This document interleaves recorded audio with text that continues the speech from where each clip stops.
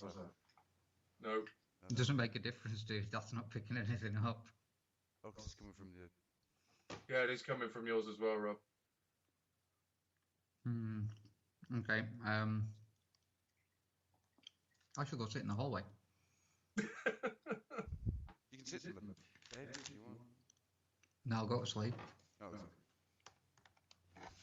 this is possibly the weirdest recording I've ever been part of.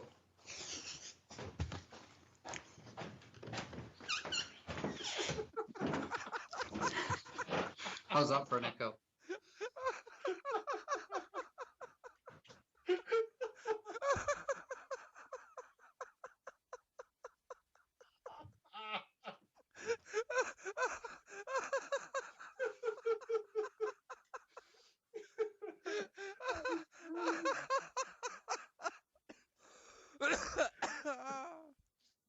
I can actually hear that laughing coming through the wall. Oh God, I'm so glad that was recording. That was the door just made that, didn't it? Are you comfy out there, Rob? I am. You have very comfy carpets. Right. Are we ready to go? I think we are. I think we're in the right mind frame.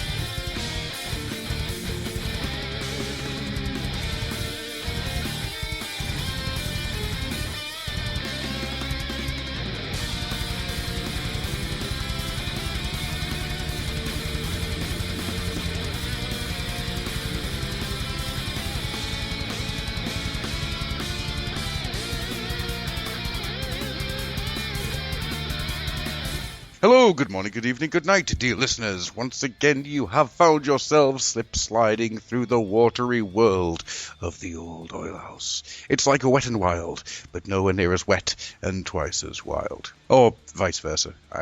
Your mileage may vary. With me today are two men that are men, manly men made by men for men with men. Man in Can, so to speak. First up is my beautiful, lovely assistant. It's Rob. It's... KSMV. I'm currently sat in a hallway. Yes, you are. My hallway. Oh, this is one of the strangest recording sessions I've ever been a part of. But we also have a special guest with us this evening for... Who is it? Well, if you wait 2 seconds, you'll find out. Oh, but I'm impatient. I'm not going to tell you now. I'm going to slow down the talking as much as possible. It's King Grimmy! Hello! How is everyone? Yes, it's me. I'm here. Finally on this show, like properly. I think this is actually the first time you've ever been on a lock-in, isn't it? Well, other than the one that won't be mentioned and a comic review, no, I've never been on your show. Yeah, that's right. You were on one of the round tables for Drift, I want to say. Or was it Ironhide? Ironhide, yeah. That's right. I'm so glad you two got to do Drift. So very... You didn't like that, did you? I don't like Drift. Well, no, I mean, there's a certain level of Mary Sue about old Drift. New Drift's good. Oh, New Drift's fantastic. I love New Drift. Hippie Drift. Yeah, because he's got a character and a personality and everything. Yeah, you're not just told you're supposed to like him. He actually is kind of awesome. He doesn't feel like he was made by Rob Liefeld in the 90s. His chest was nowhere near big enough to be a 90s creation. Well, true enough, but the basic generics of the character are the very same. Oh yeah. He is cool. He is tortured. He doesn't talk much. Ah, 90s angst. Ah, Swords. He turns into a drift car because they're still cool, aren't they? I'm so cool. Look, I might as well have Wolverine blades. Rah, snickety snick. Oh, well, that would be awesome, because you wouldn't just encompass a character of Wolverine very well. Sorry, I went a bit fanboyish there, didn't I?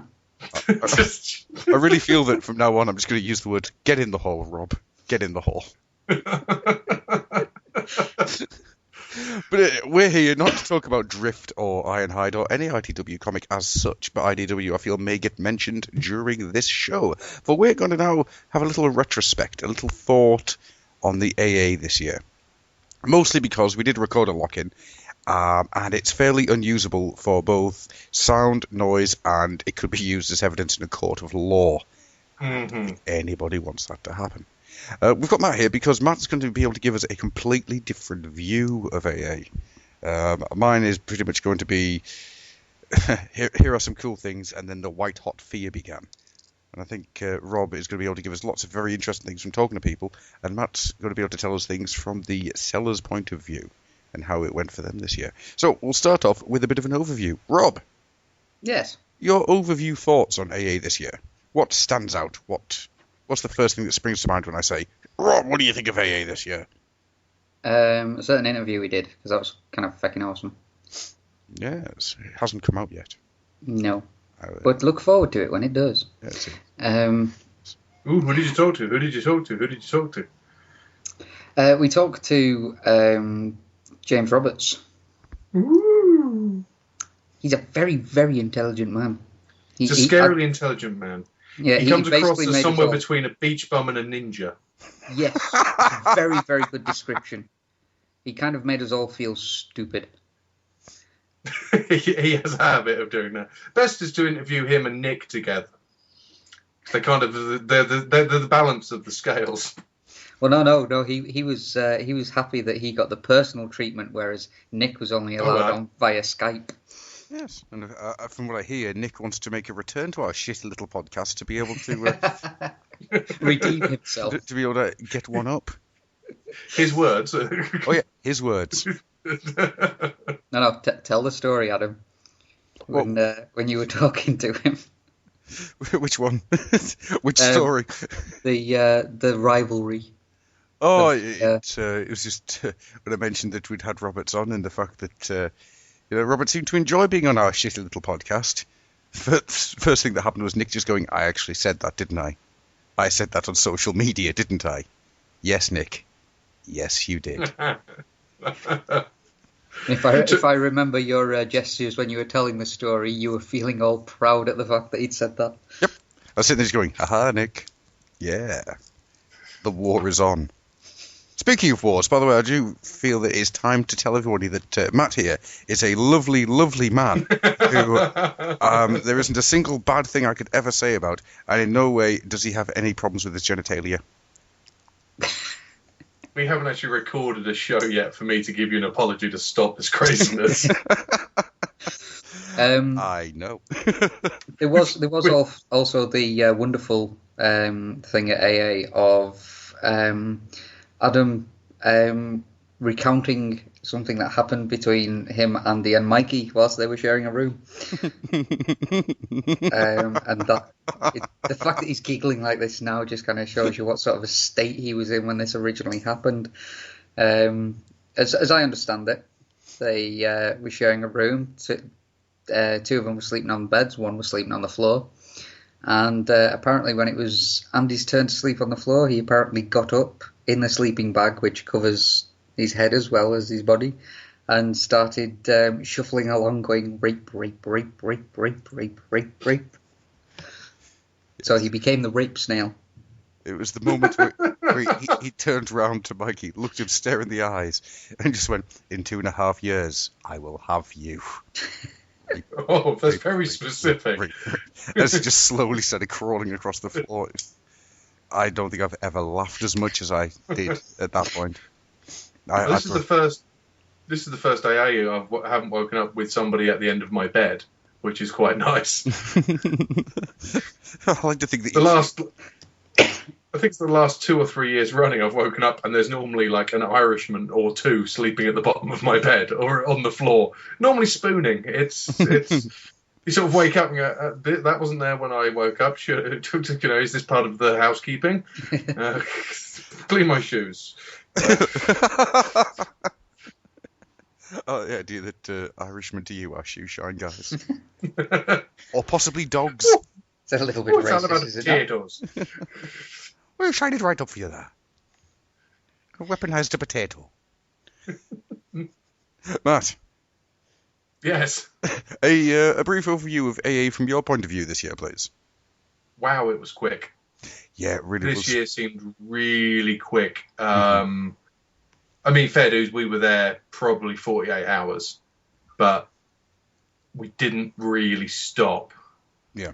And because of a couple of things that happened, we lost a few hours where we could have been socializing. But we had to go and actually do things like eat. So yeah, everything seemed to just go very, very quickly this year. The boss said in the van on the way back, it's like, it doesn't feel like 10 minutes ago we were in the van driving to the convention. But overall, it was a much happier convention, I think, all round than last year's in particular. There was a better air about the place, both in terms of cleanliness of air and enjoyment factor. Everyone seemed a lot more upbeat. Yeah, I saw there was a few things on Facebook of people saying on the Saturday night that they weren't feeling the vibe. Was it the Saturday night or was it the Friday night? Friday night was fairly guff. Yeah, I think it was actually the Friday night, thinking about it, that a lot of people on the Friday night weren't feeling the vibe, the atmosphere that they usually got. And I remember seeing that and going, really? Because right now I'm surrounded on a table by people that I would love to see more often, and I am crying with laughter. So I wonder how much of that was just people who didn't, I don't want to say didn't have a group to go to, because that's not AA. You find a group and then you get attach inserted yourself to it. Yeah. Whether you want to or not.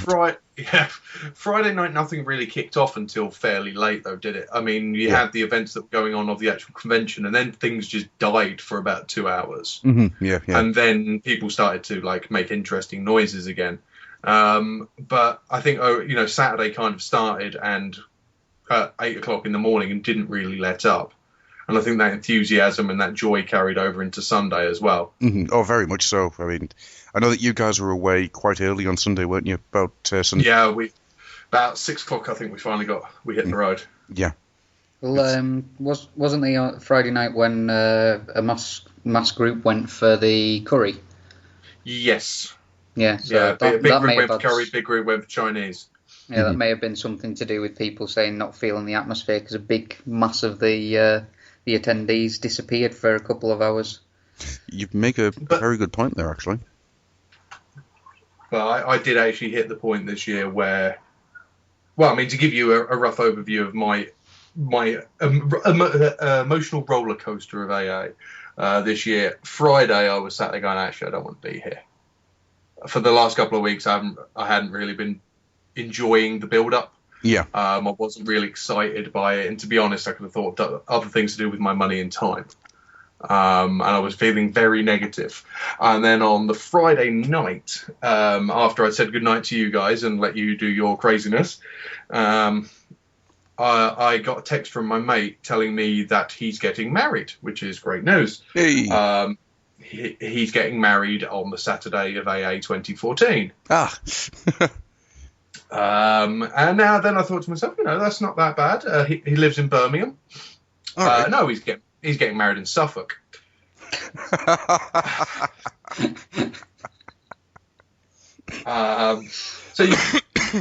So you can imagine how I was feeling at that point. But it instantly made me go, right, well, how am I going to do AA next year? Well, I'll come down on the Friday, drive down on the Friday, set up, leave a late Friday night, do the wedding Saturday, and drive down Sunday morning to do close-up, and I'll stay over Sunday night, maybe into Monday, for a bit of Monday. And as I started to work it out, I actually realised I do want to be here. I am enjoying myself, and I am seeing my friends, and that's what's important. Yeah. And the thought I'm not going to be there for Saturday next year unless I have a major falling out with my mate, which is still a possibility. It depends how much you want to be there for the Saturday night next year. It's the 30th anniversary. Yeah, man. I mean, how selfish can a man be? But it really made me want to take more enthusiasm to the party, as it were, and be more involved. And having gone to bed at 11 o'clock on the Friday night, which I don't normally do at AA, 3 o'clock rolled round on the Saturday night. I was like, actually, I could do was going to bed, and I wanted to stay up. Which is the first, because I wanted to see people, I wanted to talk to people. And another, and then where the encouragement also came from as well is over the course of those 48 hours, we would have been in the convention for the equivalent of 7 meals. And we had 3. Sounds about right. For one reason or another. And it wasn't the normal, we've only had a bite to eat and we're really narky. It was actually, admittedly, a couple of the reasons why it made it fairly narky, but the convention itself, or the atmosphere of the convention itself, made it better. Mm-hmm. So that's my general whittling overview. Myself, I would say that this year was probably one of the better organised. A lot of things seem, from my point of view anyway, seem to flow a lot nicer. And now that could literally be because as the years have gone on and I've been to AA more and more and more, I do less and less of the panel side of it, or the... I don't want to say the convention itself, because that sounds like I'm just going, I'm snubbing the convention, which isn't the case, but as the years have gone on, it has become more of a meet-up for me, catching up with people that I haven't seen all year, people I haven't spoken to on Skype, and less about the convention itself. So from where I stand, the stuff that I did want to see, it all seemed to go off without a hitch. Until Sunday morning, where everything appeared to fall apart, and you just saw Wallace wandering the halls with a haunted look in his eyes. I think it was perfect. The build-up, something I can give you from the dealer's point of view, is Saturday morning. It was really like, we're counting down. We're going to be open at this time. We're doing our volunteer go shopping now. They've got half an hour, and we will open exactly on time. Everything's going, and like really pumped energy. Boom, boom, boom, boom. Sunday morning, it was like, yeah, we're opening in a couple of minutes. We're a bit late. Yeah. It's just like the whole convention, the actual convention itself was hungover. Yeah, I had that feeling. Yeah, because none of the artists or anything turned up in the morning, did they? Well, the artists, bless them, all worked themselves to death. Oh, completely. Just unbelievable levels of work that they did. I speaking to them and seeing them as we left, they were just so tired, and it's almost they'd taken a lot on. And as for Alex and Andrew being their first conventions as well, I'm not sure they realised just how much was going to be involved with them talking to people and time spent on that, as well as the social aspects and stuff like that. It's didn't see Alex and Andrew on Saturday night. No, they were just far too busy. Yeah, everyone was, and they were really busy. So, I hope they're both recovered. Well, there's a fun story about poor Mr. Milne Saturday night. If we think, should we share this one, Rob? I think we should. I spoke to them at breakfast on the Sunday, and I worked out what was going on. Well, on the Saturday night, we tried to record a lock-in. It didn't work as such because of one thing and another. We'll just leave it at that. Got a little bit noisy. Well, we didn't realise at the time that poor Mr. Milne was right next door. He didn't hear everybody's voices, though. He only heard one voice, shrieking into the night. He heard the voice of his personal Irish nemesis. He heard the voice of Mikey. I have never in my lifetime sat with a mixture of dread and utter joy when being told that news. The exact words, or I paraphrase, is, if I wasn't only in my boxers, I would have knocked on the door and said, "What the hell, man?" Alex, you should have anyway. There might be a show going up if that was the case. It would have been the perfect way to end it, being beaten to death by a Canadian. In his pants. In his pants. Love you, Alex. Don't hit us. We're so sorry. Yeah, sorry, dude. If we sacrifice Mikey. Will it placate you? We'll send him over in pieces to you. Mustache first. I imagine that'll actually cost quite a bit in postage. It's true. It is a big, big mustache. Or at least it need a lot of packaging. Okay then. So then I'm going to move on to things that you've acquired this weekend, Mr. Rob. Give me 3 of your favourite things that you acquired over the convention last weekend.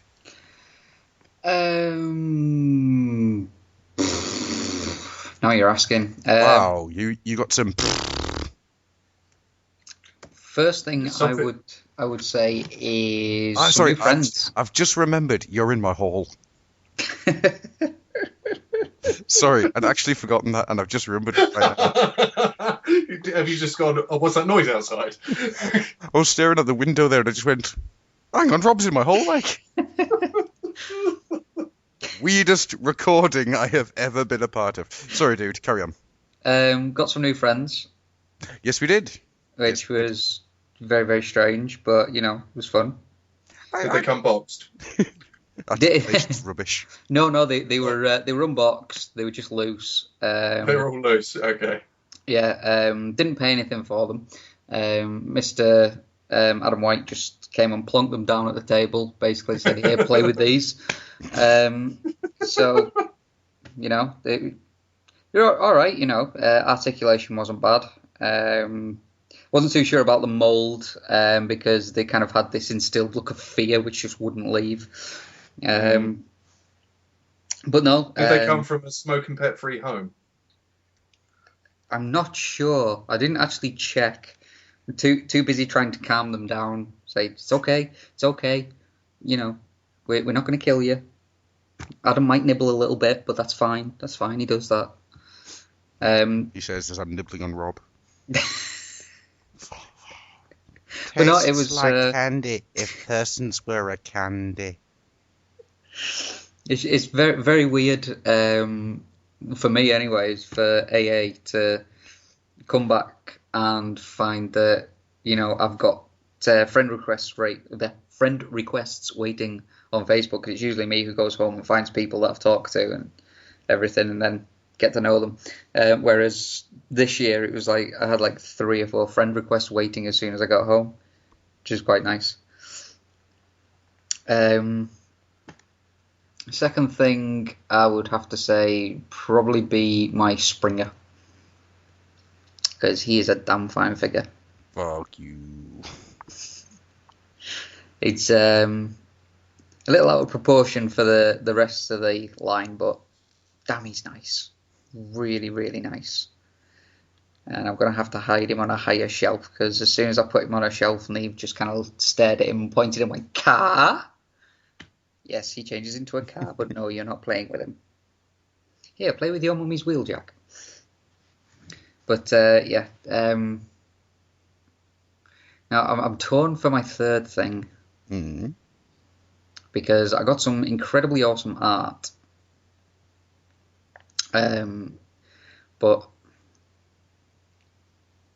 I also got a better understanding of a few people, which,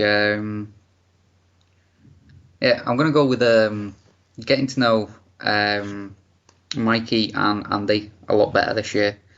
Obviously, we travelled down in the car with Andy and all his stuff.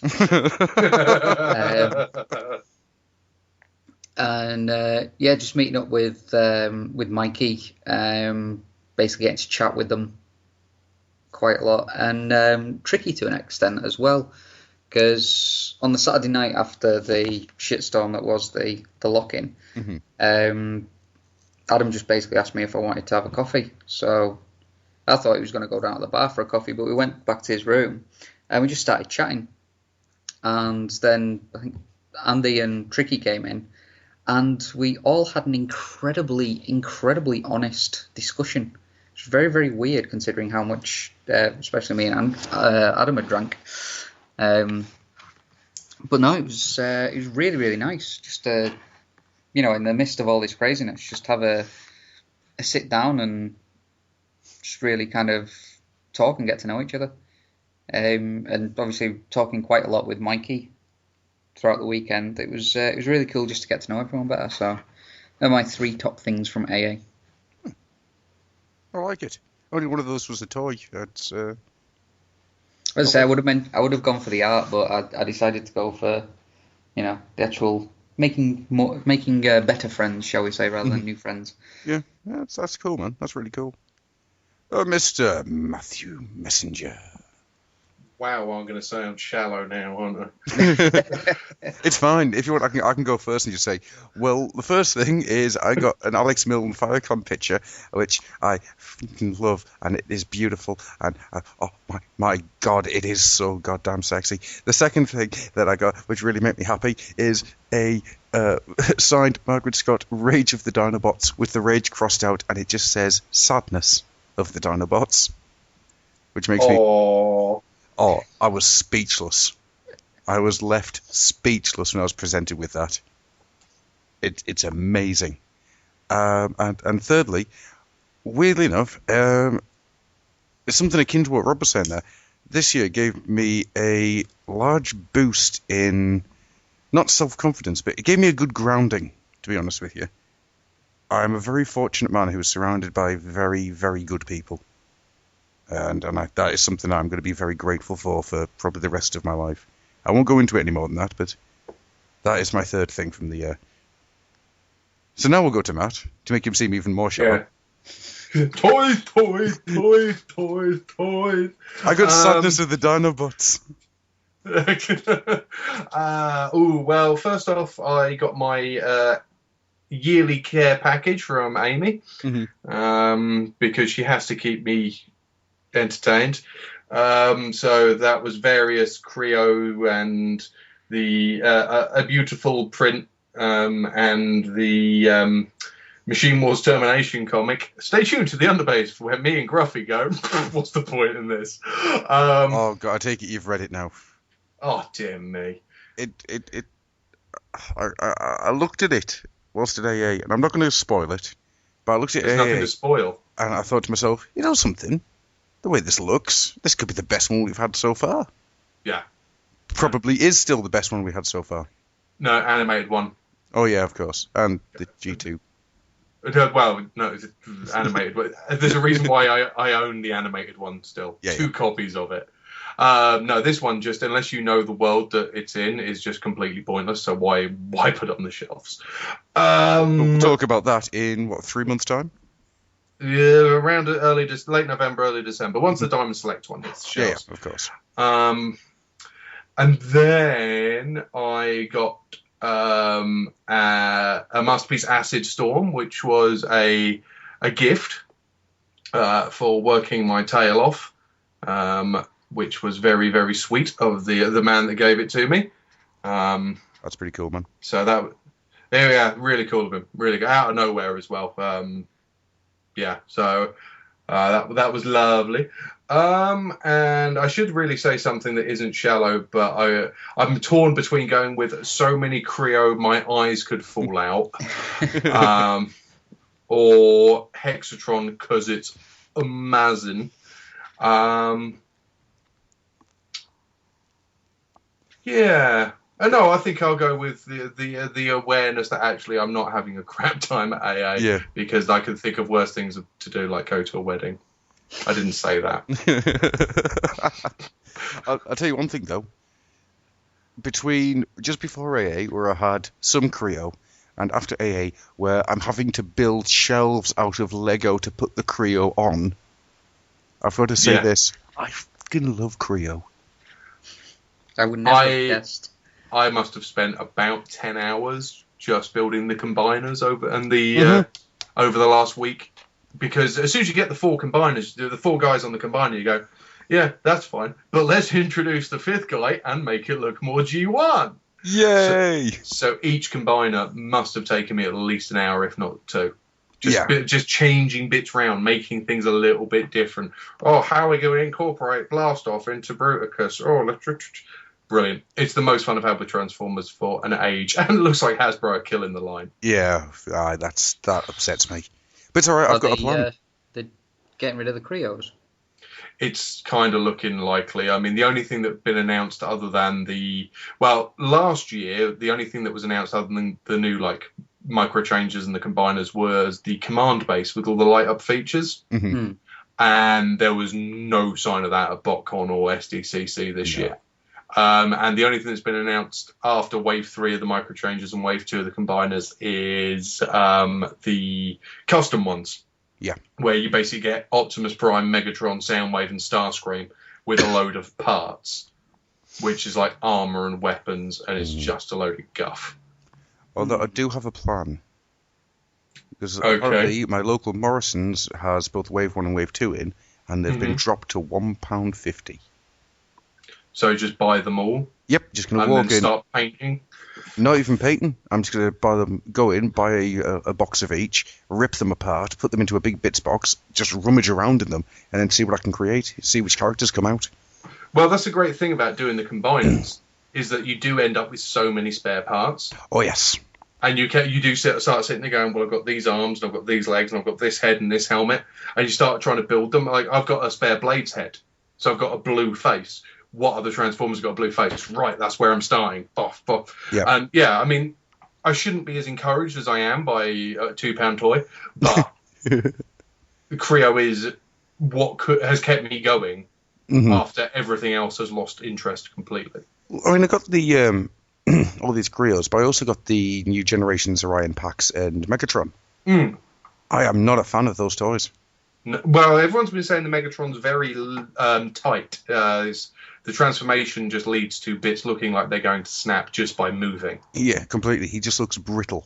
Yeah, and Orion Pax looks nice in robot mode, but it's very small. And the problem I've got with Orion is, as much as if you can get him in the right pose, he looks decent in robot mode, and there is stuff that really is quite funky in the transformation.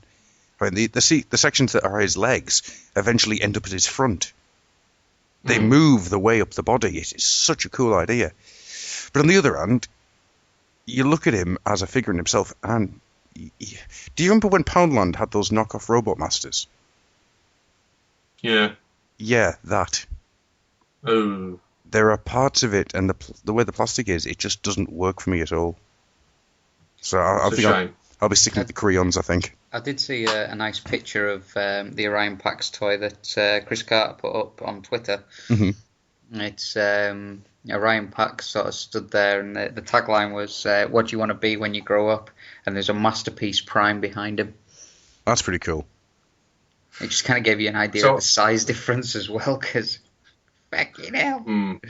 I laid the argument to you then. Would you rather have one of those deluxes, or would you rather have 6 or 7 Creos for the same price? Crayons, sorry. Crayons. I take so much joy out of the crayons. I mean, I'm sitting here right now playing with Bludgeon. This crayon Bludgeon's amazing. I love him. He's got so much character to him, which, considering the fact that he's pretty much just a Lego man, he just exudes character. He's just so much fun. It's just a weird one. I think it's one of those things, isn't it, where over time your tastes change. Yeah, and we seem to have just devolved. Yeah. Well, you see, this is a really interesting idea that I came across. And here we go again. Adam now gets all sociological. Down the rabbit hole. Follow the white rabbit. Follow me. A lot of us all came back around about the same time. A lot of us came back into Transformers and whatnot around about the same time. And I've noticed that we're the guys who are now sort of going and not really feeling the stuff that's happening. It's like almost like a group exodus. We've all just gone, well, not really. But the guys who came in later and the guys who were, who came in with the movies and whatnot, they're still there and they've still got the fire and the passion. But the thing is, I mean, you look back, I mean, I came back originally around 2001, 2002, but passionately around 2005. Yeah. And then probably like 2006. And you think about the guff that was out around that time. Armada, Energon, Cybertron. They're not good shows, and they weren't great toy lines. I don't know. I think there's a lot of character in the Armada line. We'll save that discussion for another time. Mhm. We also had things like the alternators and the start of the Masterpiece line, which is more the stuff that I imagine a lot of us came back for. Very much so. And then the classics kicked off in 2006, and that's what hooked us in. But the classics have we've run the course. We're 7 years down the line on that line now. Hmm.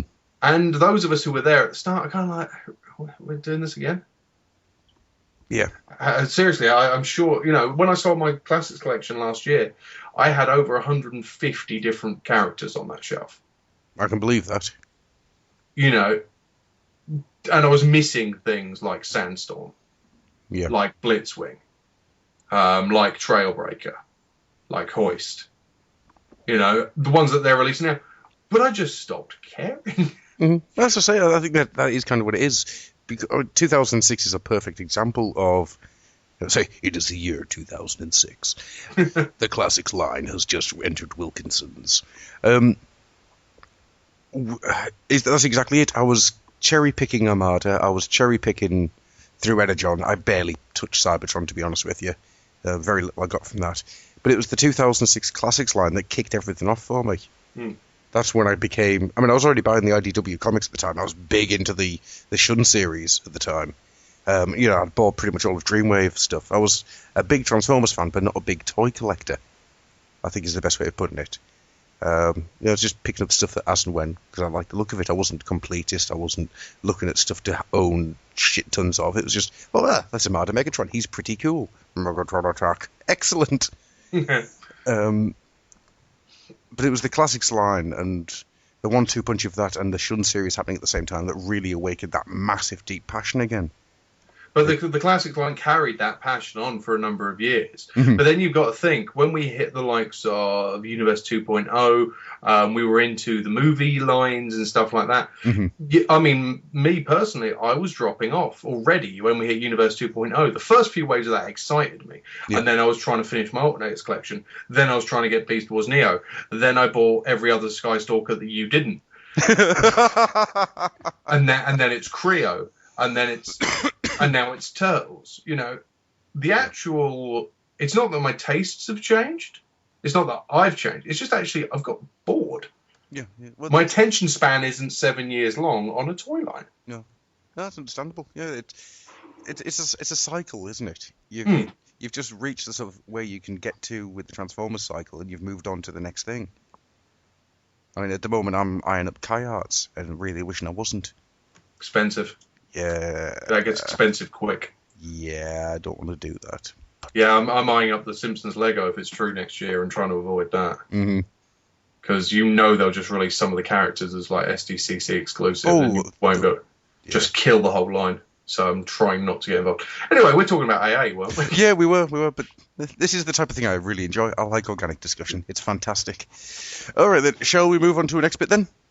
Yeah, go on then. The next bit is, what was your favourite drink of the weekend? I kid. There was no favourite drink. There was only the pain that came after. There was mead! And then beer stuff, it's weak, but it'll do. It'll do in a punch. First AA I didn't drink. Well, I suppose you wouldn't have time, would you? No, we had time. We just decided against it. Yeah. I had 2 pints the entire weekend. One at the lock-in and one after I went downstairs after that, and that was it. I remember everything that happened. I have money in my pocket. And I didn't wake up Sunday morning feeling like if I bent over, I'd throw up, and if I stood up too quick, I'd fill my pants. I do have to say that I am really happy with the Sunday night at AA this year. Because finally, the final bolt has been put into place, the door has been closed, and the casket has been set on fire, never to be spoken of again. For Dave, in a sober manner, attempted to drink some mead. Did he take one mouthful and went, I can't cope? No. He said, that's actually rather nice. And then Amy came running at me in proper mother voice, saying, Gruffy, did you give Dave mead again? No, Mummy, I did not. Neither did I give him the drinking horn, as I skipped away merrily. Now, that was quite an amusing part of the evening, all those people having the horn. Yeah, it's just passing around the horn, Although that was the weird moment where Andrew Griffiths pointed out the fact that he knew who we were. Anyone who's just joined the conversation of passing around the horn is... I'm leaving it exactly where it is. If you weren't there, you didn't see it. And if you didn't see it, then you weren't there. Although there is a beautiful picture up of Mr. Adam White drinking from the horn. Yeah. Leg up on the table and everything. Man's looking impressive. It's like, good God. Horn in hand and nipples erect. I think the less said about Mr. White's nipples this weekend, the better. Well, you do have the video of him with his chest full of cock. Chest full of dick, sorry. Chest full of dick. His chest full of cock was the late Saturday night when he was asleep. Let's not tell him about that. Oh, shit, have I just let the cat out of the bag? You've let the cat out of the bag.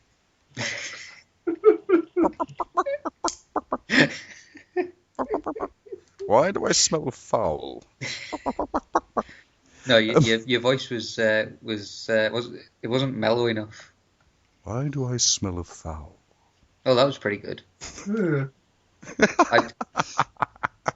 I have a feeling that he's one of those people who could, sell ice to Eskimos just by saying, "Would you like some ice?" He's got such a calming voice. I've decided that, worst comes to worst in my life, I'm just going to turn, and it's going to be for Mr. White. I'm just going to sit outside his house in his bushes going, "I've turned for you, Mr. White. I'll take it up the bum-bum." Anyhow, speaking of you in bushes. Oh, God, what?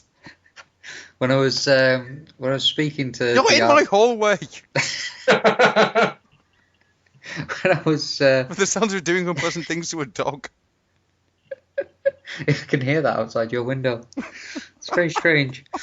When I was talking to the artists on the Sunday night and got around to Nick Roche, I was asking him about, helping us out with something. He was like, "Yeah, okay, I'm not on Facebook or anything, but you've got some contact details for me, haven't you?" I was like, yeah, I'm sure Adam's got all your details for, stalking purposes and that. He said, "Yeah, I know, it is getting a bit freaky, that." Because what do you mean? Well, at night when it's dark and you got to switch your light off as you stand in front of the window, and you can just see your face reflected in the window. And you switch your light off, and it's just Adam's face staring back at you. Yeah. The way he said it was just kind of like so matter of fact. It was like, has he got a stalker who looks like Adam? I'm starting to wonder, is this where my reputation comes from? And then I think to myself, nope, no, it's not. It's all those long shifts you tell us you do, Mac. Oh, God. He's actually travelling trips over the island. Yeah. Just wearing nothing but a pair of Bermuda shorts and a happy smile. Hello, Nick. Would you like a banana? The guests. To move this on a little bit, because we've got a bit silly. The guests this year. We had some interesting guys this year. And for my money, the highlight is talking to Neil Kaplan. That man is brilliant. That man's my new hero. That man don't take shit from no one. I didn't get to speak to him. I think I only heard a couple of sentences that he was talking, because it was like just after we realised we weren't going to be able to record. But by God, that man calls a spade and don't take no shit from nobody. I love him. I think he's brilliant. Any man that you can have almost a political conversation with that doesn't devolve into, well, you're right and I'm wrong. It doesn't devolve into that. It was an intelligent, measured conversation. And then finishing off with why you have to watch lesbian porn to become immune to lesbians. You're my hero. It's just, wow. I didn't get a chance to speak to Dan Gilvezan at all over the weekend, unfortunately. As I say, we had a conversation with Roberts. But it was really nice, for me anyway, to finally have, even though it was quite fleeting, a chance to sit with Alex Milne and have a chat with him. Even though by that point he was as white as a ghost and looked like he needed a blood transfusion. Don't do that again, Alex. We all got very concerned for you. Yeah. I did actually think you were going to snap at one point and just go on a killing spree. I thought he was just going to beat Mighty. I thought he was going to beat Mikey to death with a table at one point. I thought he was just going to calmly put down his pen and just walk off, and we'd never hear from him again. IDW has never heard from him. It'd be like Unsolved Mysteries. Yeah. He walked off into the Birmingham night and was never seen again. Every auto assembly, these Milne sightings around the wooded area. I've just seen a Milne. Like, all these people go out in like the Bigfoot gear. So you get this shaky out of focus footage of Milne just walking through trees. I just have visions of him set up a tree chewing on an acorn, thinking he's a squirrel. It'd be a massive acorn. Oh, we love you, Alex. Don't ever do that again, please. I seriously, dude. I hope you have rested up. I really do hope you've been able to get some time. Yeah, definitely. Hope you got some sleep. Yeah. We're so sorry. Hope there wasn't some noisy bastards were keeping you awake. Those noisy bastards. We're so sorry. Guest highlights then. For me, I'll go in the 3, was Breakfast with Alex Milne after the infamous Saturday night. Where he finished his breakfast, sat there, sort of sat back, side, went back to sketching then, and then walked off. Poor man. I felt so sorry for him. I was very fortunate to be visited by Mr. Griffith earlier in the week, and to spend some time with him and his lovely wife around Cambridge. So that was a big highlight as well, to sort of step out of guest fanboy to friend. I'm lucky enough, obviously doing what I do, same as you guys do, to be able to talk to the likes of James and Nick and Alex and Andrew and the Joshes on a regular basis and consider them friends anyway, but actually be able to spend time as friends with someone outside of the convention was really, really nice. Sort of broke that wall down. Yeah, definitely. And I got to spend 10 minutes in a lift in a room with Steve Bloom, which, considering I have very little love for Prime, Starscream probably was the standout character.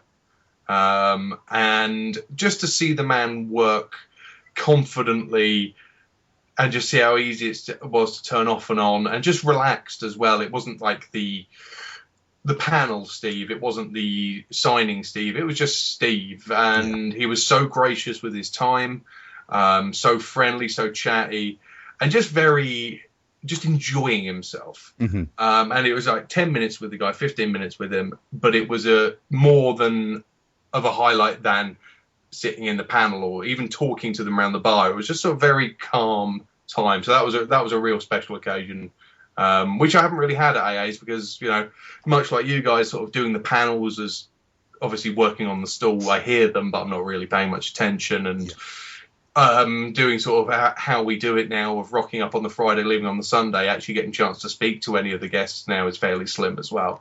So it was really nice to have that base touched again. So I've talked about it many a time. One of my favourite AA memories is actually sitting on the balcony with Greg Berger, just talking about music. It was not a conversation about, oh my God, you're Greg Berger, you are Grimlock, It was talking, about the basics of punk music and where music is now compared to where it was in the 60s, 70s, and 80s. That kind of thing blows my mind, and it gives you a whole different perspective on, because they stop being a guest and become a person, if you know what I mean. Yeah. And the person is, to me, so much more interesting than the guest.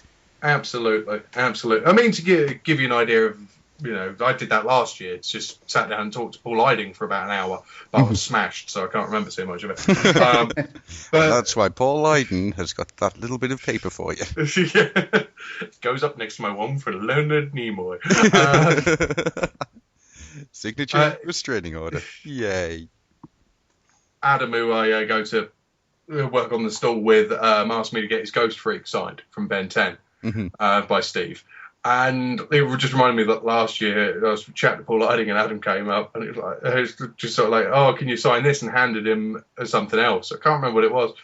And he said, what do you want to sign from Perceptic? I couldn't give a toss about Perceptic. Your Grandpa Max. That's the most important thing. And as you say, it's not the voice actor, or it's not the voice Yeah. It's what else has happened in their lives, what else goes on is interesting as much as Townsend Coleman coming to AA last year. Really, was anyone there for Sentinel Prime? No. Well, considering the fact that when they introduced him, he got up on stage and said, "I was told I would be killed if I didn't do this," and then just screamed "spoon" into the microphone. It's an absolute. It's seeing the whole person, their full body of work, and appreciating that. You might not know it, but at least appreciating that they've done other stuff. To a lot of these guys, Transformers was a job that they've been very fortunate that there is a passionate following for, that they can do these conventions and travel the world seeing these conventions. But it was a job for a lot of them that lasted maybe 2 years. In your lifetime's work, that's nothing. And people like Steve, who are probably doing 20 jobs a year, it's nice to just being able to appreciate everything they do and get a better understanding of who they are. As I say, it makes them a human being, and then you can chat about other things. Rob. Yes. Your guest highlight. I find it funny that we were talking about people being gracious with their time, and I think I know what one of your answers is going to be. But what are your guest highlights from this year's AA? Guest highlights. I'd definitely say the interview with Roberts, because that if that's what you're referring to, that was quite awesome. As he was still talking to us, we tried to bundle him out of the door. The man was just brilliant. Oh, yeah. The fact that somebody else was ringing him because he was already supposed to be doing something else, and he just kind of like looked at his phone. It's that thing of, do I answer it whilst I'm on air? Mm-hmm. And then as he picked it up, it stopped ringing. He just went, let's see how persistent they are. Put the phone back down. He was brilliant. As I say, it was really weird for us because that was pretty much a Transformers podcast. Yeah, it was. We didn't mean it to be. It's just obviously we're all such fans of the comic book. I think we just had such a large amount of stuff to talk about. Yeah. Which I found really, really great, actually, because it didn't sort of disintegrate into the fart jokes and childish humour and possible lawsuits. Sure. It was actually quite a really good conversation, which was really nice. And once again, even though we were talking about More Than Meets the Eye, a lot what we got was the person behind it and where the ideas form. And I really want to know about his bookshelf. I want to know about his bookshelf. Well, next day, hey, you can just ask him to bring a photo of his bookshelf. I'll bet you just move your stalking to someone else, and you might be able to see his bookshelf through his window. Well, all that pepper spray is starting to get to me now. So, I think guest-wise, I nearly fell over. I know, I heard, because you're in my hall. I think guest-wise, I'd have to say the Sunday night talking with a lot of the artists. So I'm not going to go into it here, but I was talking to a lot of the artists about something that I'm going to be doing next year, and it was quite amazing to see how receptive they were. It was none of them kind of turned around and just went, get away, pleb, or anything like that. They were all very accommodating, very supporting, and it was really, really nice just to be able to sit down and say, can I have 5 minutes of your time? Also, talking to not Chris Carter, Jason Cardy. That man is scary. Every time I talk to him, I find out he's got pretty much the same views as me on lots and lots of things. It's disturbing, very disturbing. Are you calling yourself disturbing? Yes. Yay! My God, yes. But you're the voice of reason. Yeah.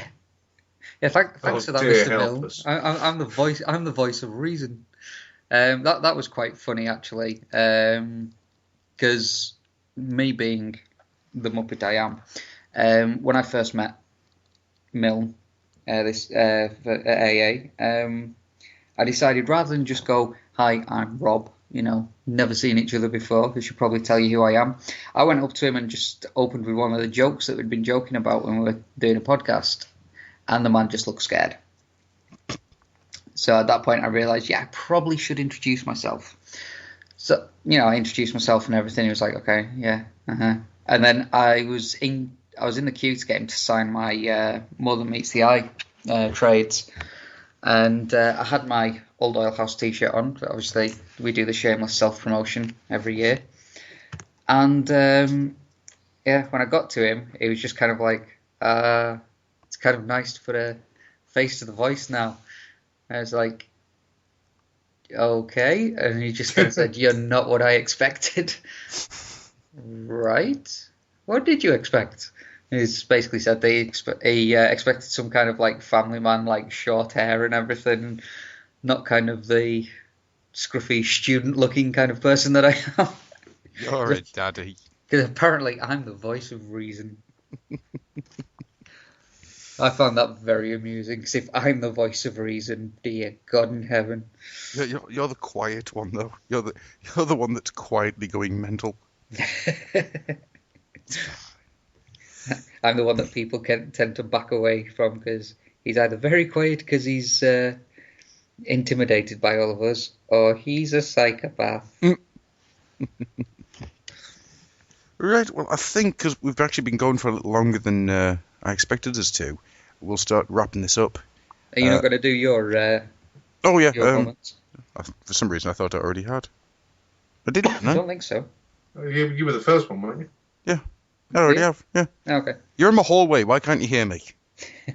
You're in my fucking hallway. It's really quite weird. So we'll start wrapping this up then, and just saying, using this year's Auto Assembly 2013, what would you say is the main reason to come back next year? Oh, actually, before we do that, there is something I do actually want to ask, and I completely forgotten because I was going to ask it, but then forgot to. Matt. Kapow. How was the sales room this year compared to the last few years? Well, I mean, I'll just give you guys a quick overview of what we go through. Oh yeah, please don't go into numbers and details, because that's not something to be put out into the ether. Quick overview of what we go through as dealers. Just so people get an idea why we might get a bit narky on Sunday when you come and offer us a tenner for a £25 thing. I bit someone's head off. The kid was 9. He had to learn. Even his dad looked embarrassed. If you're listening, I'm sorry, but I was tired. We normally leave. Well, the boss will get the van, load it, and get to Cambridge from Norwich at about 11 normally. So he's probably been going since about 8 a.m. Maybe before. Going off what the van looked like this year, probably long before. We then drive to Birmingham. We normally rock up around about the 1 o'clock mark. We then have to set up, which is literally we get our tables and some tablecloths. Everything else we do ourselves. Moving and stocking is all on us. Tidying up is all on us. Getting, how we want it laid out is all on us. So if there's something like a table setup that you think doesn't work or does work, it's on the seller. So best thing to speak to them. We then set up until this year. I think we were done by about, well, we didn't get there until about 2, but we were done by about 5:30. We then had to stay in the room because as much as AA want to reassure the sellers that their stock is safe, when there's 100 odd people in for the Friday night events, yeah, it wouldn't be hard for somebody to sneak through. Yeah. And with the previous problems of stock taking a walk, we sat there until like 9 o'clock. Yeah. By which point Swerve's bar was closed. So our only option was to buy food from the bar. Which you can imagine by that stage we were like, not overly pleased. Then we all decided not to bother getting a bite to eat. And went to bed at I went to about 11. The other guys went up before that. We were then up at 5:45 to hit the gym, then hit the breakfast bar. So we were in the breakfast for 7. Shower, into the room to finish setting up to be open for. We had to be down there at 8:30 this year. Right. Ready to go, basically. Yeah. We then sell through until the con closes at 5:30, 6 o'clock. So we're talking it's a full day's work. It's 4 days' work, yeah. We then have to reset for the next day. Mm-hmm. Again, by this point, Swerve's bar was closed by the time we got out.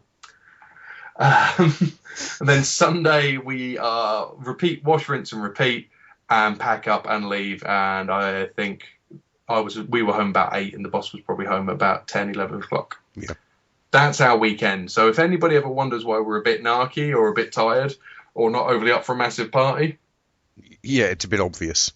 Yeah, we're absolutely shattered. But as in terms of how it was this year, maybe it was because last year was so bad. Mm-hmm. This year was sensational. I'm glad to hear it. People were actively looking to spend money, Mm-hmm. which is a first for a long time. I suppose it doesn't help that the last 4 years or so we've all been knee deep in recession. So Well, we're in recession now, but people seem to have just worked their money better. Mhm. I don't know. I looked at it as actually this year we were carrying a large number of high-end, high interest items. yeah, Last year we were carrying lots of Arms Micron stuff and things like that.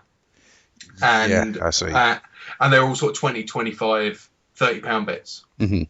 This year we were carrying 40 Metroplexes, I don't know how you got them. half a dozen Fort Maxes, the Encore ones, Yeah, and probably near to 100 masterpieces in various forms. mm-hmm. We took home probably 24 masterpieces, if that, and they were nearly all side swipes because we didn't put 2 of the boxes out. We cleared silly amounts of big £100 plus items. Mm-hmm. If anyone who saw the stall at the start of Saturday or on Friday night, we had a wall of Metroplexes at the back that was high. Well, it was like 8 foot high. They were gone by the end of Saturday. Yeah. People were willing and wanting to buy them. There was no hard sell. It was, look, there it is. Okay. Which is a real encouragement for us as well, because you're going, all right, okay, we're starting to get a handle on what people actually want. And it does depend on what's out. And it does depend on, obviously, most of the stuff we were selling was either Japanese import, that's either been out for a while, or, is fairly recent. Third-party stuff, which didn't sell as well as we had anticipated by any stretch. Or stuff that's coming out in the next sort of 2 to 8 weeks. Yeah. But people were willing to spend the extra bit of money to have it there and then. And the stuff that we actually sold the best was the stuff like Metroplex, who's supposed to be in stores within 6 weeks. People wanted to have him at the event. And, as we discussed it, people want a big take-home item from a convention. They want to be able to say, I bought that at Auto Assembly 2013. I bought that at Auto Assembly 2012. It's part of the memory is tied up in it. And obviously, we all pay a little bit more than maybe we should for stuff, or spend a little bit more than maybe we should on stuff at AA, because it's AA. Yeah, completely. So hopefully next year things will play out that we'll be able to do the same sort of thing. We'll be able to bust out large items. So there'll be masterpieces that people are interested in.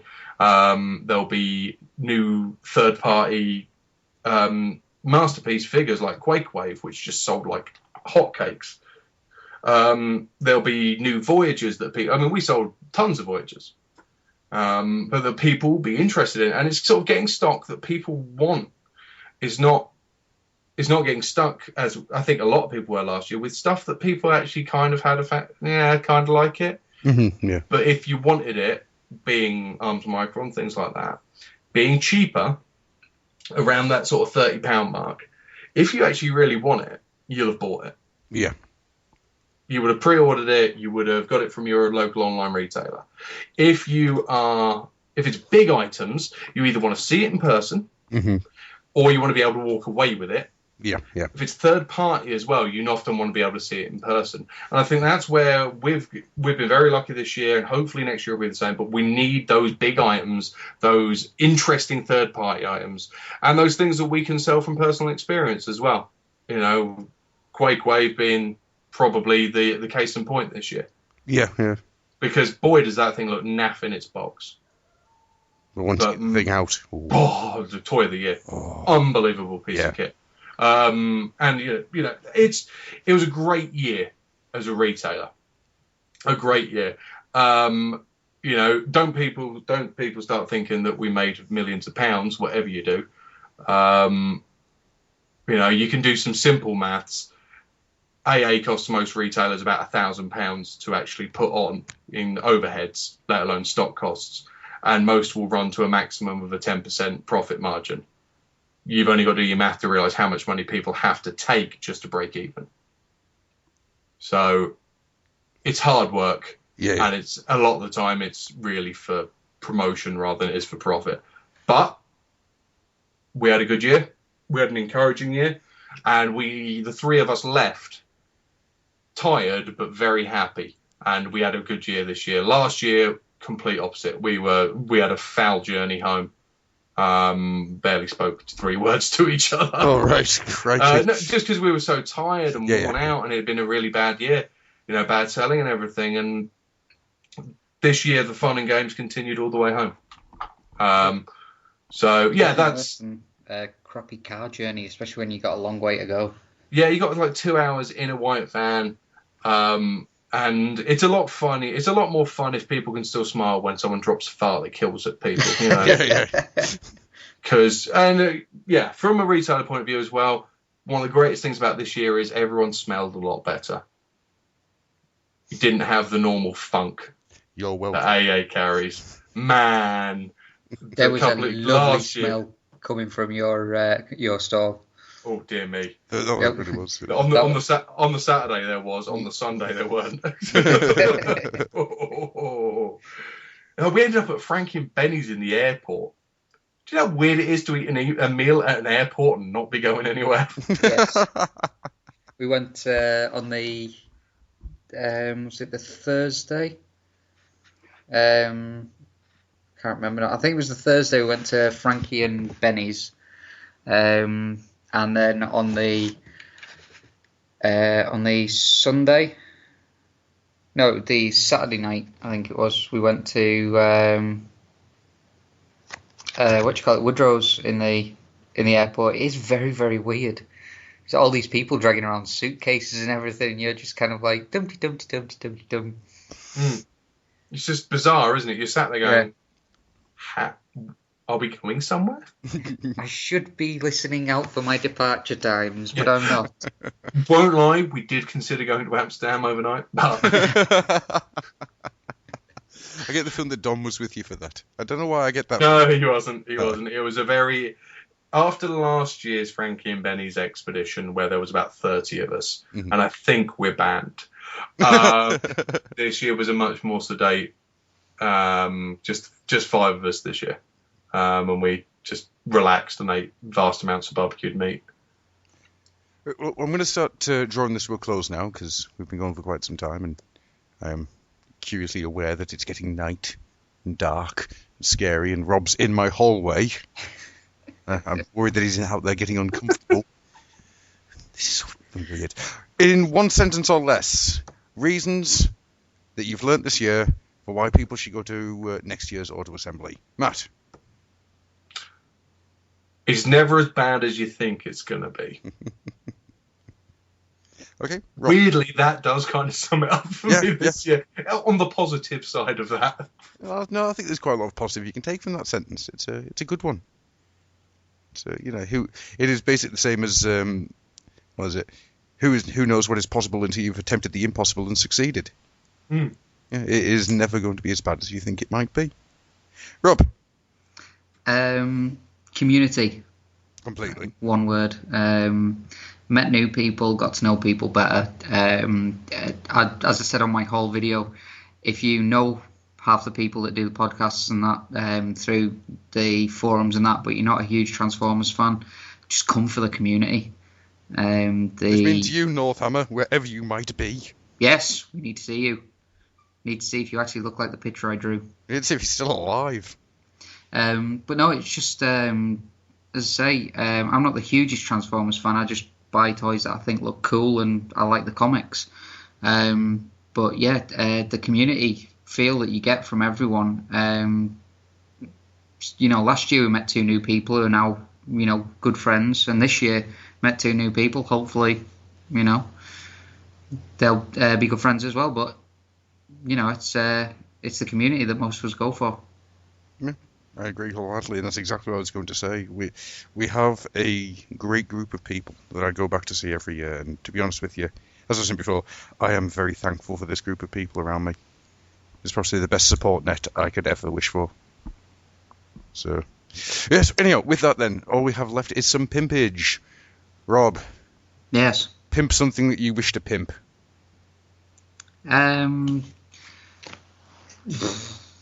I'll go for an oldie but goodie. ChaosEnvy.com. Now taking commissions. If you would like a picture drawn by yours truly, you can go to www.chaosenvy.com, see the sort of stuff that I do, and then email me at chaosenvy@gmail.com. Matt, I'm sure you've got something you can pimp here. There's something. Yeah. Obviously, the podcast. Go and listen to the Underbase if you like Transformers comics. If you don't, tough. Go listen anyway, or else. Yeah. But more importantly, go and check out kapowtoys.co.uk for all of your Transformers and other things, wants and needs. Good man. Adam, what do you want to pimp out? Well, I'm going to pimp out the fact that recently we put out a podcast panel to show.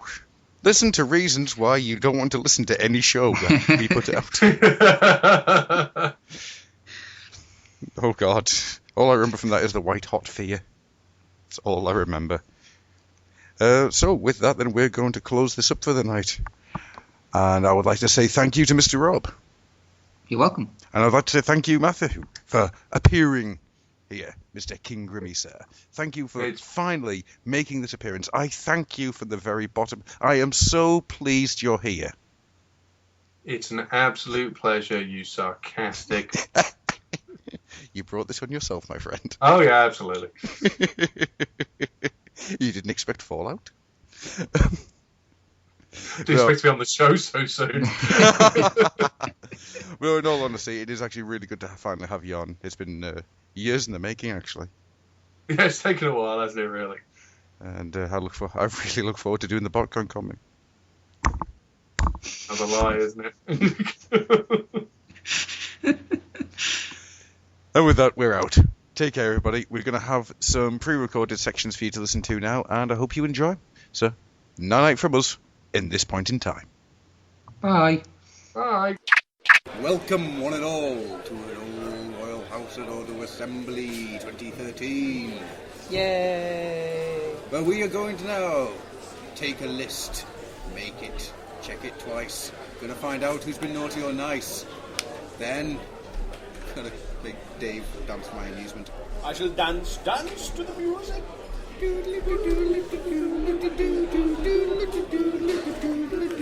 How are we humming the same tune? And I don't know what that was. I Get out my head. I believe it was some sort of I can't even say it. It's that epic. Wow. So, with me today, there is, of course, the almighty Wallace. Hello, everybody. We've got the ever-sexual Rob. Hi. And we've got a man. We've got another man who's lurking.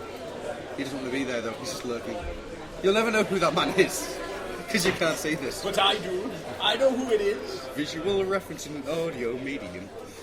Is it Batman? No, that's Owlman, and he's outside. He also wants justice, and he wants it now. It's the Fathers for Justice League out there. So, right, what we have here is a little collection of things that Tricky has set up, and we're now going to work our way through them to see which of these they're going to take.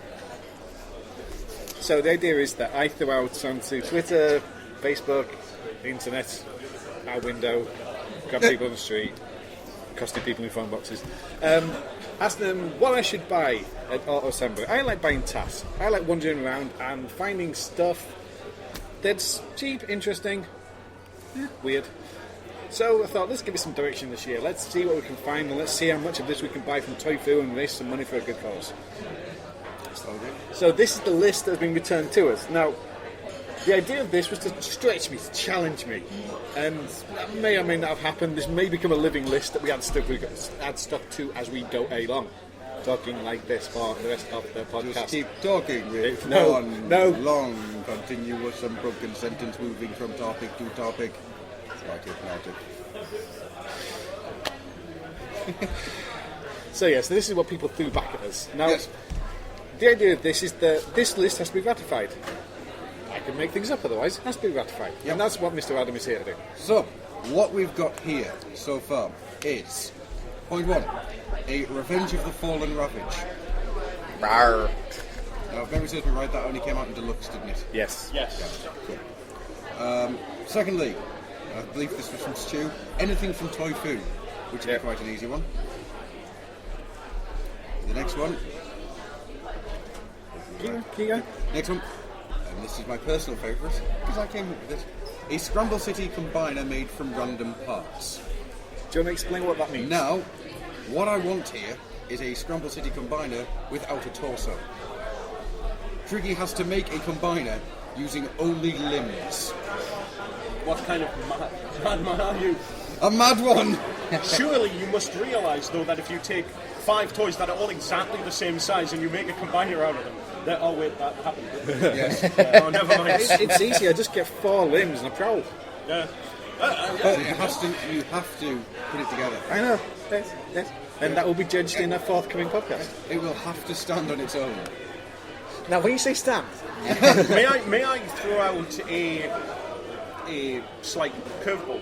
Yes. A Scramble City combiner made of all of the same components. No.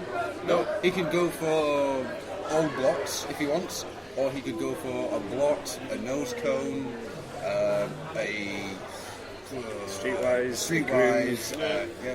As long as it is a combiner that we can look at and say, yes, that is now a combiner, but has not got a hunger or a defense or a hotspot or anything in the middle. A Generation 1 Scramble City combiner with an apple for its torso. If you want to go for that, you can go for that. Just take an apple. Log regiment. For this to work, it has to stand, and you cannot be touching it. Right, we will see. We will get here. Next one, a Rock Lord. Seems achievable. I can't see that being a problem. Next up, we have Armada Minicons. Right, do you want to make a judgment of how many cons means? I'm thinking there was... Actually, Dave, I'm glad you're here. Yeah. Do you remember Dreamwave, Dave? I remember Dreamwave, yes. Do you remember the last issue of Armada before they went off to fight Unicron? Yes. Do you remember that panel where all the Minicons came to help them? Yes. Do you think it would be unreasonable to say Tricky has to recreate that panel? Is there an unlimited budget to this? Yeah, it's a good point. It don't have to be exactly the same, but there were about 20 Minicons. I would say you could probably pick up like a Minicon job lot. Yeah. And yeah, run away. Is he the? Yeah, he was the leader of them. He's going to be the tricky one because he was only packaged with Deluxe Optimus Prime. Yeah. So he could be a problem. There was a Runaway. I don't think it was. Leader one was Megatron. Leader one was Megatron, but this wasn't Sparkplug. This was the guy that showed up and only got packaged. The jet dude. Yeah, he could be a problem. No, but Overrun. Overrun, yes. Was it Overrun because Nemesis Prime King was run over? Yes. That was so brilliant. But yes, that could be. It wasn't run away and away run, which might have been better. Did the Unicron toy hold 25 minicons or 50 around its rings? 25. 25. 25 ports. Yeah, because 50 Sounds right, yeah. 50 seems a bit excessive. Yeah. So, does anyone think that I'm asking too much to remake that panel? Mr. Walsh made an interesting point earlier. Without seeing the hull, it's difficult to say. For all we know, there's a bag in there of 50 minicons. Yeah. I say minicons are achievable, but perhaps not on the scale that you're looking for. In other words, every single minicon. No, didn't have every single. Didn't have any of the recalls. No, it was all the single. I would say make the getting Armada minicons sort of as many as sensibly can, but an optional extra to it. A stretch goal. Yeah, if it's achievable, have the optional extra of enough to recreate the panels. I've got another way of thinking about this. Once again, Dave, you're in the Dreamwave. Do you remember in Transformers Armada, the comic, there was a collection of rogue minicons? There was the military control team. Yes, but there was only a couple of others, didn't there? Was it just those three? Yeah, there was. Well, they were the guys that were living on the moon. Yes. Yeah. Would that be a more reasonable thing to think? Yes, but not half as fun. Yes. As trying to create an entire army to stop Unicron. Yes. You know. So I don't know. Judgment call then, people. What do we go for? Give me a number. I need an over number. Give me a number. I say let's say 25 separate minicons. 25 separate minicons. So individuals, as in no duplicates. I'm trying to think how many minicons there were. A lot. Not including recolours, but there was certainly a lot. Yeah. All right, that's certainly a target. That's definitely a number. I think we can knock that down to 12. I think 12 is more reasonable. We'll have 12 as the target and 25 as the stretch goal. Okay. Right. Next up, we've got a Ladybird book and cassette. Arguably not tat. No, good stuff. It doesn't necessarily all have to be tat. It's also the more together continuity of Transformers. I'm assuming I'll get a different cassette to the book. Here's hoping. It doesn't say that they have to be the same. Exactly. One, next up, a colouring book. It's a shame. Most likely just free with a goodie bag. Yep. Oh, I've got one down already. Oh God, somebody doesn't like you. Next up, Human Alliance Basic. Yeah. Or alternatively, just the human. A big small army of just the humans. Yeah. To fight the Minicon invasion. Oh, that'd be amazing. Now, do we leave it as just a basic Human Alliance, or do we give him one that he has to find? I do not wish to force pain on any human being. I say we just leave it as is. That's what I've always liked, Dave. Yeah. Rob, what do you say? From what I saw of those, they were quite atrocious. So I'd say the cheapest one you can get. Okay. You know, all the better. Right, next up is a GoBot. Ladies and gentlemen, it's the Jim Sorensen has just showed up. Are you podcasting? We are. I see. Would you like to add something to the scavenger hunt list? Sure. You need to come up with something tat that Tricky can find. Something tat in the hole.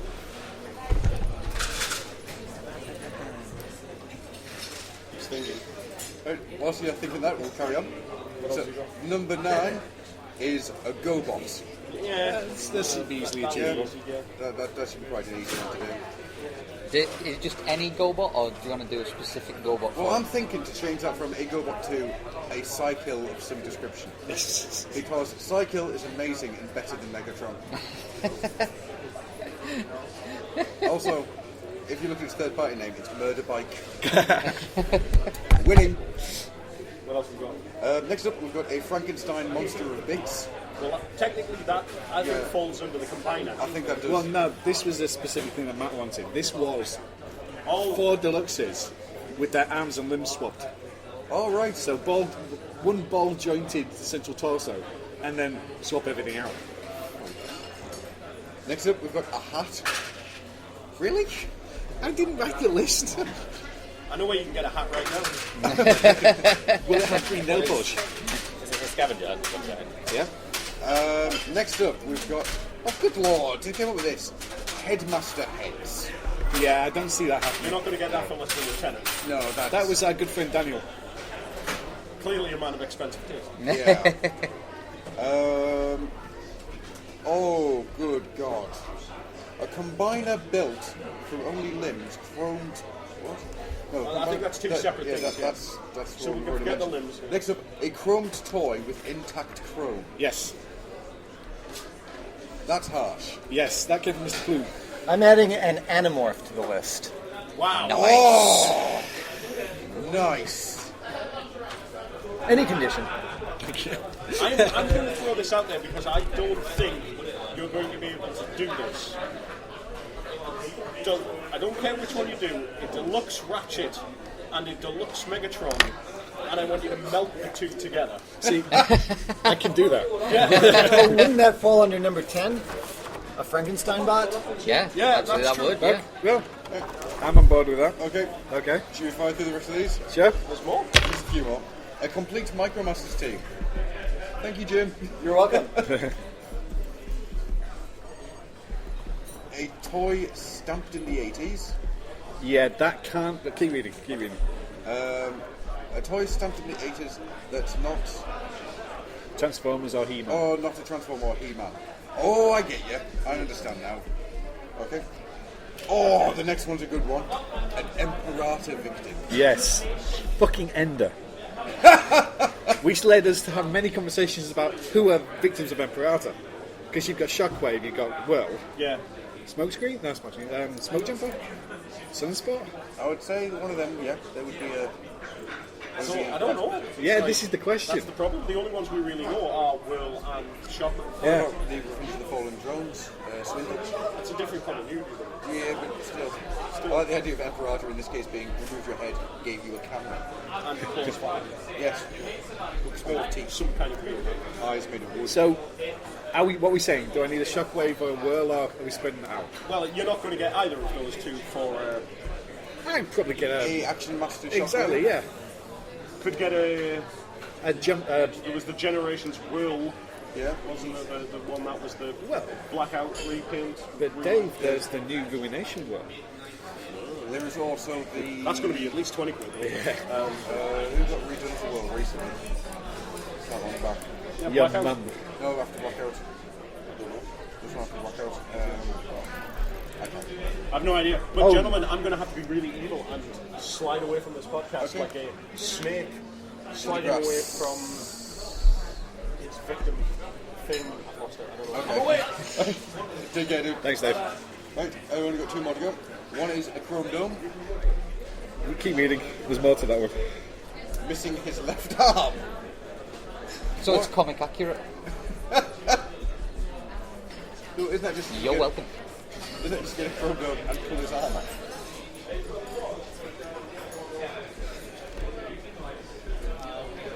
Either that or just in the junk box. Well, that seems to be everything from the list, but we do have some other people here. So, first person. Science! Is the Irish. What is the entirety of the Irish people? Mikey, have you given Mr. Tricky anything for his scavenger hunt? No, I haven't given Ricky anything for a scavenger hunt because I have nothing to scavenge. That's not what Alex says. That's a pillage. Oh, There I is always a- get those two mixed The up. term you're looking for is plunder. This is my looty hat. Matt, you've already given him one, haven't you? Yeah, I've already given them some stuff. I think the biggest one is the junker piles, you know, where you can go into all the junker boxes, get all the stuff from Deluxes, Legends, anything you want, and rather than just try and fix it, create your own Frankenstein's monster of parts and make it look convincing. Well, in that case, I think that's all we've got. Unless Mikey wants to throw something into the hat. What do you want Tricky to have to look for?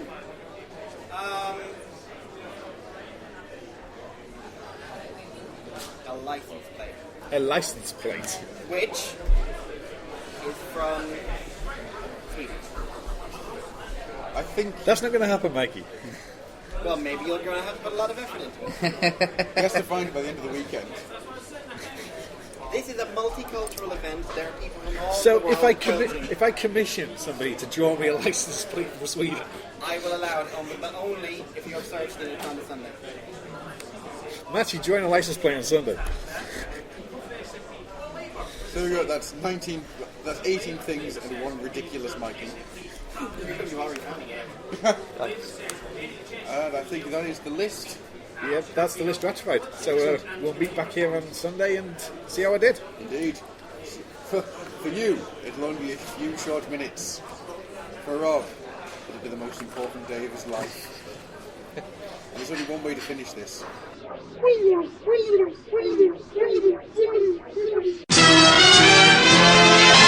Well, thank you, future me from the past. I'm glad that you've paid attention enough to know that this would make sense when you came back to doing it later on in life. Yeah. That probably didn't work in the slightest, but I don't care, I'm taking it. So we have now got a little bit of a chat to go about the fact that AA this year had an actual podcasters panel. With me to discuss that, there is the one, the only, the tiny, the slimy. It's... Tiny too slimy, apparently. What the hell, dude? I said tiny, he's slimy. See, Good tiny, Lord. slimy, timey-wimey. Good Lord, we are not using that username. Oh, man. What's wrong with tiny, slimy, timey-wimey? Big slimy Kevin Nash. Ew. I don't want to see the big slimy. Ugh. Hello, one and all. I am high on flu drugs, and I'm awesome. How is everybody doing?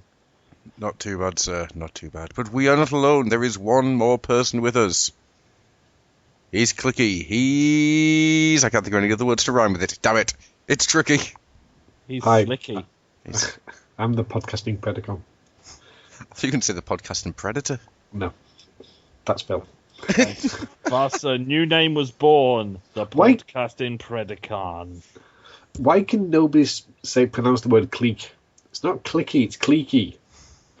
I was more meaning you click.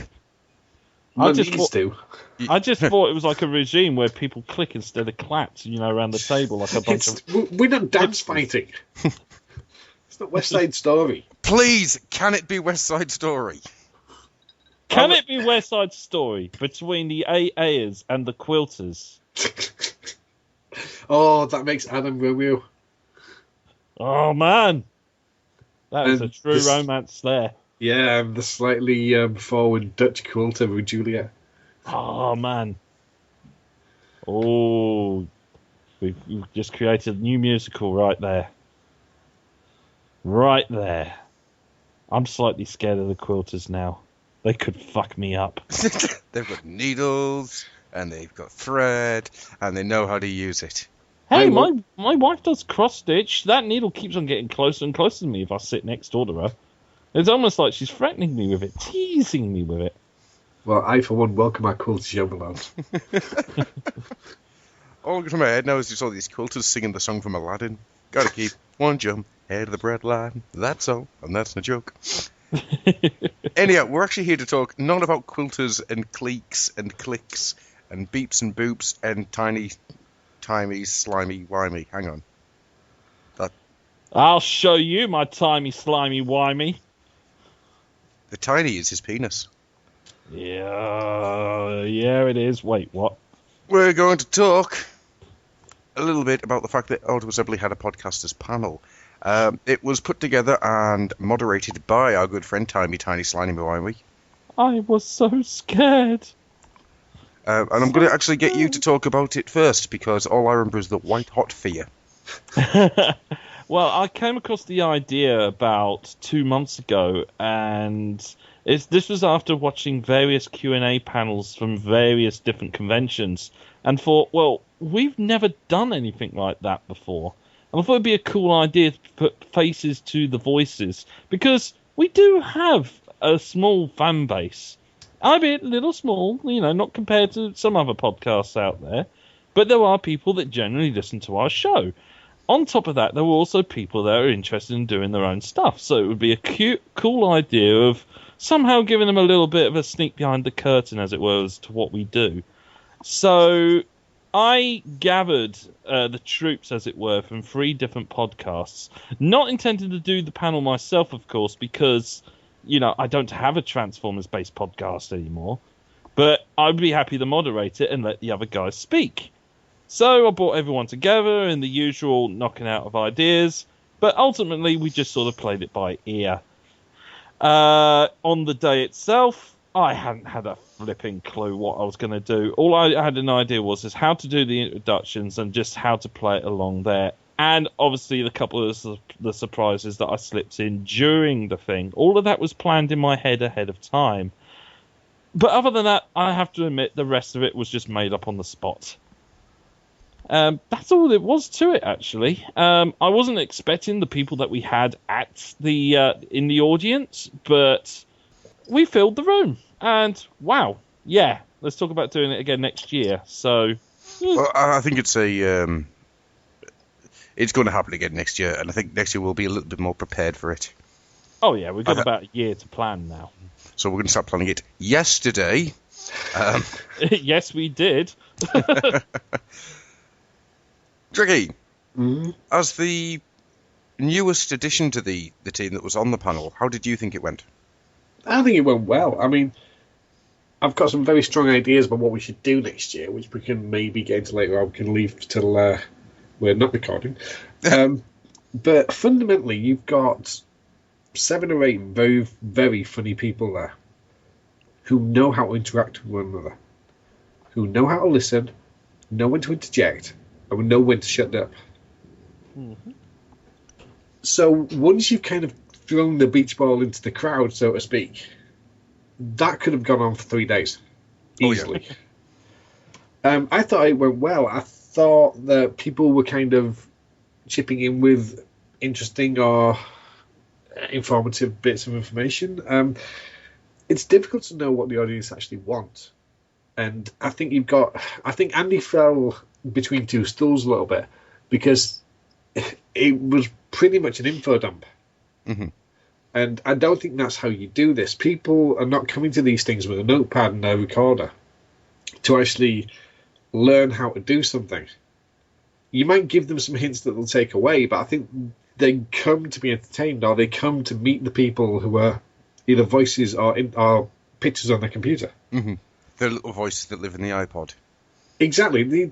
I mean, how many people came up to you and said, and said, "You're not what I expected"? Rob got that. Apparently, I'm exactly what people expect, apparently. well, probably didn't tell it to you, but no, there were several people who came to me and just commented that you didn't look like they expected you to look. Not really? Quite sure. I'm not sure what they were expecting. But I believe you did say at one point that you felt most relaxed when you were dancing behind Rob. Oh, completely. Which... Go. I was going to say, but that's kind of a thing. I mean, me and Rob talked about this on quite a deep basis, that for the most part, when we do the podcasts and whatnot, we take a facet of ourselves and we put it out there on the pedestal and show it off, and that's the personality that comes across, because, when people listen to these things, they don't know anything else about you. All they know is the person that is there in front of you. The person that's on the show, which isn't the full person. What I found interesting about that as a experiment inside my own head is I got really nervous about it. Because me as a person who, the person that I am, not the person that I take the facet of to have on the shows, don't like it when there's lots of people staring at me and there's no way to get out. If there's a way out, I'm fine. If it's the fact that there's no way out, I'm not allowed to swear, I can't curse, I can't go completely off the rails. Yeah, that was a limitation. Me, Mikey, and Andy talked about this for quite a long time afterwards. That you've got 7 people there who were suddenly very aware of the limitations. And were suddenly aware that you couldn't make the easy gay joke. You can't make the easy, let's rape Mikey joke. Yeah. You can't swear. I mean, swearing's... I would like to think we're all clever enough not to need to do that. Well, it's a part of language, though. It's Yeah. Yeah, it's something that you've adopted it into the rhythm of how you speak. Yeah, of course. But as I say, I think we're not clever enough not to need it. Just with a second star, there is a word that will replace it. Of course. Persona is an interesting question, and this probably isn't the place to get into it. We all wear masks every day, and you choose what to show the world. Now, how often you change that differs from person to person. And it probably is massively linked to your psyche. And understanding why you do things is something that everybody kind of has to work out for themselves. But I'm completely comfortable with the masks I wear, so to speak, so I was absolutely unfazed by the audience. I haven't talked to him, but I would imagine that Paul's the same. Yeah, having actually stood up on stage and acted and sang, it's something that you kind of put the set aside, put it in a little box, and don't think about it now. Yeah. What I should have done was gone and joined Matt in the sauna. Yeah. There's nothing else. I could have just used up the entire day's worth of terrible, horrible things. I just said them all at Matt and just turned up really relaxed. How are you feeling? I'm feeling great. I have nothing terrible left to say to anyone. Well, this is it. I mean, I was absolutely bricking it beforehand, not because of anything else other than how is this going to go, how am I going to present it and stuff. And most of what I thought, apart from the three obvious things that I put in place, which was to introduce the panelists, to bring in Dave if he was in, because obviously you can't have Andy without Dave in the beginnings of Moonbase 2. And then we had the iconic reviews thing, which came up later on, which I was going to do originally as just like a 10-second thing of them just pimping themselves out. Obviously, with Paul pulling out midway through, I obviously needed an empty chair to slot in, so I needed to work that in as well. All of that was worked in on the spot, just welded one thing into the other. But how certain things were going to be structured, how we were going to present it, all of that, I needed to center myself and I needed to think up stuff. And that's when I decided to bugger off, swim with a nice skinny Welshman who probably did the complete opposite of putting me at ease when he decided to just talk to me start Roddick naked. But, that's his romance story, not mine. I'd like to think that you dropped to the ground and started playing with it like a cat and some balls. Yeah, like I said, meow, meow, little tickle on. Yeah, right. Right. But yeah, so certain things I already knew, but I needed to get it all slotted into place. So before we had our little meeting, before the actual panel itself, I needed to figure stuff out in my head, and that's why I buggered off for about an hour and a bit to just get things processed. How long did we actually have? Was it an hour? We technically should have had a slot between 5 and 6 p.m. Two things worked in our favour. Number one, obviously, things didn't quite work the way they should have because we had Amy missing. We still needed to do the setup between the Kit Bash panel finishing up and us setting up. Yep. Things started a little slower, a little later than planned. And originally we were going to wrap it all up at about 6:15, since we were given an hour, so we were going to use an hour. We ended up staying there till 25 to 7. So we were there 90 minutes, more or less, give or take, once everyone got out of the room. I found that a really interesting thing there, the fact that we had 90 minutes and we filled 90 minutes easily. You got to understand, though, that most of that was the origin stories of our various podcasts. Mm-hmm. I think that's definitely one we don't have to do again. No, unless other podcasts come into play. But, of course, this is something we need to talk about outside of the recording. Oh, of course, yeah. But, I mean, just before we move on, you say you're surprised we can fill 90 minutes. Sorry, I'm not surprised we filled 90 minutes. Oh, God, no. I mean, we filled, 4 hours last night? Yeah. So, it's not something... I mean, it's probably not a great secret that a lot of us do talk. We don't just kind of rock up and podcast. We do actually know each other outside the recording sessions. Mm-hmm. And it's not unusual to have 4 or 5 hour long conversations. Yeah. And if people were just repeating the same things again and again and again, it would get very old very quickly. Hi. Ride that pony into the ground. Back out because it's now hamburger. But there are certain things. I mean, I think most of us know the kind of key phrases to break most of the other people we talk to. Mm-hmm. And there's comedy in watching somebody just break down. So even if we get utterly desperate, you can reach into the knapsack and pull the emergency cord and just break Paul for 30 seconds. See, the happy hour recorded this year's AA. No, I found it to be a interesting experience. I also found it to be a very interesting experiment. Mm-hmm. Because I know that places like TFCon, they have these like fan media panels and whatnot. But this year was the first time at AA you actually had the fan group stepping up to do something within, if you see what I mean. Mm-hmm. You've had the kit bashers and the customizers a couple of years now. And it was last year, I think, that they started doing something that was a little bit more of a proper experience rather than a couple of guys sitting in a room somewhere just doing some kit bashing. Yeah. And I think that's really interesting. But this is the first time that between us and Andy and Ben's YouTube video panel, that people were coming to see the fan stuff as well as going to see the stars of the show, the comic artists and whatnot. And I find that a very interesting thing. And I'm hoping that, I mean, you were saying that you've spoken to 2 people, Matt, who were interested in starting up their own thing. Yeah. And that, to me, is the most successful thing that's come out of this. Not to say that the entire thing was an utter nightmare or anything like that. I think it actually went pretty well from what I can remember through the white-hot fear. But I think that's the most successful, that somebody's actually turned around and went, yeah, okay, I've taken on board what they've said, and I want to try this. There was actually 2 things that gave me a real shot in the arm in my own confidence coming from this.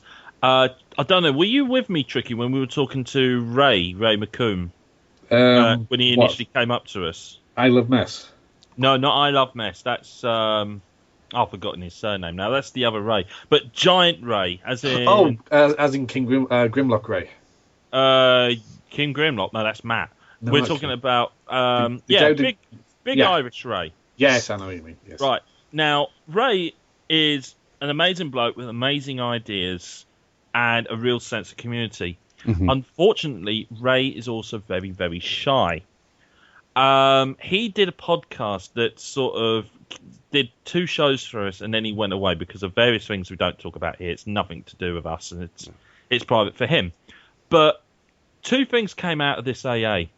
Number one, when he came up to us, and now bearing in mind, Ray knows me now for a few years, and he's known most of us on the forums for quite a while now. He came to us and he couldn't speak. He sort of muttered a word every now and again, and I said to him, Ray, just pretend I'm the camera that you're staring at when you do your YouTube videos, because him doing his YouTube videos, he's coherent, he gets his point across, gets it all done. So I just said to him, look, pretend I'm your camera. And throughout the rest of the weekend, not only was he started talking to us normal. Started stripping. He started stripping, he was telling us. It's when he went to refocus you, Matt. That was really rough. I know, and it's when he started licking his finger. It's just, I thought it was a little too confident. It's when he wanted to get the information off you and got the USB sticks out. I was really nervous for you. But he said that. He said that thanks to us, I've got the confidence to speak and I've got the confidence to talk to people. And then he said, because of the Q&A panel, he's had the confidence to try and restart podcasting again. Because the first few times he's done it, obviously he had that shyness there. So I consider that result. I consider the fact that a couple of people that have never done podcasting before, or at least tried it in the past. I mean, there's Dave Mentz is another one who said he's seriously thinking of doing it now. So that's 3 people. Mm-hmm. Saying that they found it educational, they found it insightful, and they know from us it is something that's easily done. Obviously, it could easily. Well, I don't want to break the illusion that we do things easy, but you know what I mean? It's easy enough to start the ball rolling. Yeah. It's an easy thing to start to learn. Yes. It's really easy. You record some stuff and you send it to Adam. Simple. Maybe I should start doing that. That'll make things really easy. Watch my Twitter feed. The entertainment for the evening. You pack of bastards. Now you can send your podcast to Grufflock at Twitter. No, I mean, there's a serious point there. Because I do the talking bit, but I don't do the editing bit. And it's something I really need to do because it's not an insurmountable hurdle. I mean, you taught Slick in, a few hours? Yeah. You know, it is something that maybe we do need to kind of take more ownership over what we're doing. The problem then, of course, is that if you've got a network, you need all the shows to kind of have the same quality. Mm-hmm. So you need to kind of keep an eye on that. And then if you've got, multiple hands in the honeypot, so to speak, it gets messy. That's what I've always said. I'm always around if somebody wants some info or some short trick that I've learned over the years. Yeah. I just wonder if maybe next year we break it down into two different things. Mm-hmm. We break it down almost into a show where it's just 45 minutes of entertainment and then 15 minutes of questions. Yeah. But we've also got a kind of hands-on, almost like Kat's colouring panel, where you sit down with the projector and the computer and say, this is how I would edit something. I've got a file here that's been imported from whatever, and this is how I do it. And you sit down for like half an hour, and people just ask you questions as you go through it. Because the problem with that is it could be a bit dry for... Yeah. Well, yeah, but that's what I'm saying. You do two things. Yeah. One is educational, and the other one is entertainment. Mm-hmm. And then you're covering both bases. Perhaps you do the entertainment one first and the education one after. So you kind of pimp out the, hey, if you want to do this and you want to watch me edit this, it'll be boring, but I'll be doing it tomorrow between these times. Mm-hmm. Mm. Yeah, and then you get rid of the kind of the people who just want to have a laugh, which is nothing wrong with that. But the people who are seriously thinking about it then get a taste for how to do it. Yeah, I think it's a really good idea. But, that's something for us to discuss off air in more depth. So I don't want this to go on too long, so I'll just quickly ask this very simple question. Highlight of doing the panel for you, Mr. Matt? The fact that I managed to get the audience to participate for the most part. I mean, come on, AKA. And the fact that everybody blinking started shouting the AKA. Whether they listened to the show or not, I do not know. But the fact everybody chipped in, that was just hella fun. One of the proudest moments of my life. And then the fact that we got everyone to go, Chokay! As well. I mean, that was cool. Yay. I don't normally get the chance to do either of that because, of course, I'm the sort of stand-in guy for most podcasts. But the fact that I got to do that myself gave me a little bit of empowerment as well. An off-the-cuff joke 3 years ago is still hanging around. Welcome to my shows. It's been a while since we've done a Siegfried one. Neat untidy. That wasn't Siegfried, that was Smolder. Mm. Oh, yeah, Smolder. Which Smolder. kind of moved over to Siegfried. Because Siegfried is Smolder. That is for button. That is not my bird. It is for button. I was disappointed we didn't see Wheeljack. I want the greatest hits.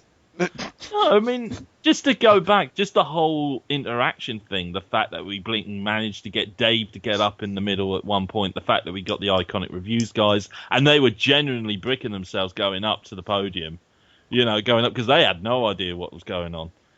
The fact that we had all of that going on, that was pretty cool. That was pretty cool. Everybody got a bit of a spotlight moment at the end of the day.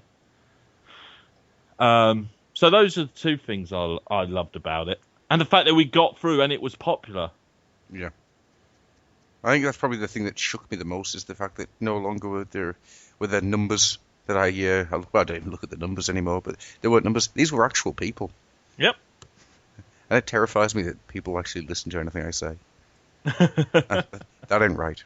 Chucky, your favourite, your highlight of the panel. Just as you say, people came. Mm-hmm. I was kind of my only concern about the entire thing, because I don't mind sitting in front of people and talking to them. My concern was that there'd be 8 people on stage and 6 in the audience. Yeah, that was the great worry, and it was nice that kind of. I mean, we all went to Andy's review to kind of support him, and likewise, a lot of people who possibly didn't need to come to this one came and supported other people. Yeah. Because, I don't think we're telling Chris McFeely how to podcast. No. But it was nice that he was there. Likewise, Dave. Dave didn't need to be there. He'd been running around all weekend. But no, it was really nice that he was there. And, very entertaining. So, yeah, I mean, I'd like to kind of encourage more people to kind of come along next year. Because it's a great place to say hello to people. Because you're not left guessing, is that Rob? Is that Mikey? I'm not entirely sure. They've literally been introduced to you. And, you can then pop up afterwards and ask any questions you want. Yeah. I agree. Yeah. For me, the highlight was Rob getting the largest round of applause of everybody. You've never seen a man look so uncomfortable and squirm. Oh, yeah. It's beautiful. You tried to crawl out of his hair. I don't remember. All I remember is the white, hot feet. But then before I let you two go, then I will ask you another question, just to finish this off. Your favourite AA memory of this year? Oh, I think it had to be Jake, who was the newbie in every sense of the word. I mean, it was his first auto assembly, came with his girlfriend, who obviously now we've gone to socialise with quite a bit now in the days since auto assembly. But Jake, having been brought back over to the table by Amy, absolutely full of astonishment by the fact that I think it was Alex Milne. He got to see Alex Milne, and he was absolutely full of astonishment. Jim, there was a gentleman in a cowboy suit who, for about most of the weekend, was pretty much at the table with us and others, but for the vast majority of the time at this point, he was with us. He was there chatting to us and just being a normal guy, even though he's dressed in a cowboy suit and cowboy boots and all that stuff. Jake sits down. They're telling us their story, and he's saying, "Oh my god, it was Alex Milne. I mean, I can't believe I actually saw him." And I was like, "Oh, that's nothing. You see that gentleman in the cowboy suit? That, my friend, is Jim Sorensen, co-writer of the Transformers Animated All-Spark Almanac." And the look on Jake's face, because this is the guy he just spoke to and socialised with for about a day. It was like the creeping realization. His eyes widened in realization, and his head slowly moved towards Sorensen. And then they widened even more, and that face will stick in my mind as my one big happy moment of AA. Because it was cool. There was a kind of innocence behind it that it's very, very rare in the fandom these days. Yeah.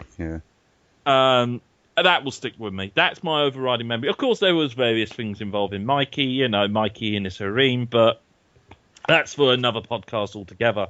Usually one that's X-rated. Mr. Mark. Because I love it when you go a little bit, when I say that. I'm old. I shouldn't use my real name anywhere. There's so many I could pick, but the one that kind of meant the most to me was on, I think it was Monday mornings when we were preparing to leave. And Mr. Moman came up to me and basically said, I'm sorry I've been following you around all weekend, but I hope it was okay. And I was looking at him saying, I was going to say exactly the same thing to you. Because that's the thing that kind of always bothers me about AA, is that I'm really aware that I'm kind of following the same people around all the time. And it's difficult. I mean, I made a conscious effort this year to kind of talk to more people and to kind of spend time with other people. But I do always kind of come back to, hey, what's Matt doing? Hey, what's Andy doing? Hey, where's Grufflock? He's usually fun. I will briefly chip in to say that one of my favourite things that I'm really, really proud that I did was I got to know Rob and Becca more. Yeah. Because up until pretty much last year, they were just the guys off of Old All House, you know. Socialised with them, but I didn't think I'd actually become friends with them. And I think this year I became friends with the pair of them because we got chatting and we got to know each other a little bit more. And by the end of it, I had a nice long hug off of Rob. You know, because like Sunday morning having a nice little heart-to-heart with one another and stuff. You know, the fact that I've actually come away with this, like, with stronger friendships with people, there's something to be said about that. Well, it seems to be a lot of things that people have said this year. That is what this year has been. It has been solidifying relationships and, in some cases, sort of refocusing what the relationship means. I think that's quite interesting. What was your favourite bit, Adam? You'll have to hear the first part of this show to hear that. Because I've already answered. Okay. Probably involving a horn. No, actually, I'll get quite serious earlier on in the show. I don't know why I'm saying that. I get quite serious earlier on in the show because you've already heard it. Oh, for fuck's sake. Right, anyhow, so we are going to call this done. Thank you very much, guys, for jumping on. You're welcome. Yeah. And we now finish off with a little random snippets of stuff that were pre-recorded at AA. So I hope you've enjoyed the show, and we'll see you next time. Take care, everybody. I'm actually sitting here waiting for the Perrys to say bye. Bye, man. Bye, Tricky. Bye, Adam. La la la la sound. Sound. How does it go? Annie, talk. Becca? I think we're okay. I can come closer if needed, but everyone else seems to be really far away, so... I think you're alright. You think I'm alright? Okay. That's possible. You're alright. That's just my review, Jen. 4. Articulation. Out of what? Come on, say that. If it's 4 out of like 3,000, then I'm really far. It's 4 out of 15. That makes sense. You're a B plus. Oh, B4. B4. You sank my battleship. Right. Hello and welcome. Return to the scavenger hunt. Scavenger hunt 2, the revenge. Electric Boogaloo. Yes, every single show. Oh, so what we've got is now the list in front of me. Tricky's got a bag. Under each eye. Mine as well. Get your bags out of my eyes. Your big black bags. Anyhow, so now we're going to go through the list and see if he has completed it to our satisfaction. As usual, I'm your host, and there of course is the man with the bags. Hi, it's Tricky. And we've got 2 people here to help me out. The first one being... Oh, hi, Mrs. Robimus. And... Andy. Over Cabana, GFW. Mikey, Don't laugh. Mikey would be with us, but he's with his harem right now. Oh, he's loving it. Piles of women for Mikey. kind of just laugh now. It's just like, I am being treated well. I have slept well every night. Without disturbance. Please kill me. Right, so, shall we begin the list? I think so. Okay, so the first on the list is a Revenge of the Fallen Ravage. No, good night. Now we found a couple of these. One in a box that was ridiculously priced, and one that was loose that was £8. How much was he in the box? I want to say 15 quid. 10. So I just went, it's an awful toy. I'm not buying that. I honestly thought we'd find them. There's loads of sound waves. I was talking to Bob. Bob? No. Bob. I was talking to Bob, and apparently there was a legend version of it, but it never released over here. Ah, okay. So that's why. Yeah. I'll try to find that for you. Okay, so Revenge of the Fallen Ravage is a no-go. It's a no-go. But that's understandable. The idea was to. I think, yeah, the idea isn't to tick everything off on the list, it's to try and tick everything off on the list. It's the adventure, not the destination. Exceedingly. Exceedingly good cakes. Can you tell we didn't have much sleep last last night? Or ever. I don't remember before there was the hotel. Okay, so the second thing on the list, anything from Toy Yes, I've got loads of stuff from Tofu, so tick that one off and we'll talk about that in a bit. Okay, so we just come back to the end. Yep. Next one, a Scrambled City Combiner from parts that aren't a that's a bag of parts. And there isn't a single torso in there. There's no torso here. We have That's impressive. we have stuff supplied by Mr. Mumman, which isn't technically Scramble City. True. We have a knockoff Devastator. I'm assuming I can use these. These are not torsos. No, they're not. But they're also not Scrambled City. They're not. So, I defer then to my two cohorts here. Is he allowed to use the Devastator? Ooh. It was pretty specific saying Scramble City though. Yeah. Well, I took it to mean a Scramble City style combiner. Oh. Thank you for that scientific. I flipped a coin. I thought it was like heads yes, tails no. Go on. We shall allow the Devastator. Right, so we're allowing the use of the parts, so I'm now going to build this whilst we finish this podcast. Yep. Right. Okay. Next list. Next one is a Rocklord. A Rocklord. Surprisingly not. Really? Yeah, I got 4 Rocklords for about £2 last year. Yeah. This year, the only ones I could find were on Domstall, and they were the rare ones, so Yeah. it's like hookshot and stuff, all in the stomach, so they were like £8, which isn't bad for them, but not for these purposes, yeah. So no. Okay, so that's surprising. I was really shocked. As I say, last year there was a bot. Tofu did. Tofu had loads last year. Tofu did say that somebody came up and said, "I want all your Rocklords." Possibly. Or is Jai here and just hasn't told anyone? He did give me the piece of joy that where I walked up to. Unfortunately, Ralph wasn't there, but I don't know who I was talking to. But I just walked up and said, "Excuse me, sir, I'm looking for a powerful living rock." He seemed pleased, and yet sad that he couldn't sell me one. That would have actually been Toy for himself. Yeah, possibly.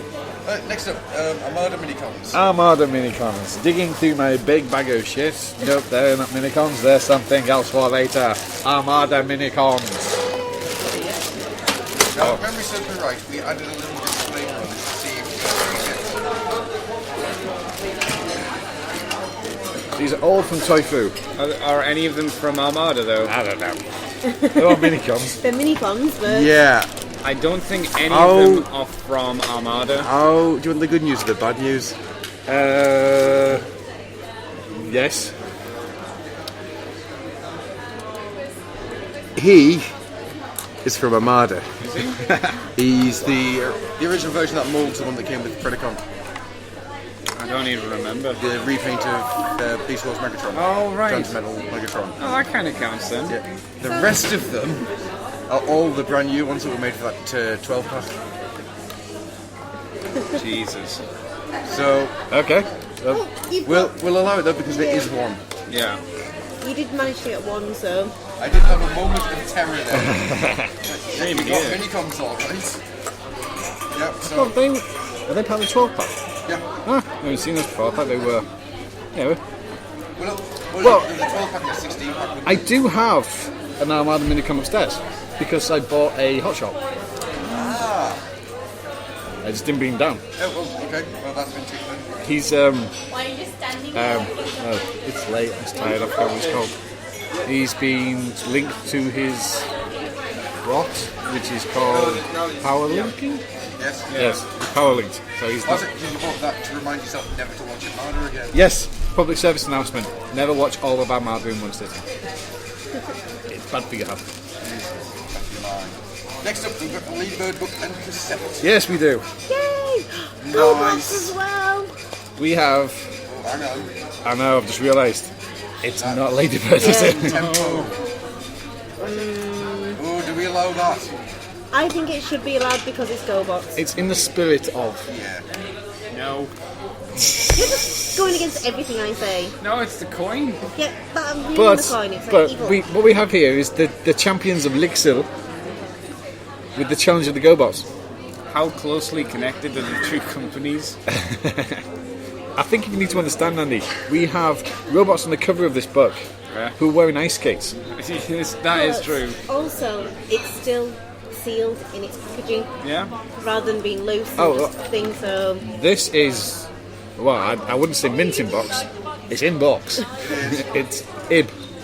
To be honest with you, that is to GoBots what Lady Bird is to GoBots. I think so. I'll allow it. Yeah. And it's also going to be sent to I Ralph. would allow it as well. Good man. Good man. I'm going to send this to Jay and say, leave this in his house somewhere. Next up, we've got the colouring book. A colouring book? No. No? No. I probably could have found one, but books were kind of too near the porn. Right. I'm leaving that there. Okay. Number 8, moving on quickly. Human Alliance Basic Humans. I didn't see any humans. No? No. I've been digging through boxes of Taff all morning, and there's loads of Beast Wars. Yeah. Loads of Beast Wars. But no, sadly, no Human Alliance. I think Rob might have it all. Have you got all the Human Alliance, Rob? Yeah, I'm probably sending it all to the Rod because I know he's using it. Is he doing a straight swap for Legends? He needs to switch Cyberverse. Right, next up, a GoBot. Hey GoBot. Right, thanks to Paul Sugarbear Logan Blaze Anderson, we have a GoBot. How the hell do you miss that? I'm tired. I'm tired and emotional. We have a vintage, original. What the fuck is this called? It's a GoBot Command Center, which is incomplete. Nope, that is definitely a GoBot. It has a face and everything. Oh my god, does it have a face? Yes. The face of doom. GoBot. Just don't stand underneath it. It is a majestic thing that I see before me. A majestic and beautiful thing. I think so. My wife's going to go nuts. What's that for? Is that to replace the cats? It's for the cats. Same size as the cats. Next up, a Frankenstein bot. A Frankenstein bot, right. Okay, this was a bit of a challenge, shall we say. But I give to you from Hell's Darkest Depths. That is awesome. One Frankenstein bot. Does he actually stand up? Well, is he a good toy? Would be the question. Does he transform? No. Does he have a commode mode? Does he have a commode mode? I give you 2 Frankenstein bots. Oh my god. He looks in pain. I've never seen anything so painful. I give you 3 Frankenstein bots. That's camp. Well, it's based on the Commander Starscream. Yeah. It's never going to be anything but camp. So, I give you 3 Commander Frankensteins. That's You've done that one, impressive, yeah. You've certainly done that one. Exceeded my expectations. 3 commanders. Yeah? Didn't say deluxe. They're scouts. Whatever. Is that okay? Those are scouts. It didn't stipulate. Okay, is that you only needed the one? It just says a Frankenstein bot. Okay, that's fine. You did well. Oh no! Right, next up, a hat. A hat. No, I didn't get a hat. There was too many hats anyway. Is that why you wanted me to bring down my hat? Maybe. Now, I think I know what the answer to this one's going to be. Yeah. Number 12, Headmaster hats. The only Headmaster head I saw was the Zarek, which I do want, but I'm not paying 30 quid for. So, no, sorry Daniel, I'm not buying any heads. The closest I actually saw... The closest I saw to something from the Headmaster head was the third-party ones. Yeah, there were those. Nothing about, yeah. Yeah. Okay, next up, an Animorph. I didn't see any Animorphs. This was given to us, of course, by Jim Sorensen. Yes. Who just swaggered in here, said, yeah, find me an Animorph. Can't find them anywhere. No. To be fair, couldn't recognise one if I fell over it. So you heard that here, folks. Tricky would like you to send him your Animorphs. Adam, look at the tat on this table. Do you think I'm going to turn down any toy that's sent to me? Yeah, that's what I'm talking about. I want you to have an animal collection. I want you to be the only person I've ever met who collected animals. Alright, next up. A chrome toy with intact chrome. Yeah, this came from Plume, didn't it? The closest I got was this little chap, Nice. who is of course Skybite, but he's not intact. He's got a little chippage. Little chippage. I did buy an Octane, but again he's all a little bit warm. So Do we allow that little bit of chippage, or do we say it is not intact piece of chrome?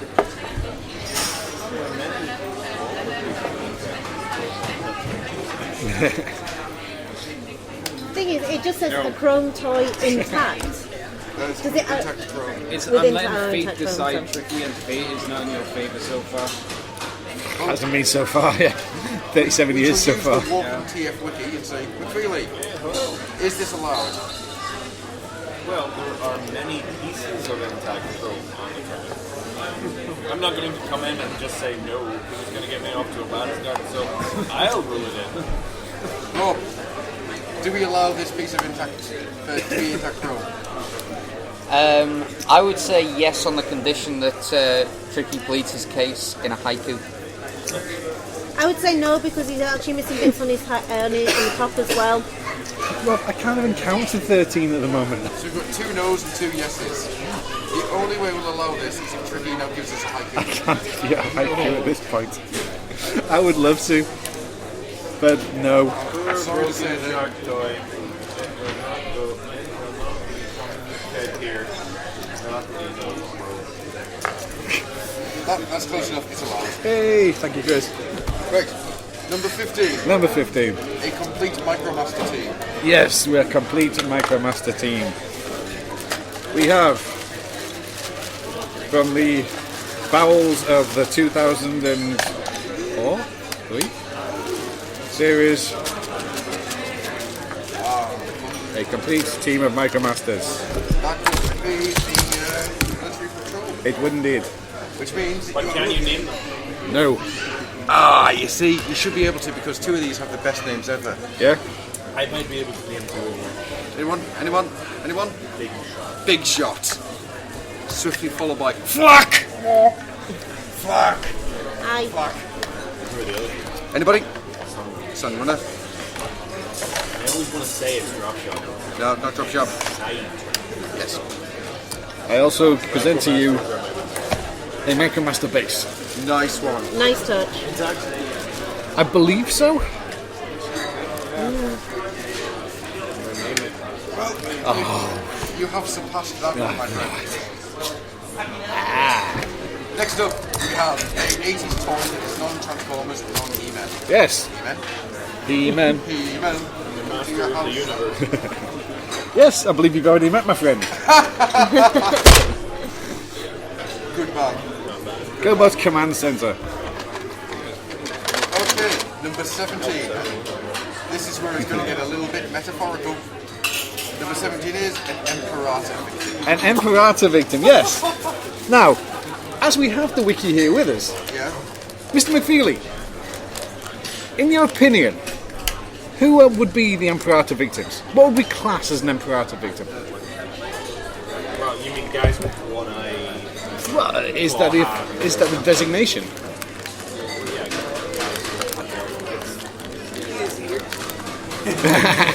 Guys who cut their head lopped I would say so. Yeah. I present to you a Creo Microchange Combiner, Wave 2, Lugnut. That'll do, mate. It seems spacious to me. No, I'm happy with that. I was looking for a sunspot. Just to have the argument, I was Smoke Jumper. I was Skystalker, but this fucker owns them all. I owned them all. Matt's got them all now. That's probably something. Yeah, I think he has now. Yeah. Oh my god, we collected and herded them and then let them rubber. There you go, Rob. Go back. It's very simple. But me and Matt suffered from a little incubated disease called troop building. No, but why build something that's not a troop? They look like troops. But that's only because you just Best type of troops. Surprise ones. Right, next up, we've got number 18, a chrome dome missing his left arm. Oh, right. I've left this in my room. Okay. Have you seen Mr. Milne's, Mr. Roche's sketch of the aftermath of? Yes, I know. Yes. Exactly where you're. Yes, we have Swerve's Bar, we have Desolation, and we have a Chrome down in the foreground. He has one arm. How does he smell? Terrible. And then finally, we have a license plate from Sweden. Because Mikey's a dick. Yes. No. In fact, Adam, I commission you £1 to draw me a license plate from Sweden. That's horrifically racist.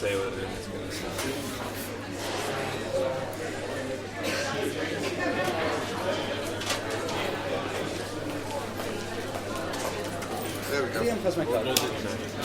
There you have a license plate from Sweden. It says Sweden on it. The license number is 23186, and it was made by Herding. Should it not have been like... York, Spork. Right, so the final thing we're going to do now is say the Scramble City Combiner made from parts that aren't a torso. Yeah. The limbs only combiner. Can we get this to work? What's the designation of work? Does it just freestand? Yep, it has to be a combiner that stands under its own power. Now, that will allow it to not be picked up. It has to stand and not fall apart. He banned me for using hot glue. I hate when these just click.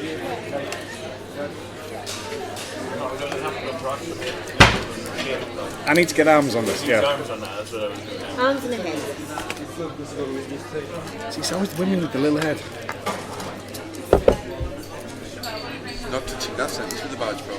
Definitely not.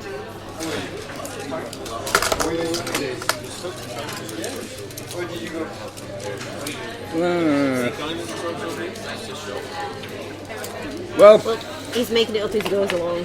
He's just got limbs. Earlier that it was fine. Yeah, he touched the crown and everything.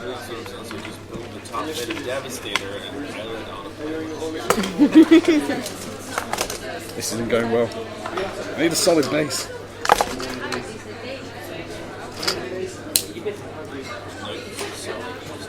No concentration. Annihilation.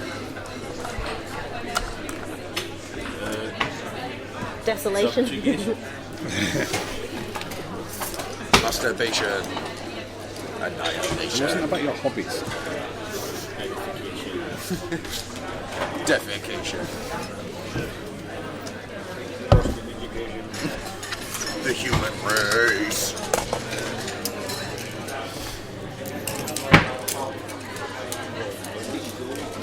That seems like some back to front. Help me. I want to die.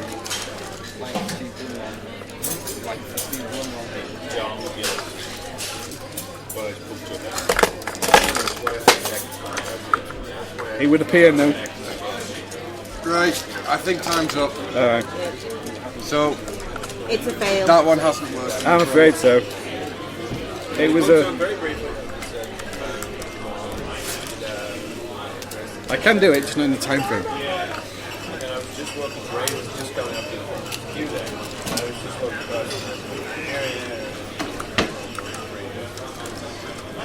Right, can I have a countdown, please, from 10 to see? There you go. Out. 10, 10, 9, 8, 7, 6, 5, 4, 3, 2, 1. Beep. Ah, well. So, no, the Scramble City idea has not. It's failed.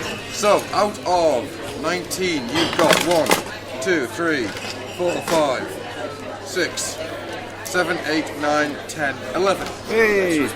11 out of the 19 items. Do you know what, Adam? More than that. I had fun. We recap the ones he did there for me. Yep. He did not find a Revenge of the Fallen Ravage. Well, I found one. I chose not to buy it for the price. Yeah. Could not make a Scramble City combiner using only limbs. Could not find a Rocklord for a reasonable price. Yeah, which is surprising. Could not find a colouring book. Well, I didn't look that hard for a colouring book, to be honest. No Human Alliance basic humans. That I found, no. Did not find a hat. Didn't look that hard for a hat. Could not get a Headmaster head. Well, Chose not to buy it. Yeah, dropping 30 quid for Headmaster head would be silly. Could not find an Animorph. No. Could not find one in a boat. Could not find one in a moat. And that was it. Not bad at all. Thank you very much for the. I assume this robot tape was part of the hunt, was it? Oh yes. Yeah, just checking. But perhaps more importantly, I sold 40 quid's worth of Power Rangers shit on Thursday, Friday night, and I've given at least that, if not more, to Toy Fu. Good man. Good man. So I think it's a moral victory. Yep. Well, yeah, any money that goes towards Toy Fu is automatically money well spent. Yeah. So. Right then, guys, we're going to get out of here and we're going to go and abuse Andy in the swimming pool. So we will see you later. Bye-bye, everybody. Bye. Okay, so I've been asked to record a little bit of a blurb at the end of the show here. For those people who didn't go to Auto Assembly, what their experiences would be and what my experiences were. Screw you guys. Gonna make my own Auto Assembly with blackjack and hookers. In fact, forget about the Auto Assembly. It was a boring weekend. Very boring. Gotta go next year. Definitely gotta go next year.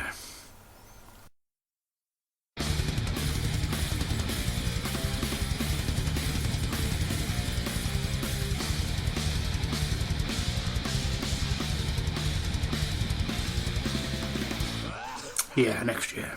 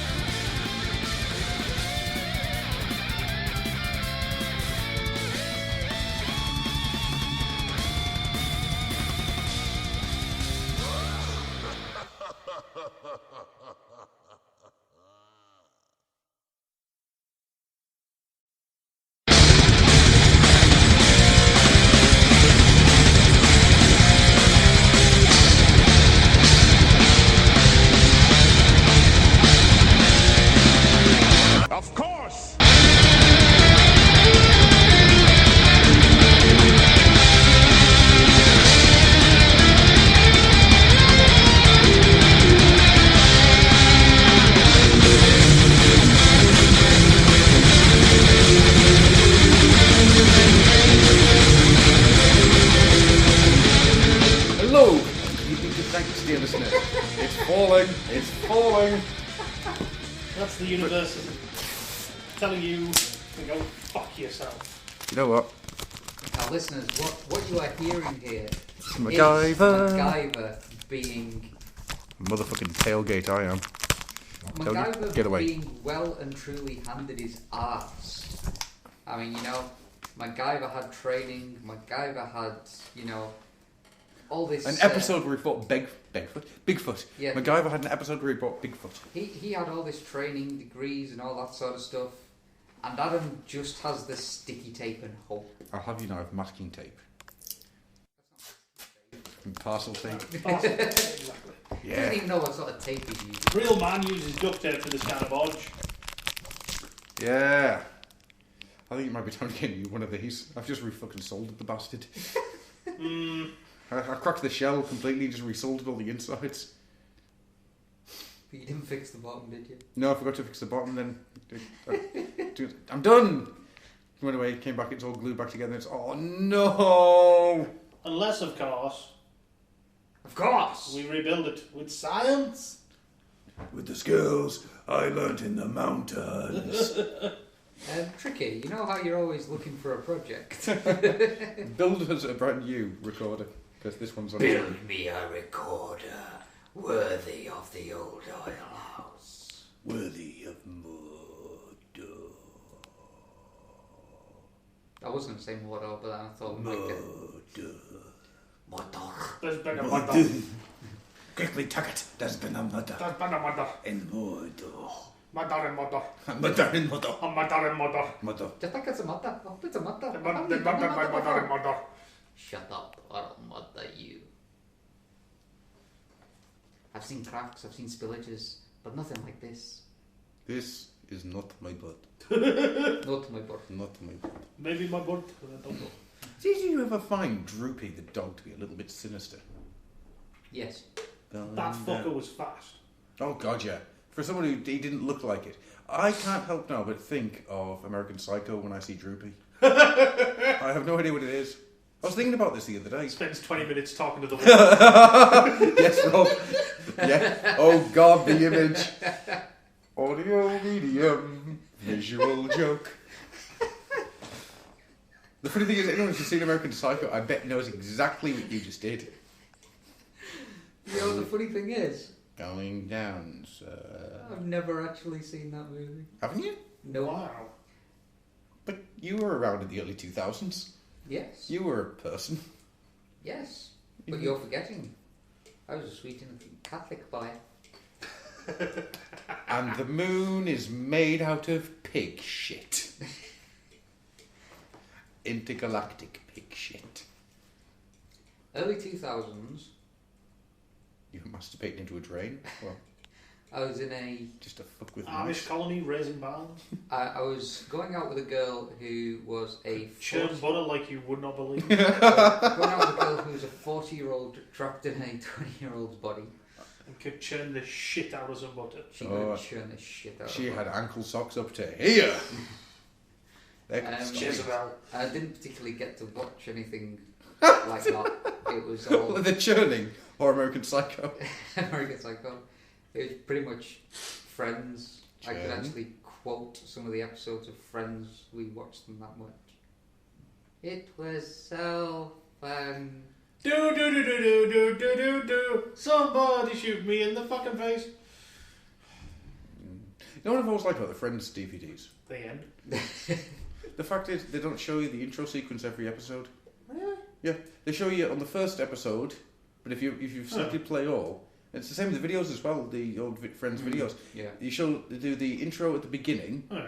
then they play through all the episodes and show the outro at the end. I'm trying to remember because I know there was a point where moving between houses, that was literally all me, Jane, and Amanda had to watch. Mhm. That's probably why I've grown sick of it. Yes. I did always like the... I did always like the fancy big box, the big black one. the naming of the episodes as well. It was never a name. It was like the one with. Yeah. Yeah. I know that was. I I like like that nice because touch. that's what people would do anyway. You wouldn't Mhm. remember they're going like, that's the one where this shit happens and this shit. Did they do that from the first episode? Yeah. Yes. Okay. But yeah, I often wonder, Courtney Cox or Jennifer Aniston? early series Jennifer Aniston. Before she went all Skeletor. Yeah, and then it was just Phoebe all the way. There Yeah. was just a certain kind of crazy that came off her. I loved it. Good birth and hips too.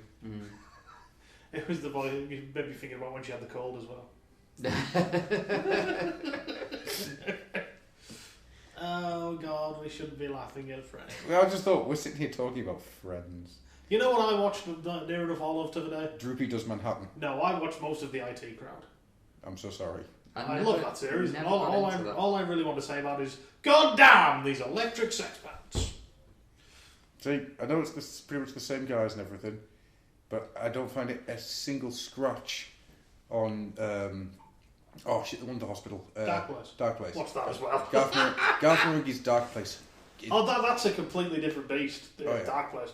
IT Crowd is more along the lines of your Father Ted. Yeah. And your Black Books, because it's a Linehan thing. It's lo and behold, there's an angry Irishman in it. Mm-hmm. And see, Father Ted and Black Books, they get through on strength of character. Whilst everything around it is really funny, it's the characters that bring you back each time. IT Crowd, I didn't like a single character. No, none of them felt like people to me. Have you seen any of the episodes with Matt Berry as Denim? I saw the first 3 or 4, and I just didn't. All I could think of at the time is, why is there nothing as funny as Monkey Busted Hands? His wife, who is dead, ends up showing up again, and then they're like happy for 2 weeks. Then she wants a divorce, and during the proceedings, you find out that he's made some sexy films with his money. So he's filming various slutty-looking ladies in Star Trek uniforms, and he's just calling them female Spock and female Zulu. And they're all badly acting as if they're the characters, and he's Kirk. Have you ever seen the Scottish Star Trek fan films? No. Ooh, you really should. They're amazing. I've managed to actually get to the end of the tunnel is in view. Mm-hmm. I only have 5 episodes to watch, and I am finished Battlestar Galactica. Oh God! It's like, yes! Finally find out that it wasn't worth it watching the entire series, but I will know how it ends. Do you know what I realise we haven't done? Hi, I'm Gruffy, your host. Welcome to the lock-in. With me today are 2 men. Fuck! Yeah, we haven't done that. Do you think Maybe we should do that? Do you think we should? I'll put it to a vote. Hands. Let's say aye if you want to. Hands up, aye. Aye. Aye, that's 3 ayes. Yeah, let's go. The eyes have it. Hey! What about the ears? They waggle. Leave my ears out of it. They waggled in the dark. They waggled for you. Waggle, waggle. Stop it. Waggle, waggle. Stop it. Don't stop moving. Witch! You're the one to drive me crazy. Waggle, waggle. Waggle, waggle. With me today are 2 men. One of these men can only be described as, Shere Khan, the tiger. Rawr. He's just a big pussycat. Rawr. I know a man who has a pussycat. Whoa, whoa, whoa! I'll come to that in a second. Right, just let's get these people names. Names! Your name! Quickly, name yourself. It's me, it's Stu, it's Dark Ages apparently. Lord of the Kittens. Well, Lord of A-Cat, who just does whatever the fuck she wants anyway, but yeah. Slave of a cat. Yes, Son of a monster. Yep, she pretty much is. I was going to make you to Conan, and he was made it all real and uncomfortable. It's okay. And next to him is a man who can only be described as Jam of Sex. Sex of jam? Jar of jam. Jar of jam sex. I wouldn't advise sex with jam. You've got a little strawberry seeds. Really confused about that. I don't understand. I'm just going to go over here now and be quiet. But who are you? Okay, assembly. Why are you? Option D. Where are you? Option Do you decide? You never see the eyes of the rob till him come calling. This thing that is being pretty at your people and mine, Mr. Policeman. You can't stop what can't be stopped. You can't de-pretty what is already pretty. He sits there with his tiny pants, and he'll stare and thrust. The other side! Until him come calling. Right. Sexy Rob Pants. Fucking sexy Rob Pants! You know what I say? You know what I believe? Rob Appens. Rob Appens. Speaking of accents, is why so many people are Is it now wrong that I just have this image of we've got King Grimmy hanging upside down going, I'll pay you anything, man, just leave me alone. And when they're trying to dob him with voodoo ritual shit. No. Why, Matt? I don't know. Matt just sprang to mind. So the idea of Rob just like going up to King Grimmy who's hanging upside down, just going, "You're all right. Just cut him down. Just cut him the fuck. No, I can kill him." I spend a lot of time getting a lot of rope to suspend a large gentleman from the ceiling of this house. I'm sorry, but you see, Matt, right? I don't trust him to stay dead. Right? He'll fucking come. He knows I was in the corridor. Yeah, but no, we've got to take his heart. We've got to take his soul. But you'll never take his freedom. Speaking of King Willie said we had to. King Willie, King Grimmy. No! King Grimmy is King Willie. Now that's scary. But speaking of bad accents, speaking as a mother, as a mother, I went to see Elysium. Oh yeah. Any good? No. See, now this is funny because Sue, who is one of my staff, works on the back tills, lovely lass. She said she watched it and she said it was shit. Her husband fell asleep in the middle. Well, the thing is, the whole idea of it was kind of has been done better in so many things. I mean, as soon as you saw the Elysium colony, it basically Becca just leaned over to me and went, Gundam. And I was like, yeah. And the whole thing of Elysium being in the sky and it being shit underneath was just kind of like Battle Angel Alita. Yeah, and Battle Angel Alita was taken from the time machine, so you got the Morlocks and the Twats. Oh no, Morlocks! Sorry. But getting back to what I was saying, bad accents. Mm-hmm. One of the main guys in it is the guy from District 9. Is she the pig but not the prawn? Oh no, get the prawn! Fuck off, man! Get the fuck off! Yeah. Shoot the pig, not the prawn. If you've not seen District 9, he was Murdoch in 80. But that man is South African. Yes. So why in God's name did he have the worst South African accent It's I not have ever worse. heard? It's actually exactly how they sound. Well, you know what it is. It is literally the worst South African accent I have ever heard. You know what it was? You know how I haven't been here the last few shows? I was actually off redubbing his lines for him. Well, for shits and giggles. Because he said he didn't sound South African. Yeah, the bloke haven't heard me on the show. He's an avid listener, big fan. Hates Pooh Wolf though, just like me.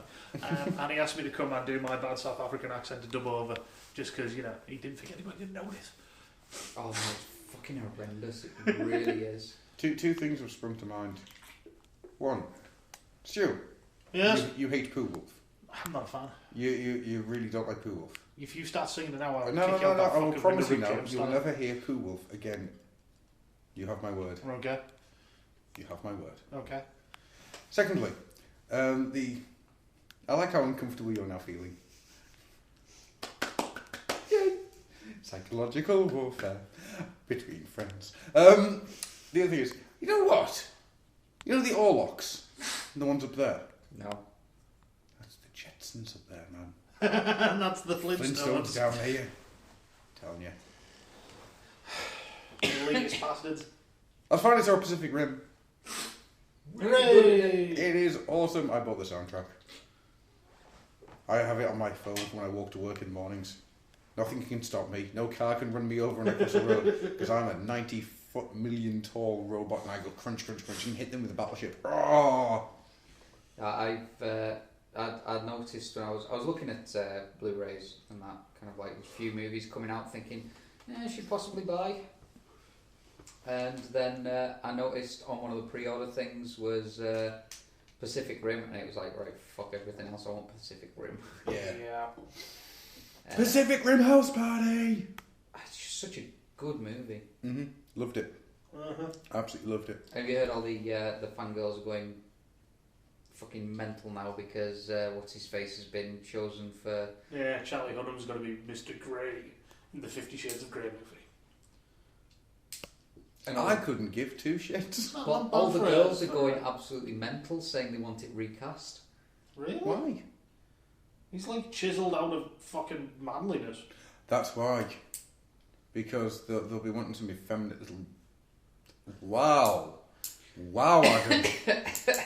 That was a collection of words. Wow, I'm so glad the internal filter's cut down there. I'm not. I want to hear what you were going to say. No, Yeah. that was... Off air. That was, I'll tell you off air, that was some nasty shit. Well, I'll Sorry, my apologies. I'll quickly take us off this thing and back onto the tangent that we were on. I was going to say Charlie Hunnam, not doing too bad for a lad who went to Carlisle College. Yes. And started on Bygone Grove. Oh no, man, he's blinded PJ Ah, with a paint gun. He's been shot in the face like with paintballs. He was in no, PJ's playing. Queer as Folk as well. Yeah, he was. Yeah.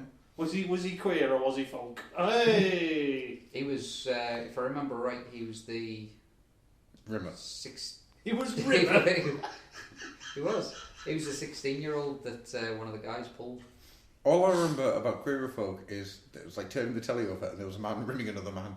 And I sort of sat there and went, okay, fair dues. Over and over I go. I remember Becca enjoyed the series, so I downloaded it for her and I watched some with her. It was freaky. Actually, speaking of that, I was going through a lot of my discs and everything. And Did you finally find a copy of Big Boys and Boots? No, I didn't. Love the skateboarder. No. I'm still telling you, if you did make me star in those movies, I'm wanting money for it. Not according to the contract you put a thumbprint on. By thumbprint, I mean a face print. I found Your face in ink. Oh, shit, son. If the discs work, I'll loan them to you. Yes, please. It's been a long time since I watched that. I Not remember- a bad adaptation. Not a bad adaptation. I remember it being just really, really freaky and really Powerful, dark. though. Yeah, Seriously powerful. Really powerful, but dark. Oh, yeah. Really dark. But yeah, if the disc work, I'll hire them your way. Ooh, thank you. So I'll have to ask you a question then, and I'll start with you, Rob, because you've been talking, and I want to make your voice hurt. I want you to roar your voice out. You sound so very tired. And I shall ask you this. Since last we spoke, what have you been up to? Because we spoke about things that you would have been up to last time, but last time we weren't here. We weren't here the week before that. All the week before that, we haven't in fact done the show since AA. So what have you done since then? Apart from shoot yourself in the face with a Springer missile. Well done, my friend. Actually, I shot myself in the shoulder. That's where you keep your faces. Just as well you're not brawn then, because you would be dead. Yes. Let's see. What have I done since AA? I know, so I asked you. I haven't slept. Because for some reason, I've developed insomnia from AA. Okay. So did Andy, and Mikey, and Andy, and Andy, and Andy, and Andy. He'll never sleep again. Neither will Mikey. That's to do with the rape snail. Yeah. But yeah, done some drawing. Redid my website. So it's now the old school comic book look. Cool. Really liking it. Seeing as how we up to Internet Explorer 9 now. Oh no! I don't think want to be. Internet Explorer 9 actually works with it rather than being a piece of shit. So yeah, redone my website. I've actually done a huge upload to DeviantArt as well. I kind of thought, what the fuck? Just put it all up there. I really enjoy uploading things to DeviantArt. I don't. I do. I had 50 images to upload. You can only do one at a time. Yep. Ouch. But when you're doing it just one at a time, then you can go to a website and you can see your own stuff and you can think, yeah, that's mine, that is. And that makes me feel happy. You want to know what made me feel happy? Finishing. Apart from finishing. Hemorrhoid cream. Happy endings. I put all my stuff Sad up, endings. and then I looked at my message thing, and I had 24 messages. And most of them weren't actually comments, it was just a thing. But it was just weird. It just must be people constantly refreshing the page to see what's been recently uploaded. Yeah. Because virtually every piece of work, or every second piece of work I put up, somebody was adding it to a favourite or something like that. That's really cool. It was just kind of like, oh wow, that's kind of cool. I got one person commenting on one of the pictures I put up, saying they liked it. and then I deleted them all because if you don't, it just keeps it in there. So I deleted all the things, and I've still got one left. I was like, Simon Williams is my friend on DeviantArt. I know somebody famous. So yeah, I've done that. Cheap plug if anyone wants to go look at it. I was waiting for that. I am going to actually do prints of the stuff on DeviantArt. Cool. And I'm going to start doing commissions if anyone wants anything. I'm going to have a chat about pricing and put stuff up on. I want a picture of Mikey being circle jerked and there's Mikey in the middle. Okay. We'll talk price. Free. But yeah. I wouldn't pay for such dirt. I've been doing that. I've been buying things. Oh my god. What have you bought? I bought Mikey having a circle jerk. the third season of Robin of Sherwood. Good man. On Blu-ray. Gooder man. Better man. Come in and let me know you better man. I'm leaving. Name film. Christmas Carol. Thank you. Which version? At least the Muppets Christmas Carol. Good man. Christmas Standard. I got it for a very decent price. Mm-hmm. Have a guess. $2.99. Mikey having a circle jerk. It was, the idea of Mikey having a circle jerk. Not a herd of Mikeys. Just Mikey. Running around. £3.75. Nice. The Blu-ray. Nice. I was quite chuffed with that. Yeah, man, that's really good. The only problem is it's probably going to cause the divorce of Becca because she said it was shit. Divorce isn't the option. You've got a patio. No, I think at this point you could legally have her declared as a witch. Mary Burner. And then it makes life a lot easier for custody, etc., etc. So we'll go through it after. I'll be there as a witness. Does that mean that rather than burning her because she said she didn't like Robin of Sherwood, we all get to have longbows and fire them at her? You just remind me of a very strange conversation I had at work today. I asked talking to a service user. He said that he, when he was younger, played rugby. And he was also just listing other sports that he was playing. Unfortunately, I didn't realise he was listing off other sports he was playing. So he went rugby, golf, football, under his breath. I said, what position did you play? He went, archery. What? Rugby has changed since I played. In the forward scrum, you now just shoot arrows into the thighs of your opponent. You just gotta do pop over the crossbow. See, thing is though, Robin of Sherwood, it's quite an old show now. 1988 went off air, I want to say. 1987. Can't remember. Something like. But you know, it's still quite decent. What I always liked about that show was how deep it got into the sort of Celtic and pagan mythologies at the time. Massive fan of that, how they sort of tied that together. Yeah, they tied it a lot into the sort of Celtic shamanism at the time, which is really interesting to me. But the thing I noticed is, you know, everyone's there with these longbows, pulling back the arrows. Even Maid Marian was there firing arrows and stuff. That's a Maid Marian. She doesn't have any merry men. And, you know, you had the thing where one of the episodes, they've rescued the sheriff's nephew or something like that, and they're sort of looking after him before they go for the meat to deliver him to the sheriff.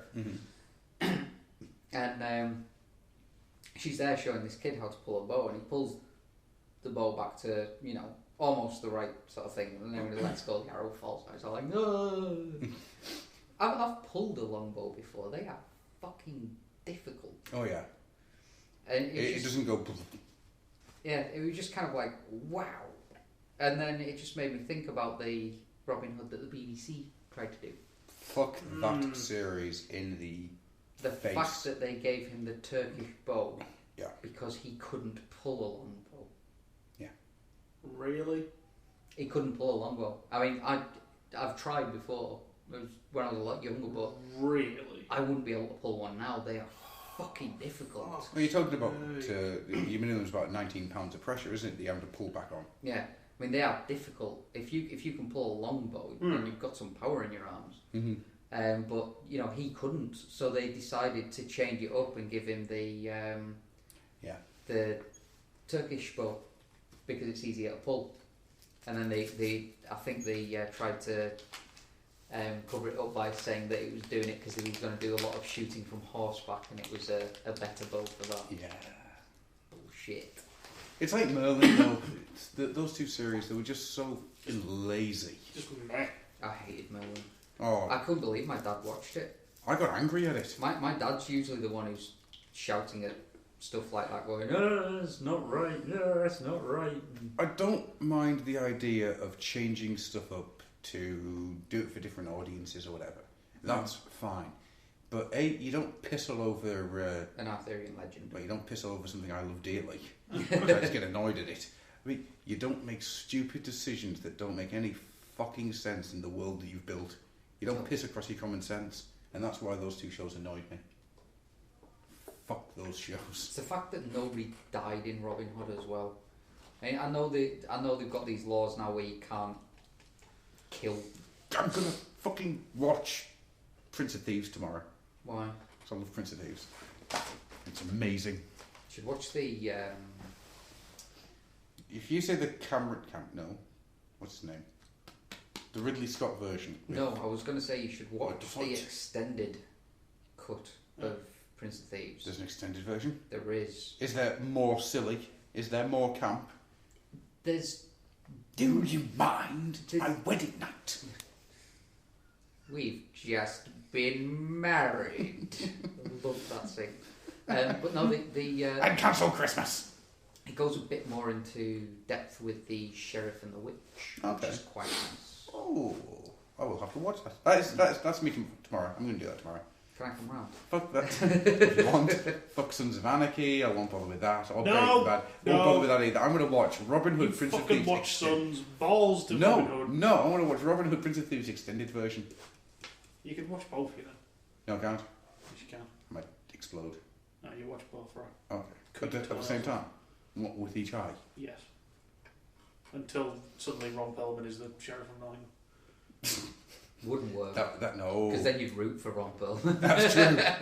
Get him, Ron. Get him. No. You get that, Loxley. You watch a bit more Sons, you will not root for Clay. No, I know he did some dark shit in that show. But did you see what I meant about what me and Paul were wanting to happen in Pacific Rim?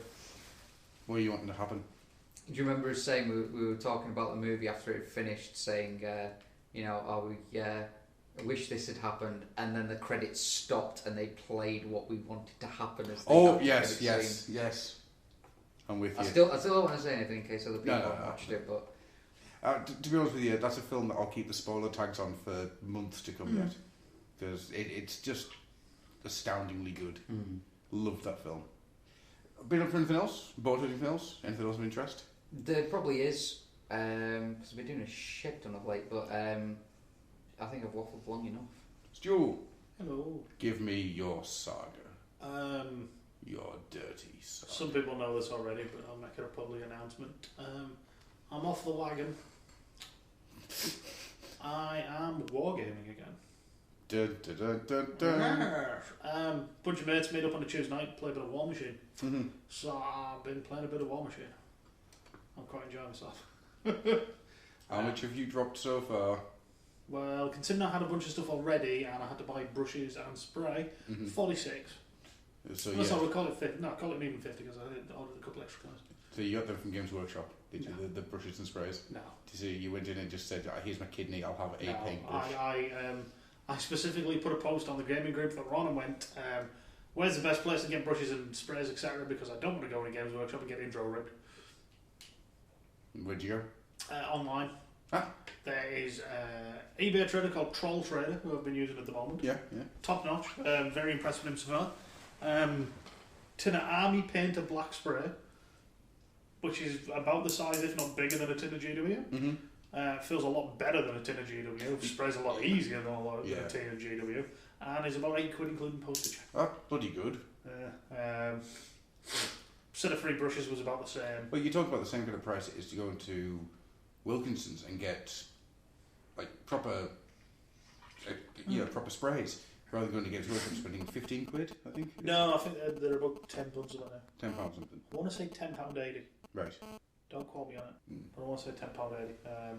But either way, too much. So I dug out my old Crix forces, which I had some of the big guys for. So I've added like a unit and a guy to lead them for now. Speaking of Games Workshop, sorry to interrupt you, but this will vanish from my head.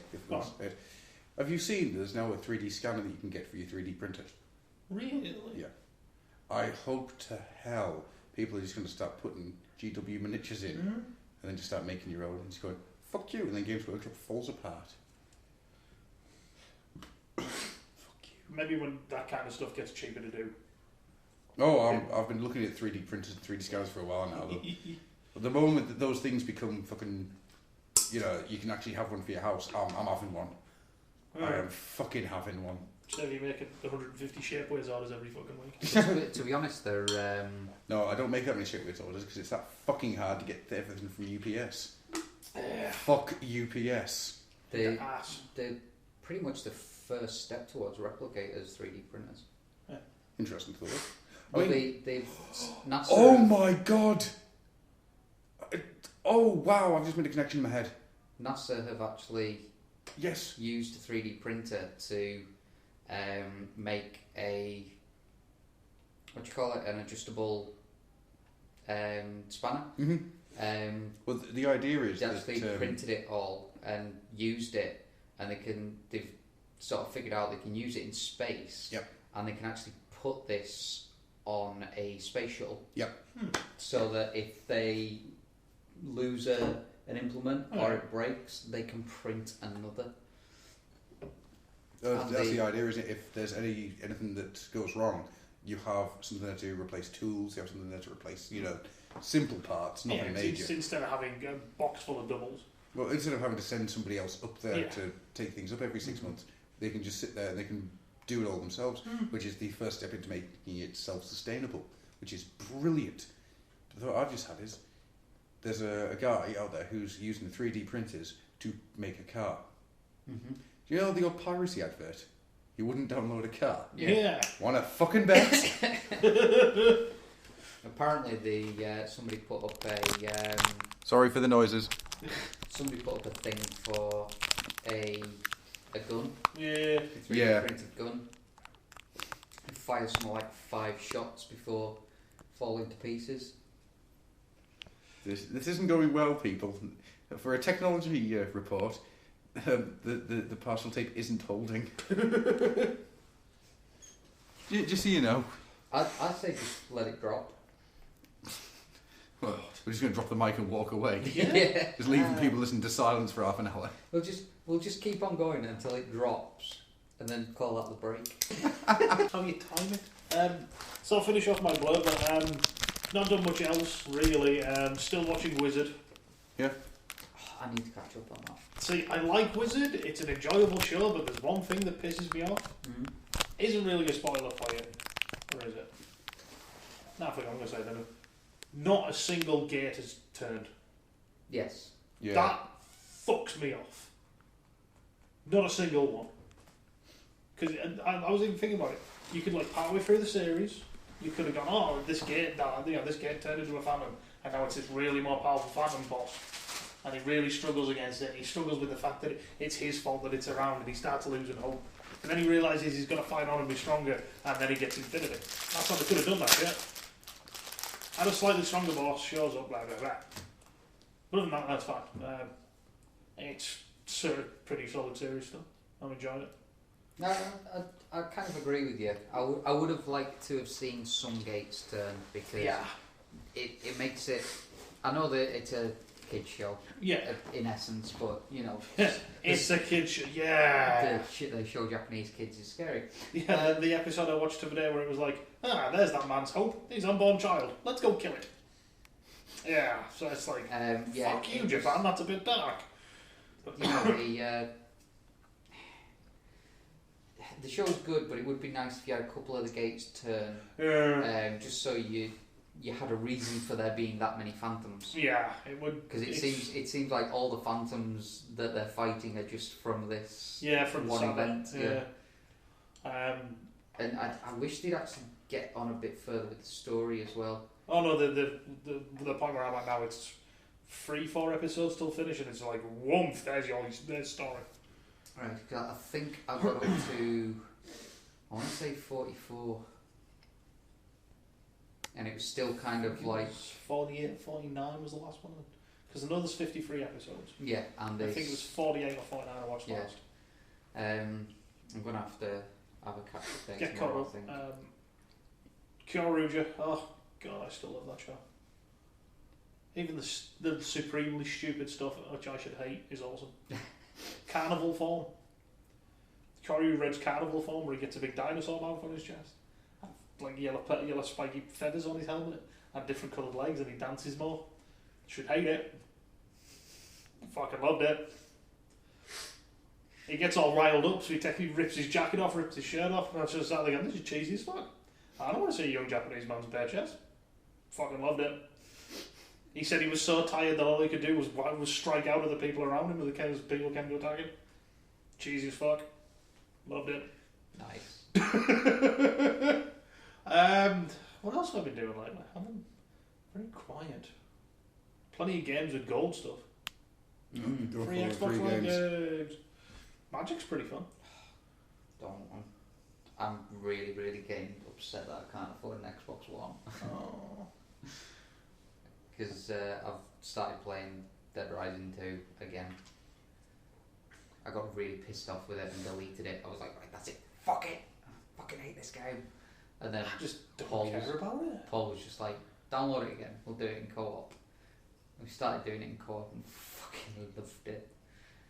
I got so far, I'm just like, I've got no urge to go back and play it. I think the thing that really lit up for me last night when I was playing it was the same thing that did it with the first one. Just not really caring that much about the story and just having fun. And it's crazy fucking weapons we were putting together and just going nuts. You know, it was brilliant. But no, I'm liking the free games through Xbox Live. The Magic one's pretty good. It's sort of taking me back to when I used to play. Every so often I'm going, yeah, I had that card. What else have I been doing with my boring existence? Yeah, I got my Green Ranger figure out. What? It's the only one on the shelf where I don't sit there going, that's not Sentai. These Mighty Morphin Power Rangers. I'm sure there was someone else I was going to mention. My brain had gone. Yeah, so I'm gaming again. I'm gaming a pen. I'm doing Craigs, if anybody's interested. So undeady dudes. Any new Legos? No, I'm very not spending. Oh, there was the wonderful moment where Slick went, I'm playing the wife card. You know, you're buying all these stuff, all these miniatures. You better play with them.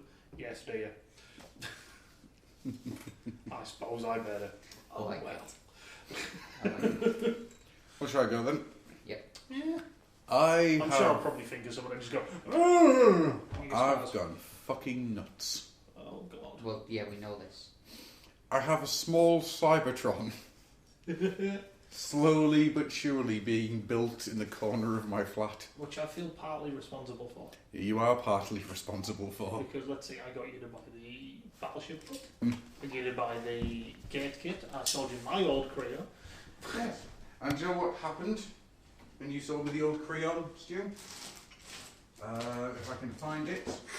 I started working on something. Oh. A plan formed inside my brain. Oh. And I thought to myself, do you know what this needs? This needs a in-scale Metroplex. Oh, God. Have you painted those bits? I have spray painted a few bits because I don't have enough white. Yeah, I was about to say, there's no fucking way there was enough white in there. Oh no, there isn't. There isn't enough white in the world. So yeah, I'm currently working on the skeleton for a Creon scale Metroplex. Fucking stop me. No.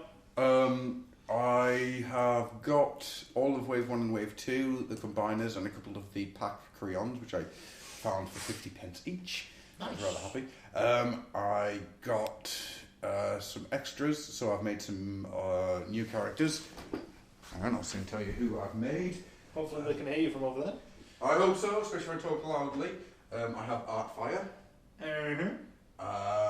Nice idea. I have Kranix. I've seen you got a Shapeways head room. Yeah. A Sandstorm. Is that all of the new characters I've made? Oh, no, there isn't. There is somewhere. Here he is. A Cindersaur. Nice. Oh, is that the one you had on the other? Yeah, there's one that was on Twitter the other day. Oh, I love the claws you gave him. It works really well, doesn't it? Yeah. I also have made my own first ever accessory for Black Arachnia. Ooh. So she's now got a proper spider legs rather than the giant claws. What arachnid you made in this case? Yeah, sorry, arachnid. So I'm probably going to make a few of them for the Northern Mate. So if anybody out there wants a arachnid backpack, have a look at my Twitter feed if you want to know what it looks like. Just let me know and I will try and get as many of them made for the Northern Meat as physically possible. And then the Northern Meat has its own exclusive. Dun dun dun. Unlike those Southern Meats. Take that, Southern Meats. You know, what have they got? They've just got that roll call thing. Shandy. Shandy drinkers. Southerners. Puffies. What else have I done? I have joined the dark side. Dun dun. I have done a thing which has scared the shit out of me. I have joined Tumblr. I have discovered something though. I'm old. Yeah. I don't get Tumblr. I don't understand it. Kids with the pictures. It's like somebody created a blogging site, a really simple blogging site, and then forced social interaction on it. It's really weird. But on the plus side, it's the only place I've ever seen someone make dirty pictures with Ultra Magnus. On the minus side, there's dirty pictures with Ultra Magnus. By that I mean Ultra Magnus animated in such a way where he's dancing. I don't need to know anymore. Anybody who puts up horrible robot porn, or, and the other thing that annoys me about Tumblr, putting up the last 4 fucking pages of a comic that got released that day, gets automatically unfollowed. Because that's ridiculous. Oh shit, there's something I did. Yeah? Finally got around to watching Star Trek Into Darkness. Oh yeah, any good? Really good film. I haven't seen it. I really wish I didn't know the spoiler. I don't know the spoiler. But I'm not going to say that. Do yourself a favour, do not look at the back of the DVD box. Right, okay. Or the Blu-ray box, because it says it right on the back. I'm going to be purchasing that, I think. Yes, if you haven't already seen it, watch that bit on the back. Oh, I've seen it. Yeah, well, go read the back of it and just go, really? Really? That, you're going to say that there? Well, to be honest, I think their thought was that spoiler has been spoiled. Yeah. For most people. Yeah, that's just that's bad form. That's what that is. To be honest, I didn't think it was that bad, the whole shower scene between Kirk and Spock. Oh. Shit, sorry, spoiler. Dude. It was the Alpine skiing section when Bones jumped in. You know where they call me Bones, right? Damn it, Jim. I'm a cross-country skier, I'm a ski jumper.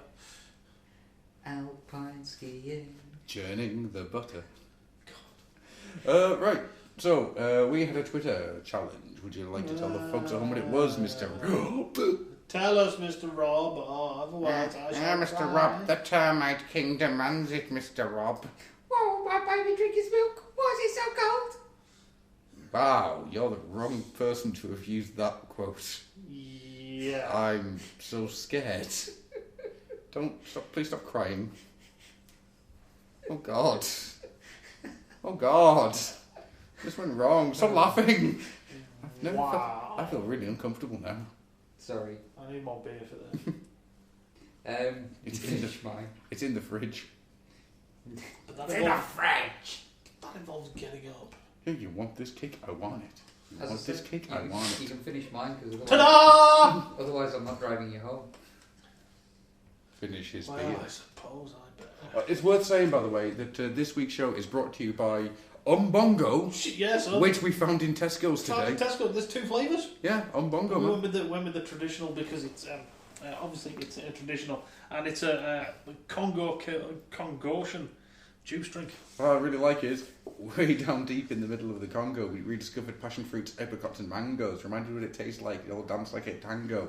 We found the knack and brought it back. Tropical Umbongo. Umbongo, the Congo. They brought it back. And it still looks beautifully 80s. I know. And it's got a website. A kind of a website. That's not 80s. Yeah, what are you saying there, Mr. Rob? This show is also brought to you by Budweiser. Which Rob cannot drink all of. I may have to steal a can for when I get home. You're welcome to. Can you sell a doggy beer? I will just pour everybody's dregs into a bottle for you. No, it's where you get one bottle. Yeah, that's right. But then some bottles just stay in their cars and watch, and some of them look like Phil Mitchell. And some are Premier League football players. No fucking joke. Some dude came into work the other day, and he's like, he's about my height, so he's not a tall man.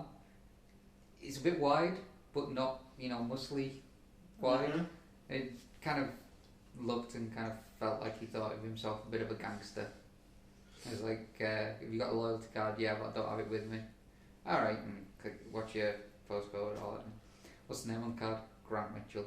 I almost just looked up at him and went, fucking really? My God. Should just look at him. You having it off? I'll have you cats. Fucking cat, you. You slay. Yeah, I'm here to kill your monster. I'm here to drink your monster. All the cans of monster. Yeah. Tell us about the Twin Challenge. It was a Twin Challenge. Tell us, Mr. Rob. It was something. You don't remember, do Half you? a can of Budweiser and he's gone. Really Says me something. was on his second. It was a good one. I know it was a good one. It was if you were to if you were to write the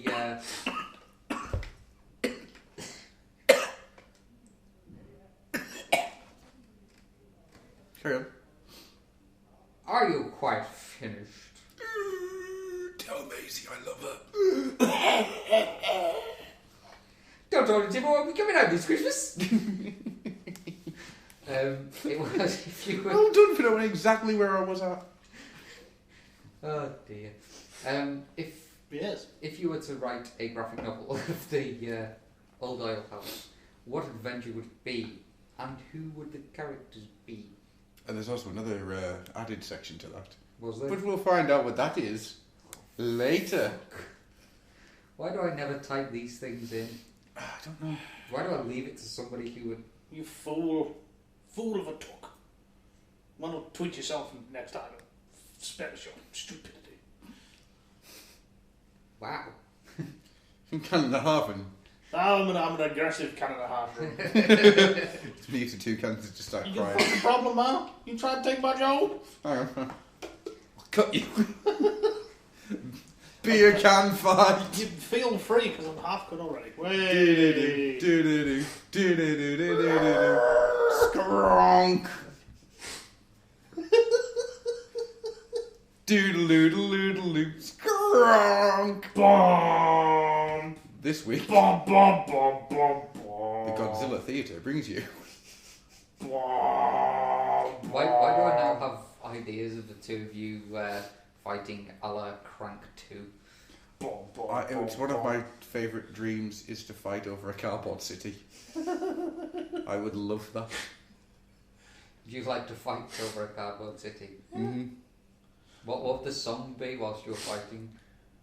You got the touch! No, there's somebody's done like a hip hop remix of one of the Godzilla tunes. Really? It's in the Dave Chappelle Blackzilla sketch. Right. To call me Godzilla, big fat Godzilla. Gonna break it down like your name is Thriller. Say, hey yo. No, he shows up in Japan and ends up going to take a piss and he was like, oh, it's a brown snake! and then when he has sex with a volcano later on, he's like, brown snake turned into brown snake! And then he pees on a bunch of them, like R. Kelly. And kills a bunch of Japanese troopers with the chronic. There's only one thing to be said when you mention R. Kelly. Not only is a man in a closet, that man is a midget. Midget.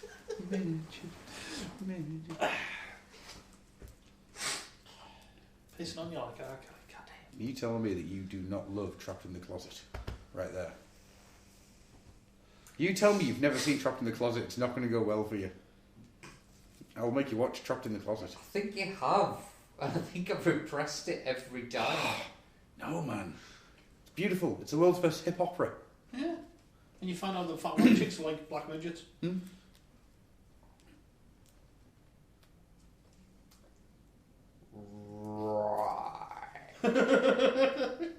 So, moving on. Thank you. If you are really wanting something to do this November, preferably around the time of November the 9th, then there is a northern meet happening, a proper northern meet, meaty meat full of meats and men. And men and manliness and beers will be drank with no shandies in them. It will be taking place in Newcastle from the hours of 11 o'clock till 11 o'clock for 12 hours of plastic poutine and pies. That's a lie, there's only going to be plastic. You've got to buy your own food. And pints. And Buy your pints. own pints. Plastic pints and pies, there we go. That's the name for it. It's going to be set and based and working from the King's Mile. I think it's the King's Mile. Hang on. I don't know what it's called, but I know where it is. Yeah, I can't remember now. Let me... Head out of the train station, turn right, get round by Starbucks, head up a little bit. There's pub on left hand side. Pub on left hand Pub on side. left hand side. Please note, everybody it is mandatory that everybody speaks in that way. Well, that's the Hilton Long Beach and Executive Meeting. It's the social meet, I think it is. That's it. Doesn't even know his own bloody Facebook page. Wowzer. You keep talking. You keep talking. Yeah, so there's going to be a bunch of us there. Me and Adam's going to be there. Because we're pissheads. There you go. The Mile Castle, Lloyd's number 1, Westgate Road and Granger Street. The lovely Taz has thrown up a link on there and information on hotels and such. So you're looking on Facebook for the social meet Newcastle. Yeah. And you'll see either my glorious mug or his glorious mug, or that Andy, or Dave, or whoever else is going attached to it. Well, there's a fair few people going to be there, so yeah. Dare I say, I'll be Canny League. Yeah, shoot you in the eyes. And Roman, Adam's been blinded by paintballs. Do you know what we can do? We could take a trip to that castle and shoot each other with paintballs in an illegal paintball game. Better than that. Better than that. Imagine 20 people all singing at the same time. Watch us wreck the mic, watch us wreck the mic, watch us wreck the mic. Psych. I'll fucking burn the pair of you. Oh, I'm up for this idea. You won't even be there and I'll fucking burn you, Rob. Oh. No. I am definitely gonna try even harder now to get that time off work. Oh man, imagine it. We just get everybody singing Let's Get Ready to Rumble from PJ and Duncan. I'll fucking kill you all. Oh, that'd be so good. You know, we'll stab you all in the fucking face. If somebody could just stop a certain thing happening around the 5th of November, then, you know. I have some duct tape. I got a gun. Yes. Someone go kill a load of people, blame them Call of Duty, and they might get banned. Call of Duty. I guess you have to watch where you stand in a game called Honor of Duty. See, you know what's kind of scary? My brain went with the Great Northern, mate. A couple of weeks ago, I was like, cool, I'll be able to meet all the guys again. A couple of weeks, started playing War Machine, and I was like, cool, I can get some cricks.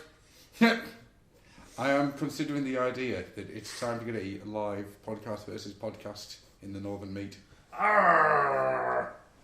I like the idea of we need to take it back, man. They might have a chance because we'll have had a few beers in us. Yes, and Andy doesn't drink. Jag doesn't drink. Curses. Captain Rick did. And Dave will have been shot in the face with paintballs, so we can't say anything. Dave will just be unconscious under the table. He's all fucking meat. He's had mead now. We can put that joke to rest, but he has drunk from my horn. Hang about, did you just say you were putting a joke to rest? Yes. I like how you focus on that, not the drinking from the horn. It works. No, everyone drank from his horn. Good lord. It was a very horny night. Andrew Griffith did enjoy getting his lips around my horn. So, moving on.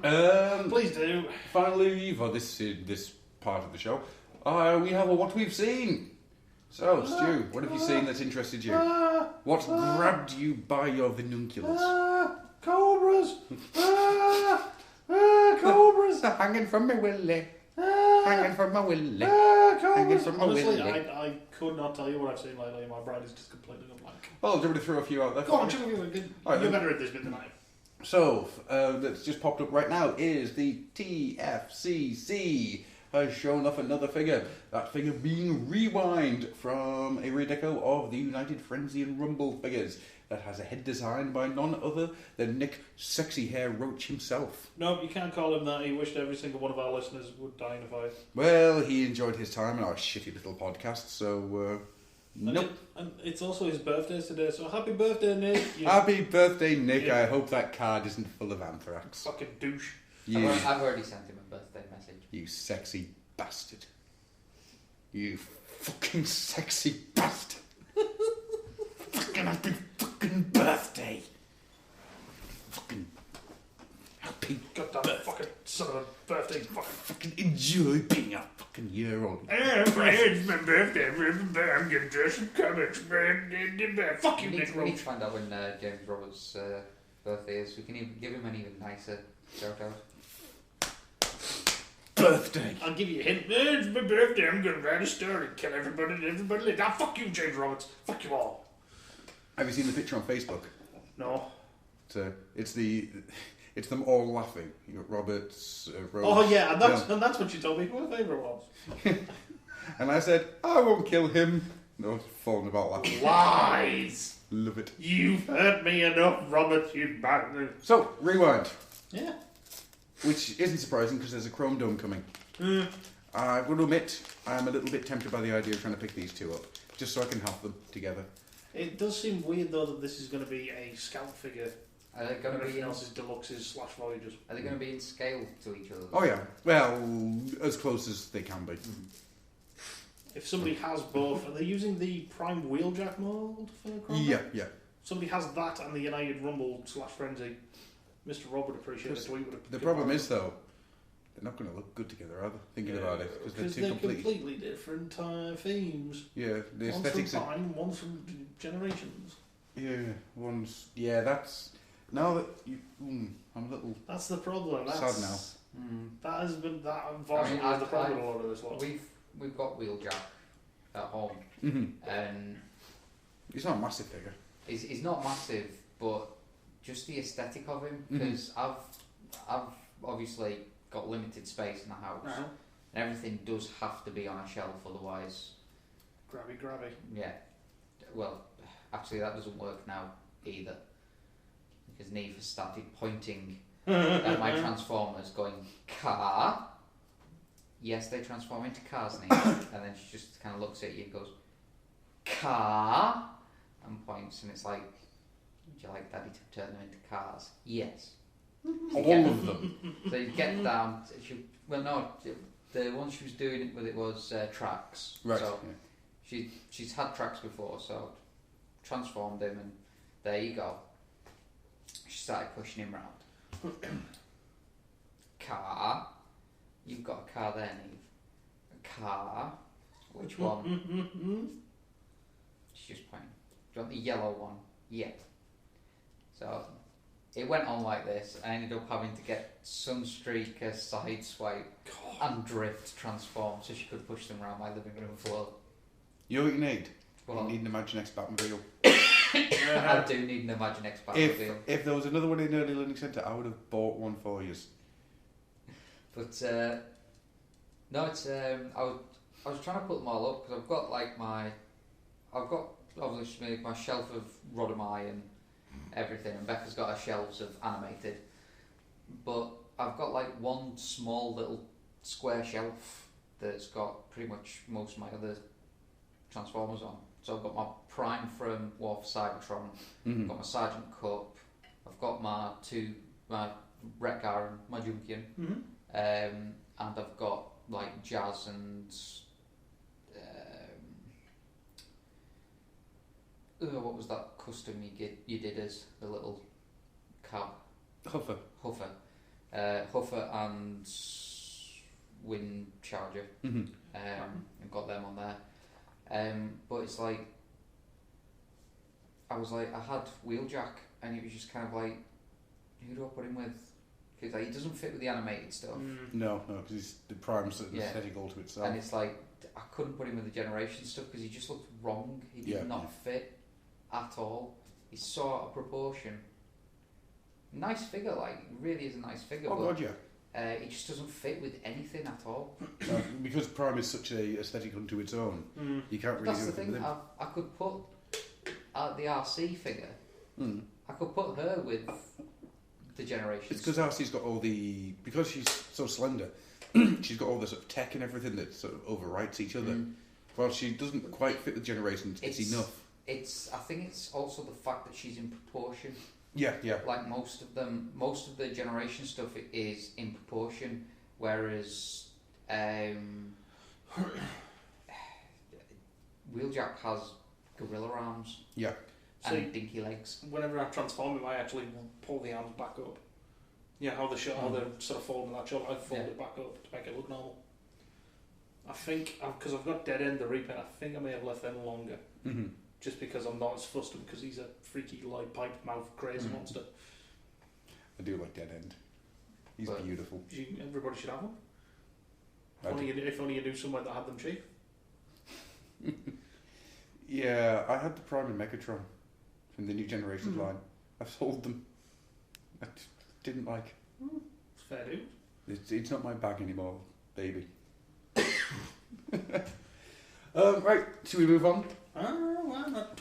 Okay. Next up, we've got Transformers 4. Let's get it over with. Yeah, right. So Transformers 4 is confirmed, kind of, as Age of Extinction, and from the looks of it, the Dinobots are in it.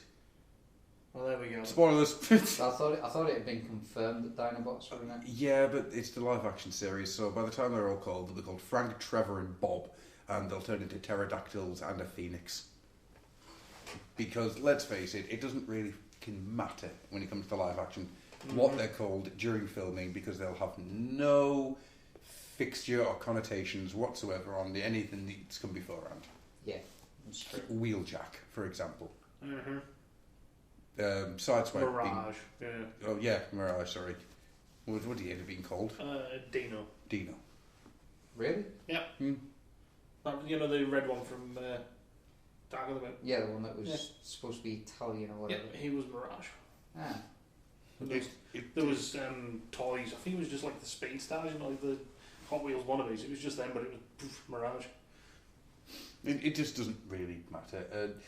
The thing is, though, what interests me is the very X-Men look that they're going for with this. All the posters that are coming up. Right. Yeah, it's Aliens Are Among Us report. Oh, the propaganda shit, yeah. Now that stuff always tickles me. That stuff always interests me. No, it's not. Yeah, because the picture of just like a wall plastered with Yeah. But some of them have got like Prime with hope, and some of them have got Prime with fear underneath. So it's like, and hate. So it's interesting, and I'm intrigued to see what that's all about. Problem is, I don't really want to spend money on seeing the film. The thing is, the last one there was stuff like there was an Autobot symbol with a big no thing. Yeah, like, and everybody went all, oh look, there's this symbol, it's been sprayed on this trash can, and like you never saw it, never did anything with it. No. So it's probably just gonna be that again. You'll see it in the background. I don't want to get excited for anything. I don't want to think, oh, maybe this is going to be it. Maybe they're going to finally do an interesting film, because... No, because it'll just be explosions, and then it'll make a shitload of money, and they'll put a whole bunch more money into the toys, and then there'll be Age of Extinction toys sat on the shelf for like a year, 2 years. We all get sick of them, and then we know the cycle. I do think that possibly this might be a step too far. I think the general public might be a bit sick of it by now. No, if there's one thing you can count on, if it's a director with a name, be it good or bad, you will generally get people still flocking to it. Uwe Boll. Well, that's you know, he's actually going to Kickstarter to fund his film. Yes, yeah, because German laws changed. Bless him, he is a mad bastard. No, I love him. Next up, this is one that I enjoyed. See, I have to ask the question though. You know, he actually, when people say that they hate his movies, he tries to fight them. Yes. Postal, the boxing match. Yeah. That's actually a guy who won the competition because he hated Uwe Boll's movies. So he's like, right, yeah, whoever can give me the best reason can turn up in my movie, but you've also got to go 12 rounds with me in a boxing ring. It's fucking, I love he's him. a mad bastard. I love Uwe Boll. He's fucking wrong. So what we've got here is some scans from a catalogue, from the 1995 Toy Fair catalogue it is, of some G2 stuff. Mangold. It's nice to see. I love looking at 90s artwork and 90s photo scans. Yeah, it's just really cool to see where we are compared to where we were here. I mean, this is all GoBots mostly. Yeah, the randomness of them GoBots body changes. And we've got Cyberjets. I freaking love Cyberjets. I think Cyberjets are brilliant.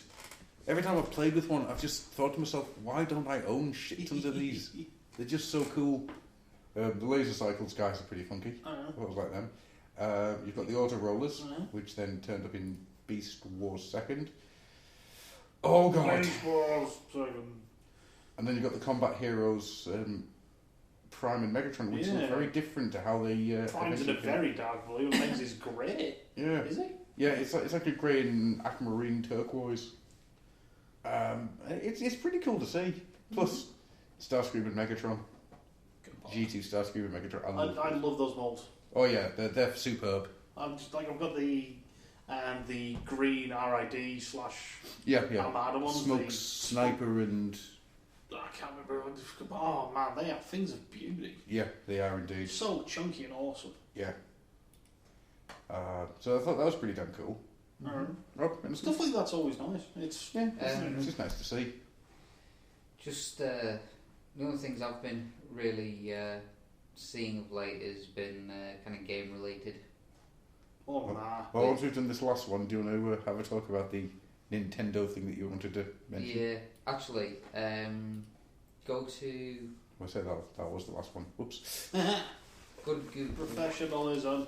Right. And search, first of all, images for 2DS. Guess what we're talking about, children. Second of all, have a search for Pokemon X and Y 3DS XL. Right, okay, I'm on the image search now for the 2DS. Yeah, so that's the two. Good. That's quite awesome. I love that. Isn't that I'm pretty sure, because this is what a lot of people are joking about, I'm pretty sure that's the picture they used for the April Fool's joke for the Nintendo 2DS. It is. Well, the 2DS is just like a wedge. Yeah.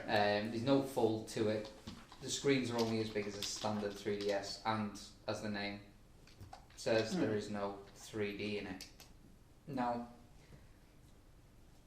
the blue one and there's a red one as well. See now, I can see where they're coming from with the 2DS. The papers have made such a big thing about 3D damaging children's eyes. Yeah. That to this day we still get people saying they don't want to buy a 3DS for their young kids because they're scared it's going to damage their eyes. You know? I mean, the media did a really good job of tearing it down. Yeah. So Nintendo have taken the 3D out. Yeah. We also get a shit ton of people who buy a DS for young kids who can't use it just because they're sick of them trying to get hold of their bigger brother or sister's console. So they're buying these for kids that are 2-3 year old. They can't play any games for it, you know, because a lot of the games do require a lot of reading and stuff. So it's like, it's a waste of time. But they bring them in with cracked hinges and stuff because the kid's been dropping them. Now, Nintendo won't do anything about that under warranty because it's accidental damage. You know, so I can see why they've taken the hinges out. I can see why they've taken the 3D out of it. And to me, it looks like a thing for younger kids, for these parents to be able to buy. And you know, I think it would really, really work. But they're asking too much for it. It's like anything else. I'm Misty, by the way. Hi. It's like anything else at the moment. The games market has not recovered yet from the recession. No. So all the consoles that are coming out this generation are massively overpriced on release. Well, I think the idea is they've made it cheaper to try and sell to those people who are buying for small children or whatnot. But it's still not cheap enough. If it was sub 100, fine. But I think once you hit that £100 mark, that's when people kind of take a step back and go, well, you know, too much. But I mean, they're releasing it on the same day that Pokemon X and Y come out, which is obviously going to get them a lot of extra custom. But as I was saying, they are releasing limited edition Pokemon X and Y 3DS XLs. Which look fancy. How nice do they look? Yeah, look rather tasty. It's some of the nicest decals on a 3DS we've ever seen. Have you seen the Super Luigi one? Don't think I've seen that. Oh man, it's basically as such it's just white, but it's just various shades of green of Luigi silhouettes. Nice. Dotted all over it. It's really funky. Well, it is the year of Luigi. Yes, I've heard about that. Ooh, Red Bull. I love the idea of the year of Luigi. Luigi. Doesn't get enough love. He doesn't. No. He's an awesome character. He's also a scaredy cat, and that's why he's more interesting than Mario. Before we go on, though, I do think it's funny to mention another thought that passed my mind. Do you think that with all the concessions that Microsoft have been making, they're just going to start packaging a PS4 with every single Xbox One? No? Okay. No. So we'll go to a break then. Sorry, that's just really, really getting my goat now. Well, the fact they're making concession after concession after concession. Well, no, because think about it. You've got a company that's come out and said, right, we're going to do this based on the data that we have collected from all the people who use our console. Mm-hmm. You know, we've collected the data. 80% of people logged into Xbox Live don't game 24/7. Oops. For the most part, they use their Xbox for multimedia. Yeah. You know, so Microsoft went, people are using our console for that. Mm-hmm. We're still making a games console, but let's make it easier for them to get all their multimedia in one place. And everyone went, it's not a games console. And Microsoft went, right. We've given you this DRM to stop piracy running rampant, so you can install a game to your hard drive, play it, whilst you've got another disc in the drive, and switch between your two games. And everyone was like, so they said, right, okay, you'll lose that feature, but we'll take the DRM out, because that's what you want. And personally, I would have gone, all right, yeah, that's convinced me to take another look at your product. You've listened to me. Mm-hmm. But no, what did the internet do? They back down. It's what the internet always does. It finds the negative and it. Then you've got the fact that PS4 has come out at £80 cheaper than the Xbox, and everyone's like, hang about. You are getting a Kinect, whether you want it or not. You are getting an incredibly decent bit of tech in there. No. It is the stuff I've been reading about this. It is fucking light years ahead of. We'll see what it's like when it comes out. I mean, the fact that this stuff is going into hospitals and that. Yeah. You know, is fucking amazing. And PC gamers have been crying out for this. I haven't. I've been crying out for Heroes of Might and Magic 3 to get a re-release. But PC gamers. And Duke Nukem 3D. PC gamers have been crying out for something that will allow them to switch their PC on with voice commands. Use things with hand gestures. The button's just here. Look! I'm not talking about you, I'm talking about the people who spend $3,000 on a graphics card. They're just stupid. But, you know, nobody praises a console for doing that. They bitch and whine about it. Then Microsoft says, right, there is shed tons of people playing FIFA online on our console. Activision are money-grabbing bastards. Yes. You know, it used to be EA, but now they have been outshadowed by Activision. So Microsoft went to EA. I miss Capcom Commander. And EA said, right, with Xbox One, you can have a free copy of FIFA 14. FIFA is in the top 5 of the games that are played on Xbox Live. Yeah. So Microsoft announces, if you have a day one edition of the Xbox 360, not only will you be getting, you know, your Kinect and everything with the Xbox One, you will get a copy of FIFA 14. Now, I'm not a FIFA fan. Mm-hmm. Never am I. That's a bloody good deal. Oh, it's a good Triple deal. A title game. No, game don't get me for wrong. free with That your is console. that is a good deal, but That's I a just good wish there deal. was an option for non-soccer fans. Well, there is. You just get the vanilla version. You know, I'm saying, you know what I mean? I wish there was something You- where it was you one mean is a it's- game for non-soccer people. You mean if you don't have the internet, you can always go for the vanilla version of the 360? Oh, boys. I'm just going to light this here and like back away from the explosion. But what did the internet do when they said you're getting a free game with it? Did they go blah, blah, blah, blah, blah, blah, blah? Yeah.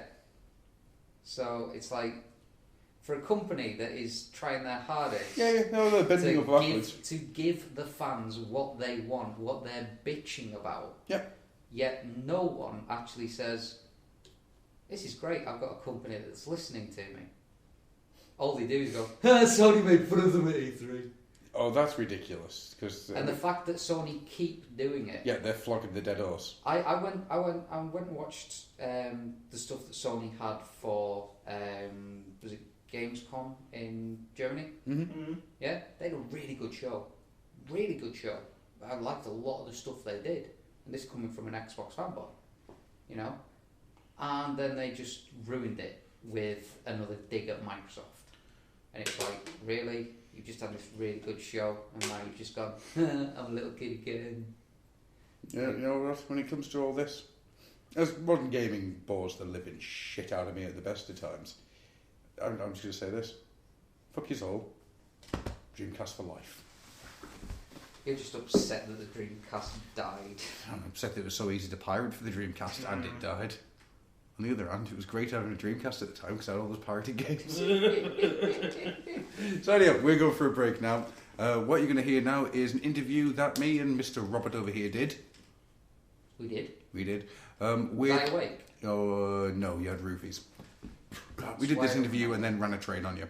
With Scott Ferguson, one of the guys who ran the Carlisle MegaCon. We're hoping to do some more work with these guys over the coming months and year, and hopefully we'll get a little bit more coming back from them our way as well. So plans afoot for the Old Oil House. Many, many plans. We'll see you after the break. Bye-bye.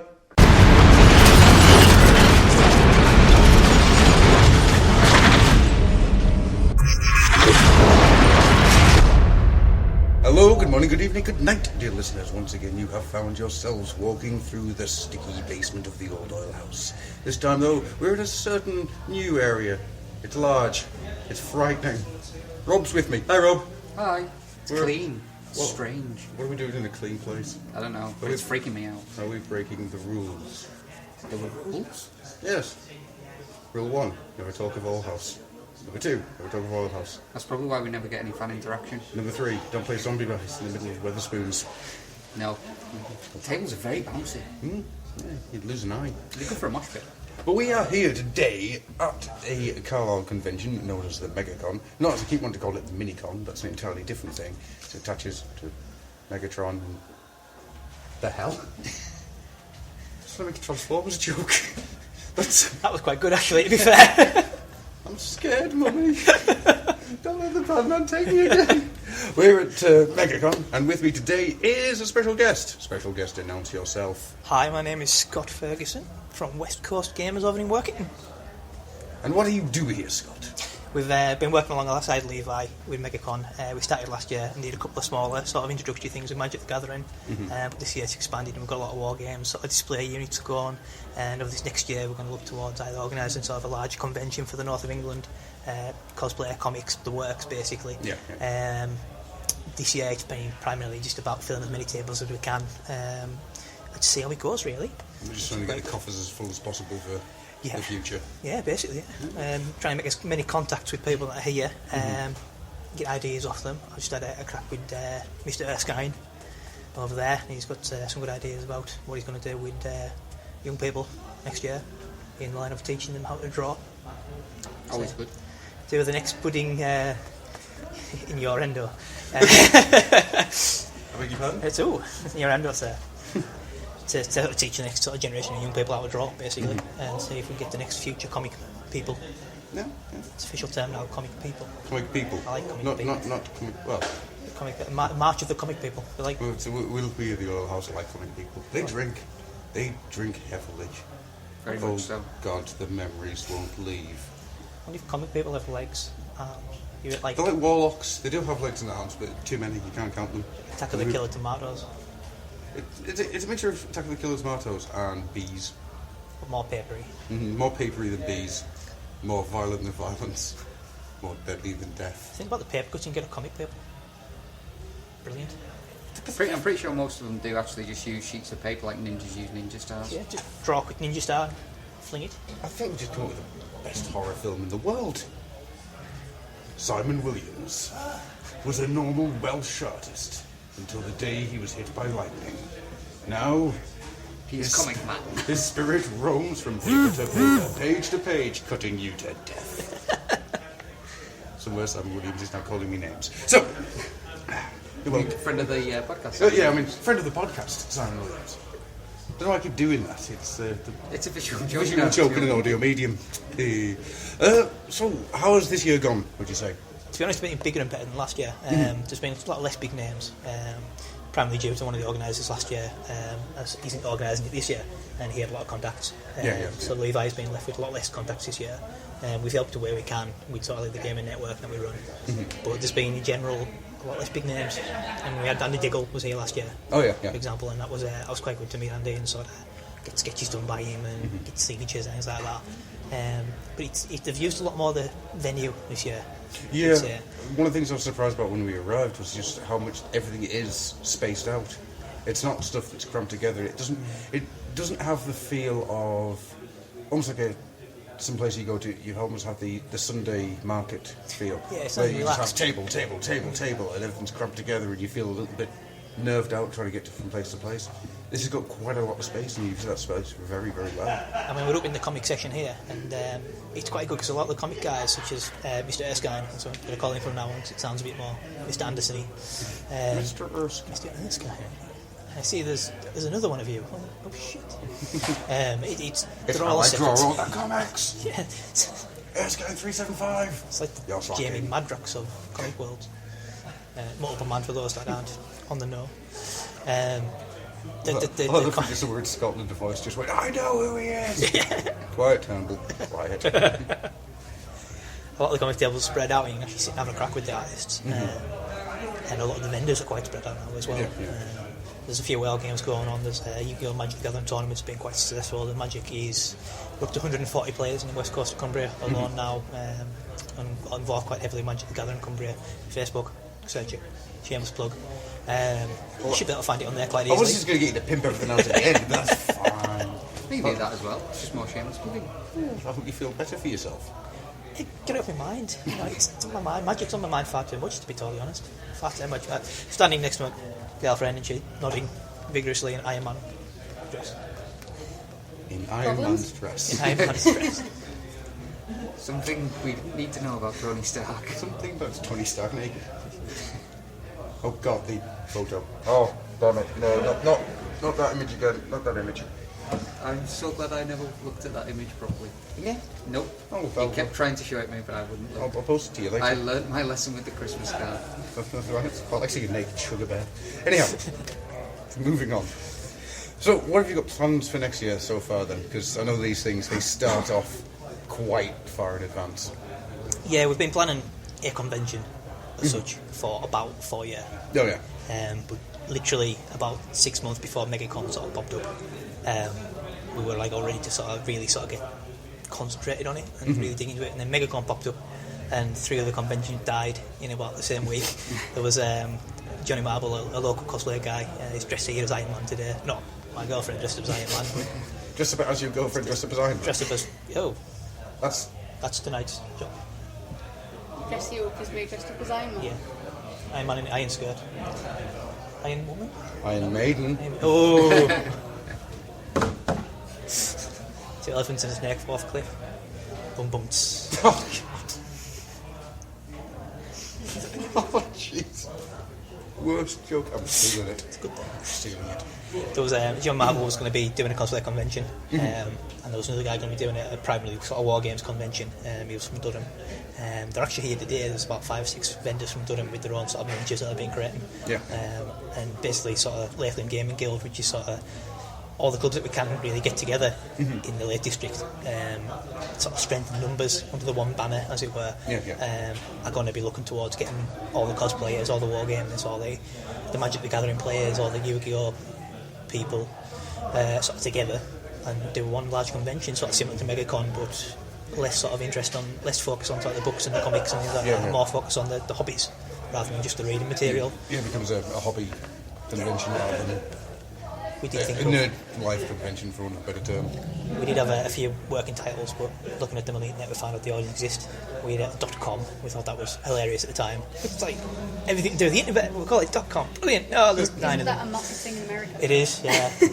And then there was like Awesome Kong, that'd be great. It sounds like that fat wrestler. Yeah, put it on. No, that's been taken as well. Right. Minicon, no, can't use them. That was freaky before. Quite like that actually. I get the feeling that the Hasbro ninjas are now wandering around. If somewhere you've got Hasbro Commander just staring through a window. Someone's used my names again. Right. Would they actually send the ninjas?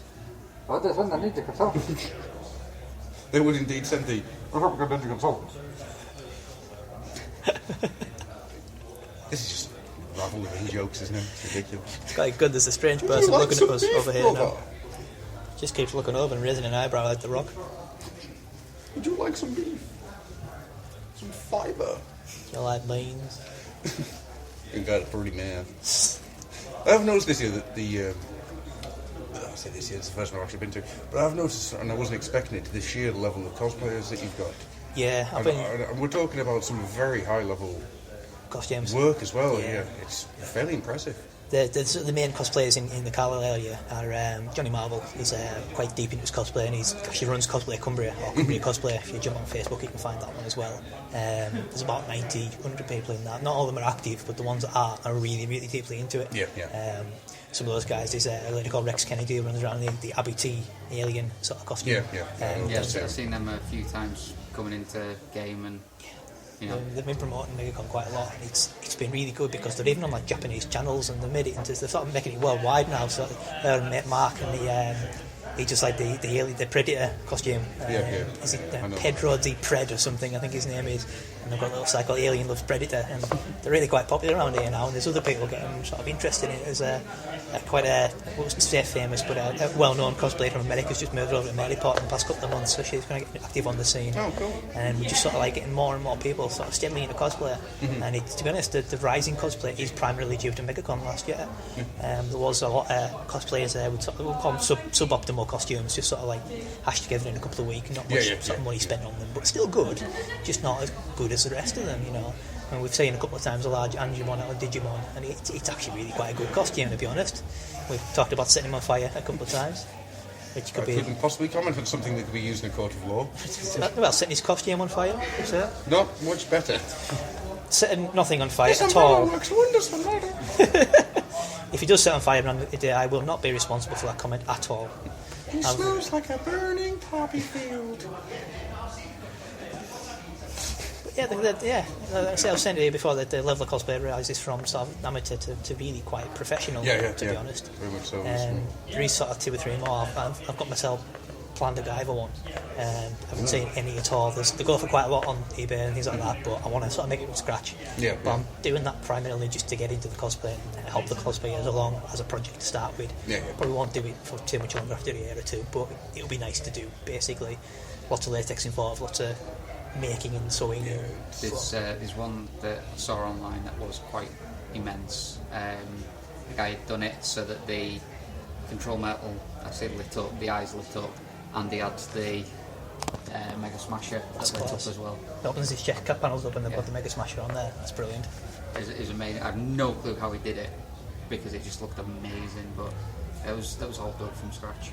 We're doing quite a bit of research on cosplay recently just because it's an area of and I want to develop sort of in Cumbria, and there's some really good small time cosplayers that haven't got a network, haven't got a support network, and that's the main problem sort of around Cumbria. It's the rural aspect.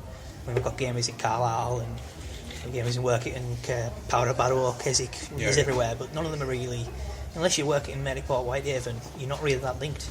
You know, we've got a big group, I must admit, West Coast Gamers in Workington now, and he follows on from the York clubs and that, so, you know, you attended yourself, Adam, and it's in the same place, same time and everything, so it's had quite a lot of continuity. But when we've had 5 or 6 clubs based around this area now, Carlisle Gamers has just sort of jumped up this past year, been helping them with all the policies, procedures, job protection and things like that, and getting them sort of on the sort of straight and narrow, as it were.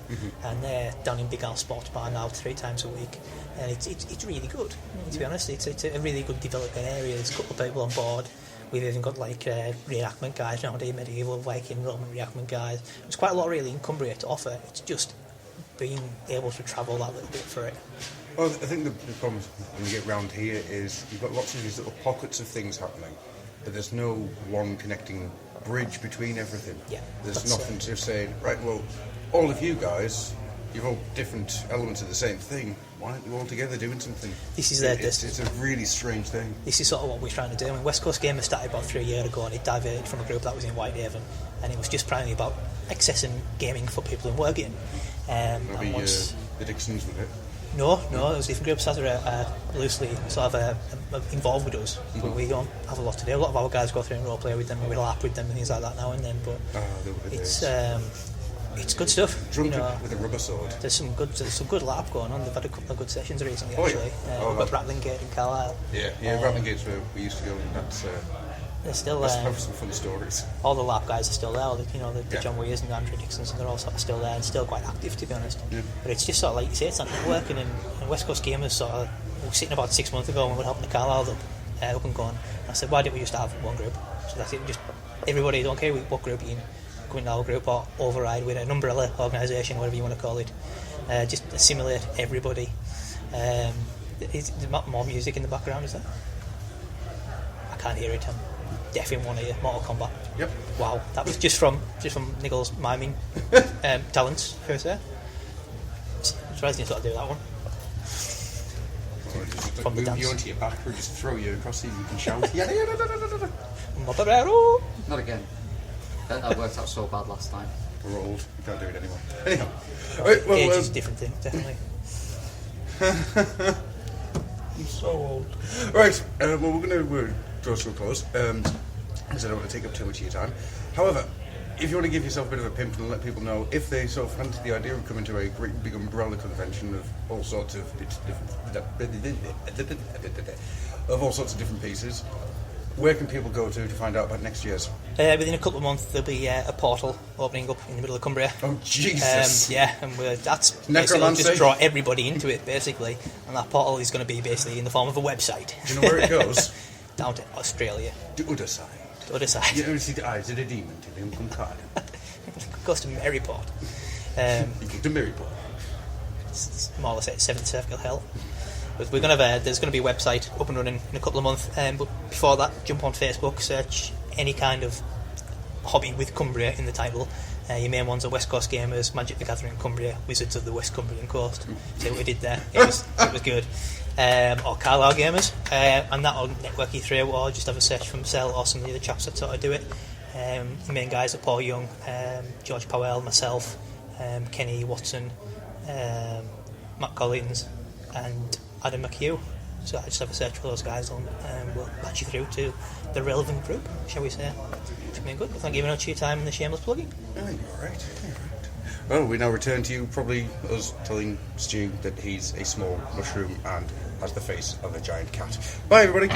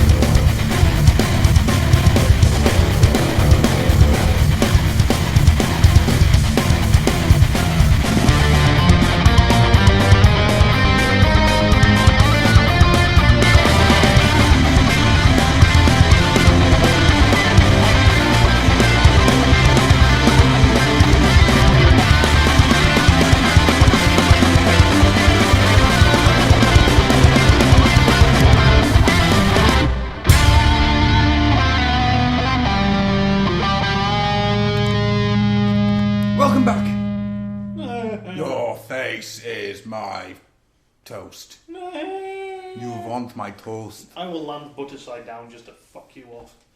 I've always wanted to butter the back of a cat. Well, cats land on their feet.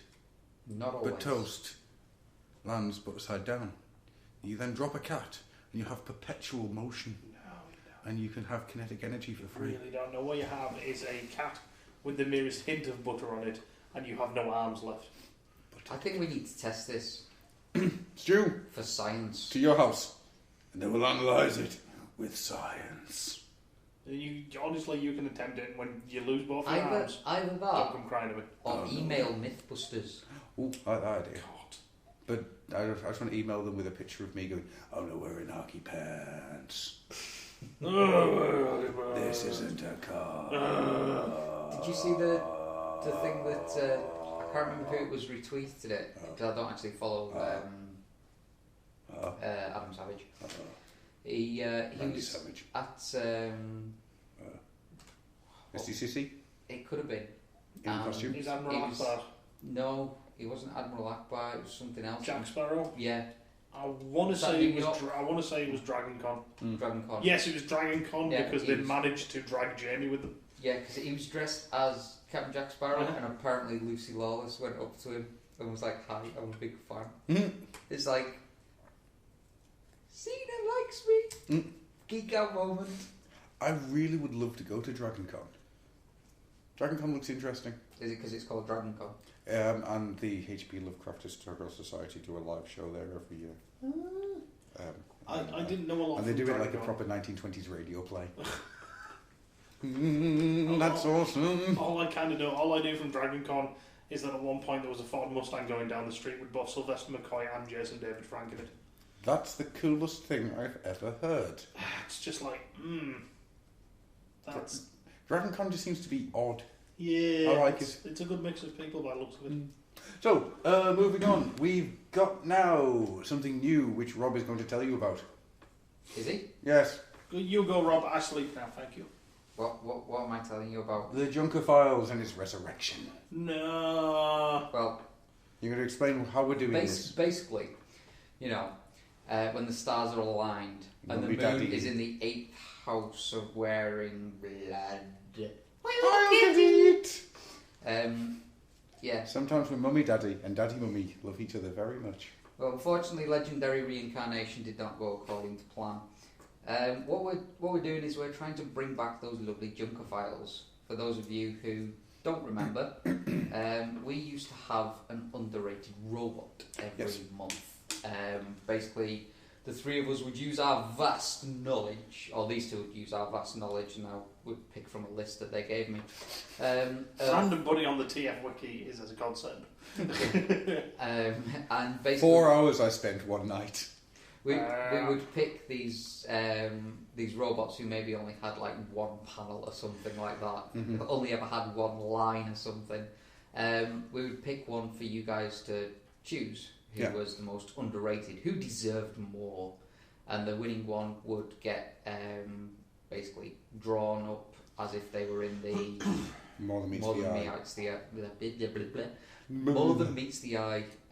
Or the Beast Wars profile source book. Yes, one of those, and they would get the a bio written by Mr. Adam. Yes. And which was awesome when Rubber Ducky. Barrel. Barrel is one of my favourite things that we've ever done with this show. I love Barrel. I love Barrel to bits. We're going to try and bring that back, but a little bit different. A little bit different. So what we're going to start off with is putting the Junker Files onto the Facebook page. Yep. We use Twitter quite a lot for the Twitter challenge. Yeah. But we do need to start using Facebook for something. The Facebook. So we're going to put it on the Facebook page. If it gets some recognition, I know it may sound big-headed, but we've got to know that people are going to want this rather than wasting our time. Mm-hmm. If it starts getting likes, more than just Tricky, then who doesn't use Facebook? I was just giving an example. Okay. If it gets likes and shares and stuff, then we'll know that people are interested and we'll carry on. But rather than having us choose the underrated robot and you guys voting on it, we want you guys to choose the underrated robots and then we'll pick from a list. Mm-hmm. So for starters, we're not asking for any names, we're just asking, check out the Facebook page. If you haven't already liked it, like it, and just check out the Junker Files, see what you think, and then we'll see what sort of impact that has had. Yep. So if you want to see some really terrible, terrible robots that you've never heard of, somebody out there has probably got a list. Just Is he checking it twice? He's going to make sure who's naughty or nice. Scrounge is going to fuck you. Nobody's getting any fucking toys. So, to start this off, we've got a character that we're going to bring to you now. Now, he's actually a character that won an underrated robot years ago. So... Did he? Was he our last? He was one of the last. There are 3, and I'm not going to tell you who the other 2 were, because I'm going to keep it a surprise, because I want to get those 3 done whilst we're getting this all sorted and set up. Okay. So, what we're doing here is we're actually, if you've been listening to the last few shows, you may remember the Well of Craptacular. Now, we're going to mix these 2 things up, because he is now a member of the Junker Files. And I want you to give me a spotlight issue based on this character. Reading from the wiki, the character is Dipstick. Dipstick is one of the guys in charge of the reconstruction project at Ingy Moor Fuel Depot. He hates trigger-happy soldiers. Dipstick was not a happy bot when Iron Fist's test run of the Lightformer cannon resulted in extensive damage to the reconstruction project, and let him and his buddies Pyro and Guzzle know it in blunt terms. Guzzle attempted to justify the incident by claiming that's what wreckers do, whilst Pyro simply tried to apologise for it. Unfortunately, Pyro's apology was cut brief as Rotostorm dropped a payload, narrowly missing poor Dipstick. Understandably, he was all too happy to be rid of his troublemaking quater as the pickup signal from Ultra Magnus arrived. As the soon-to-be wreckers boarded, Pyro told Dipstick they'd be seeing him, but he quipped back that as wreckers, they probably wouldn't live long enough for that to happen. Rotostorm quietly expressed his dislike of the bot as they entered the ship. After Cybertron was reborn in the wake of Devoid's attack, Dipstick watched on the view screen as Rodimus explained his desire to gather a crew to find the Knights of Cybertron. He ended up joining, at one point during the journey ended losing an arm. Whilst receiving medical attention from First Aid, he was temporarily frozen in place by one of Braidstorm's malfunctioning weapons. Some time later, he was part of the group that Rewind gathered to tell a true story. This, of course, means that Dipstick wants to have an adventure with Zaron, Atomizer, Sprocket, and Slapdash. Dipstick took part in the liberation of Temptoria from the Decepticon forces, and at one point elbowed Snapdragon in the face. Later, he was incarcerated in the Lost Lights brig by Ultra Magnus for his bad punctuation. 18 months from Lost Lights launch, the Necrobot had Dipstick as listed as deceased. So, Stu, give me the basis of a spotlight about Dipstick. Are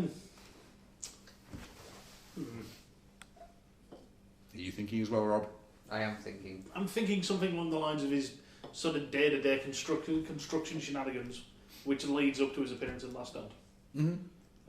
Pretty basic, I don't know. It could be some good. Something along the lines of every time he gets something built somewhere in the universe, something happens to it. Yeah, it would also be a great opportunity for them to come up with some more interesting dialogue for him. Mm-hmm. Such as munching piston lickers. Which was the one that they'd said, no, you can't use it. Rob? I think it would pick up just after his scene in Last Stand at Wreckers, where he goes on an almighty tirade about the trainee wreckers. Basically, all the other construction bots sort of start coming to do their day's work, sort of thing. He's there effing and blinded and just going nuts. He actually, because of the foul language he's using, he causes one of them to go into stasis lock, which means that he has to like basically be taken away by the security and that, Mhm. and taken off the project, and Prowl makes him go through a rehab course to make him not swear anymore. And after, all that, rehab with Prowl and everything, that's why he joins the Lost Light, because he has to get away from Prowl.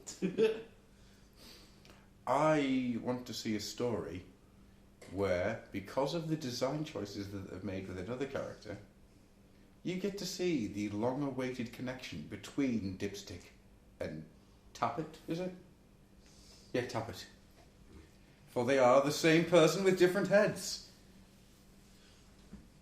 Yes, they are. Same old modes as well.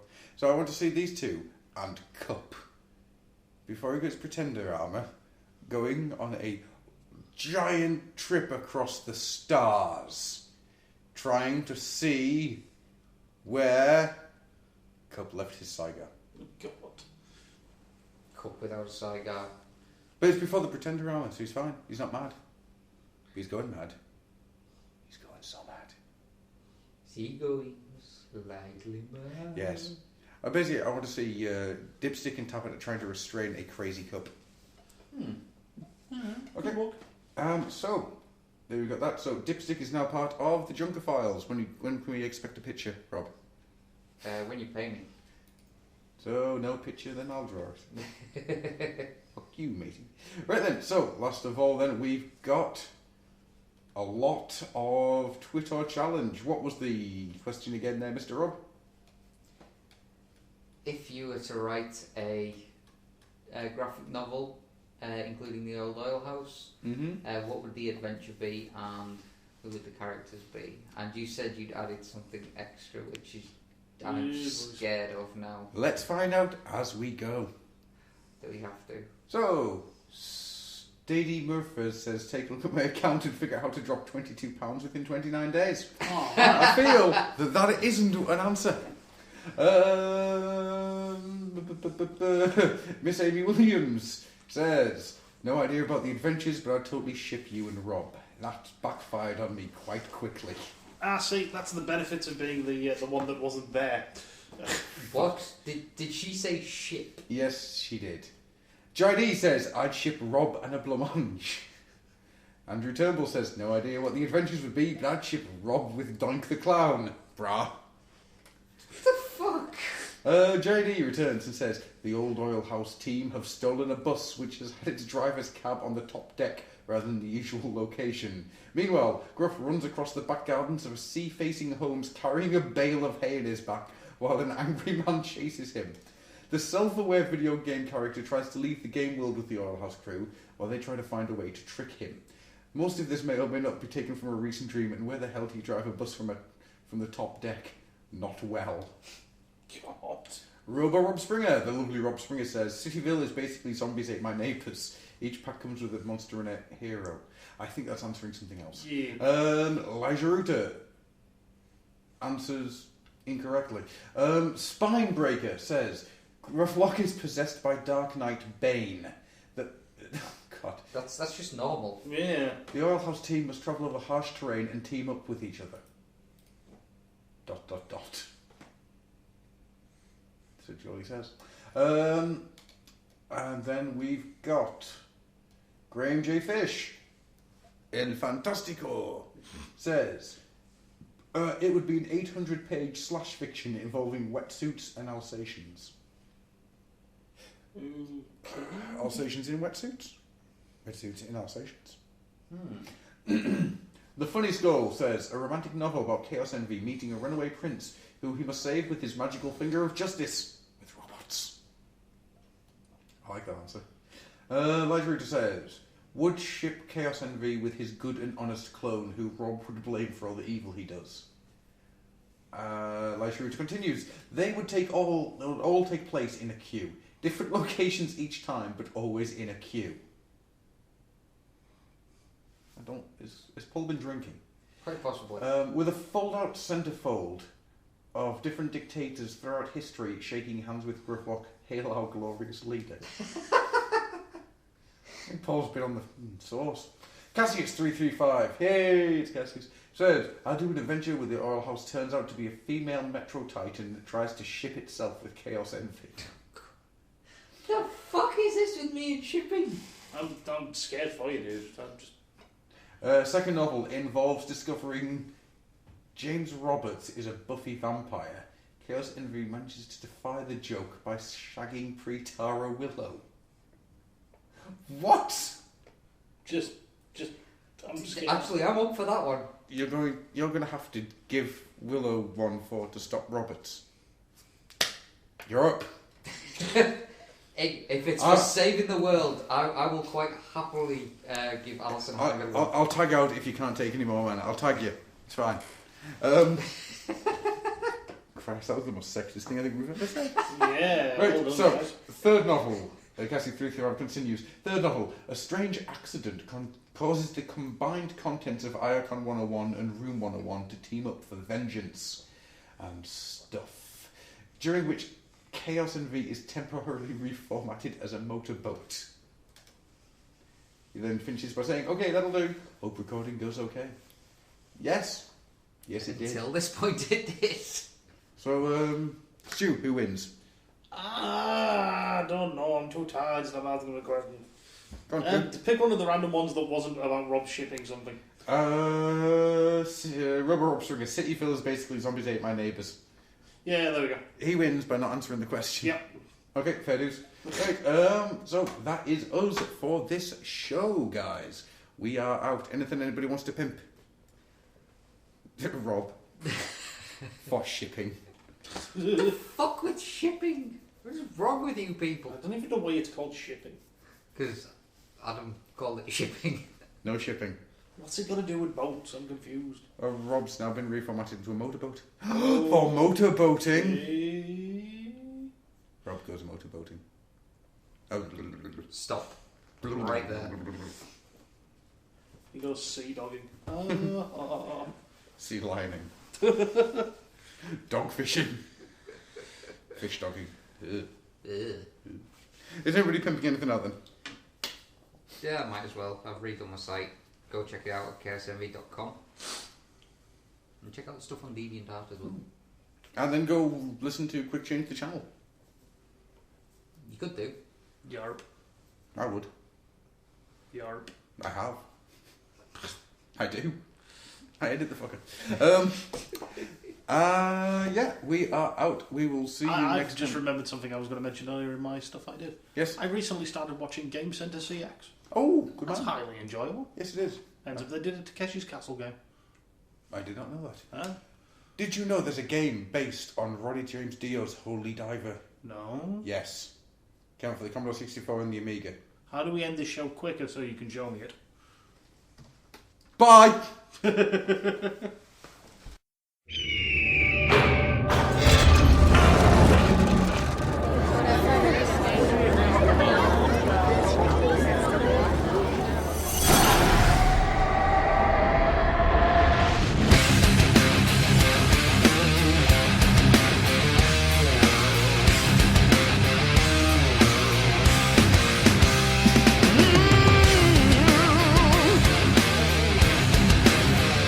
Yeah!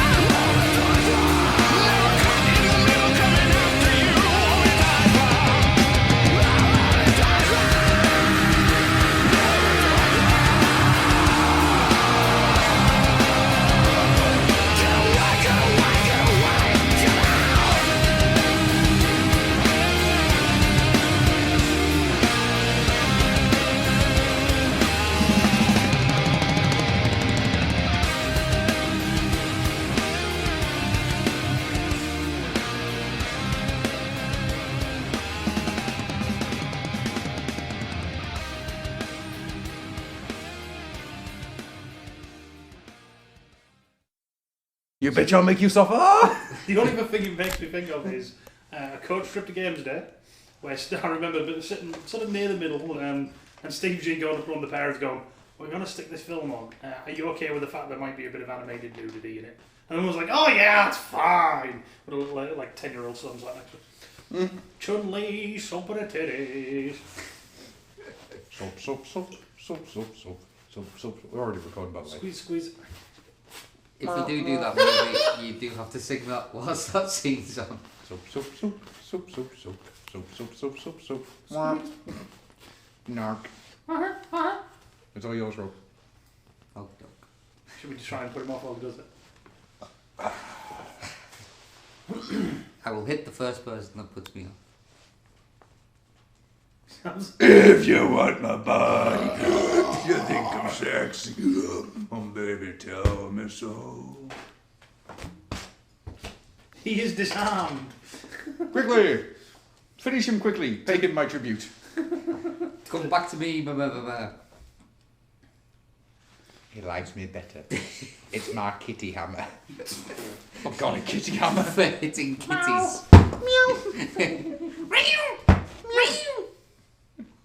And now it's time for Kitten Orchestra.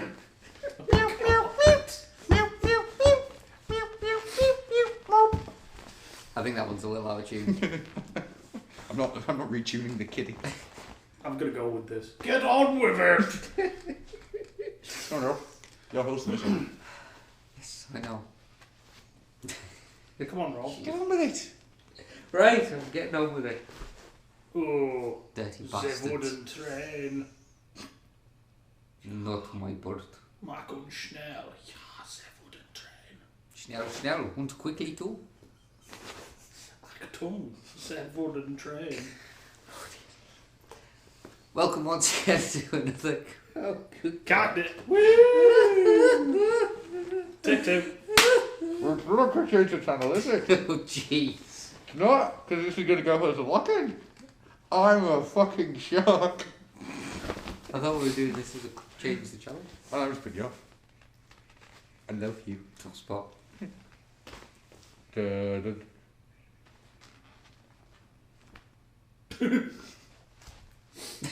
Angry ducks are back.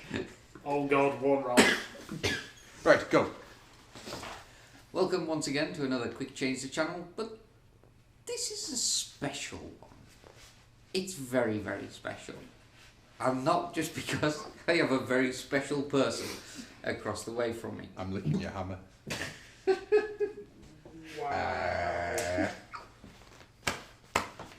Here, we've had enough of shipping for one millennium. No shipping! Right, Precisely. No, that comes over here. I've had enough. You do shit like that, you get shipping. Shipping. And As then per you get usual- customs charges. As per usual, I'm going to be the freaking grown up in this one. Enough. Parias. Pull this podcast over. Pull this podcast over, and we'll never get the podcast to Wally World. Sorry, Daddy. Roll them up. Look at all the podcasting podcasting poverty. Must mean we're on back to the 80s. You know what I'm going to say to you? There are thousands of starving children in Africa. Name 3. Kunta Kinte. What? Muhammad Ali. And George.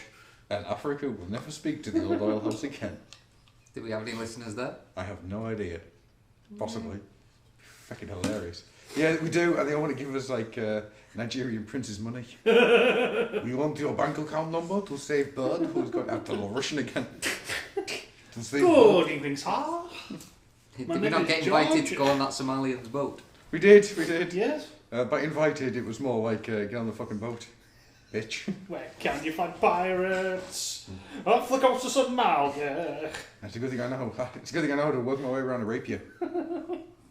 Come to Somalia, we got your oil. Although I did feel sorry for Topless Joe. Not Topless The way he Joe. swung from rigging to rigging with that cutlass between his teeth before hitting the other side of the rigging. Oh no. Ah, poor Topless Joe. No, Topless Joe, no. Anyways, as you have heard, I have some very, very, very special people with me today. We have the specialist of all special. Nobuto, it makes you happy. Nobuto, he's got a bum. Nobuto, he makes you happy. Nobuto, he's got a bum. Come on. You're supposed to introduce yourself. Oh, sorry. Nobuto, he makes you happy. Hi, everybody, it's me, it's Gruffy. Your host and friend. And joining me, as pretty much always, It's me, it's Stu, it's Dark Ages. I wish to spend the next few seconds telling you all about how you are a blight on humanity, and I shall purge you all in the name of the great hamburger. You are a blight on humanity, and you must be purged. So speaks Azrael, the angel of vengeance. No, the great hamburger. You dare to threaten Azrael? May his bun forever cover us with his glory. As if bullets could harm him. For he is the great burger. did you see that picture that did you see that picture that Nicole put up? And that was the cat eating the cheeseburger? No. It's like some dude's holding out a burger to a cat, and the cat's going up and taking a bite, and it says, "This cat has cheeseburger. Good game, internet. So everyone go home now." That's it, everybody. Pack it up. Pack up the internet. We're done. Last one out. Turn off all the porn. Anyways, we're not. We're doing something a little different today, because usually Quick Changes channel is all about the terrible, terrible, terrible movies that we still love. And this one, I can't bring myself to say anything about it being a terrible movie. I can. It is a terrible movie. It's full of flaws and animation mistakes and stuff that has caused fanboys to gripe and bitch at each other for years and years. Also, it blows its entire load within the first 20 minutes and then never manages to get back to any kind of rhythm. See, I still love this movie. So I don't care about any of that shit. I fucking love it. That's why I can't say anything bad about it. Okay, fair dues. I'm sure you will, though. I own this movie on at least 4 different formats. Because you are a... But why are we doing this movie? We are doing this because it's a very, very special day. Is it bring a shit ton of bees to work day? Oh no! The addition of more bees has just made the problem worse. No, it's the... Meanwhile, a national shit ton of bees to work day. It's actually the day we get a trailer for the new Elder Scrolls game. Holy shit, what is this? Fortune and fairy flame, do mine eyes tell me lies? A new Elder Scrolls game. Time is nigh, I must fly, venture forth on my quest. Goodbye ma, goodbye pa, and goodbye girlfriend's breasts. I'll be off as a wrath, till you later I rule. I'll be gone, I'll be long, I'm no longer your fool. Oh, the crap filled the gap whilst I wait to begin the adventure of a lifetime in the world of Rob's Kitchen. I especially like fighting the washing machine monster. He's a vicious beast, but I will fight him, and then I will loot the plates. I will take all of your underwears. You know why Adam couldn't find the forks before? Because I slayed the kitchen sink and looted them from its corpse. Excellent, I peed in that before, and now you are covered in my pee. I own you. I looted your forks, though, and I sold them to the trader downstairs. He gave me 4 gold beans. What are you selling? Forks. Beowulf, I need to loot your kitchen. I think you've found the wrong trader. I've only got gems, hoops, and a really large briefcase. No, I've got some forks I want to sell you. Oh, no, hold on a minute, love. Oh, I've got an especially large stash of forks in my other jackets. Have you got any GTA IV? There's a hole in my sock, dear Robert, there's a hole in my More than a hole? Look at that. You know, there has actually been one person who's come in and asked for GTA V5. This is surprising. The human race is, by the majority, a bunch of fuck-dribbling morons. Yes. That's why I want to put in the election proclamation. It's alright though, don't worry about it. No American government at the moment. So let's let those fuck-dribbling morons just keep going for it. We can't agree on shit. Right, just quit them. Yep. I like this idea. I'm taking my ball and going home. I think we should use this in day-to-day life. Oh, I don't agree with you. Let's shut down the emergency services. Trip Fucking bobbly morons. Anyway, on a more happy note, it has been 4 years since we've been doing this shit. Jesus! Jesus! That's right. This is a very special quick change the channel for the Old Oil House's 4th birthday. Indeed. So, we decided, let's not do a really, really bad film that we all love. Let's just do a film that we all love. Bad films for Christmas. Yes. So we're going to our roots. We're going to what this... We're going to our what? Our roots. Bloody roots! That's where Cook the Kinte came from. Yes. So we are going to our... Roots! Bloody roots! And we're going... Bowsman Pat. There's a Bowsman Pat. There's black and white cat. It's Bowsman Pat. So we're going back to our roots with the Transformers 86 movie.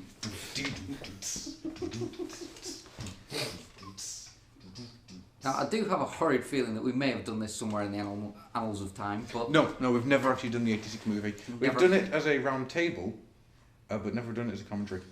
Awesome. We've done it missionary, but never doggy. And I don't think we ever actually put the round table up. So... Taunt the people with things they will never own. Which version of this are we watching that we have acquired legally? We are watching the DVD version. But that doesn't say which version it is. It is the UK version. Are you okay, doke then? He is watching on the UK version of the DVD. Arr. Gar. Arr. I did have the Blu-ray version somewhere, but I don't know where I put it. Which is a shame, because that's really pretty. Is it shiny? Oh, it's fucking gorgeous. Awesome. So, for those of you who are defiling this movie by listening to us wax lyrical, you can press play. I like waxing. In 3, 2, 1. Count the medals, 1, 2, and 3. Oh, I'm sorry. Are we watching fucking Sinister? No, just listening to a gong. What's wrong with you? Marvel Production. The old Marvel Productions logo. So, Rob, as host of this show, do you want to give us some information about Transformers movie? When was it released? Just in case people don't know. That we've introduced it as the 86 movie. So when was it released? It was actually released in 1990. Wow! Generation 2 Transformers the movie! You with the power of the Cybernet Space Cube. God. Unicron would just be clear plastic. Yeah. Don't give Hasbro ideas. We've got this mould, we need to do something with it. On a side note, I've done a pre-order. Oh, what you pre-ordered? I did a pre-order. Sounds like he's going, I did a bad thing. I did a bad thing. Look at the little kitty. Oh, look at this place, it's so nice and everybody's so happy and friendly and science! Just waiting for that to blow up in his face. Oh my god. What? Arbalest is actually tricky. Look, he's got his goo. And then all of a sudden, a giant monster planet attacks. Just like Tricky's workplace. I like the fact they already know his name. Did somebody go up and ask him? Yeah, it's like, does everybody in the universe know what Unicron Tricky, is? you need to grow a moustache. This is for science. Science! I always felt sorry for that one there, because it looked like he came out of Bubblegum Crisis. Well, you felt sorry for him because he was in Bubblegum Crisis? I escaped Bubblegum Crisis. Oh, shit. See, I felt more sorry for him because he didn't even stand a chance. I always like these guys having the little... lights on them. No, not the... Well, the lights are gorgeous, but I like the little chairs that are their tummies. It's like the idea that they eat really fun and all the food comes out like a little dispensing unit. So I always found it funny because... Obviously, I think I read the comics before the movie. So when I saw these ships, I was like, they're putting us on Trident ships. Because for the comics, they span them round. Yes. And that was the Quintus on Trident ships. Yeah. I do actually find this quite disturbing. It is, it's freaking horrific. Welcome to your movie, kids. Right, this dude's just showing up and eating the whole fucking planet, killing everybody on it. And those people were trying to escape and didn't. It's just like... Wow, that's it's fine. Dark. It's fine. Because now the music starts, it's time to get happy. Oh, this is such a good rendition of the song. If you're not doing it at home, get up now and start doing air guitar. Should we turn the volume up just for this song? Yeah. You, I know you're on a bus, just do it anyways. I demand you air guitar and boot that granny out the chair. Starring Eric Idle as Redguard. The Transformers as the Transformers. John Nelson, he was fucking harsh as whole one. Well, he did go back and go and hold himself drunk. Then a boy as Galvatron. It is weird how many different versions there are of this. Which one do you prefer? Do you prefer the Superman style? I prefer the cybernetic space cube. I prefer the dude doing his awesome description telling you what happened. The year is 2005. The treacherous Decepticons have fucked up everything. Led by the maniacal Megatron. I gotta admit, I do actually prefer that version. Yeah. It's just something about it. It is the year 2005. The treacherous Decepticons have conquered the Autobots' home planet of Cybertron. And that's enough of it being far louder than it needs to be. Oh, that soundtrack. Yeah. So good. Like, check me out, I'm Laserbeak, I'm looking at your machines. Car! Motherfucking car. I always feel that there should be some awesome funk music. What are you talking about? This is awesome funk music. I mean, it should be used more, like Black Dynamite style. Oh yeah. Pinnacle Little whammy bar. When do I get to go forward in time and meet Alpha Trion? Cats, Ironhide. Cats. I do love the fact that Ironhide just kind of like watching monitors full of Decepticons, just like Why, Yoda. See, the only other thing he does is sits there, punch that guy, kick him in shit, pull his arm off, hit him with his own, got half his legs in my room.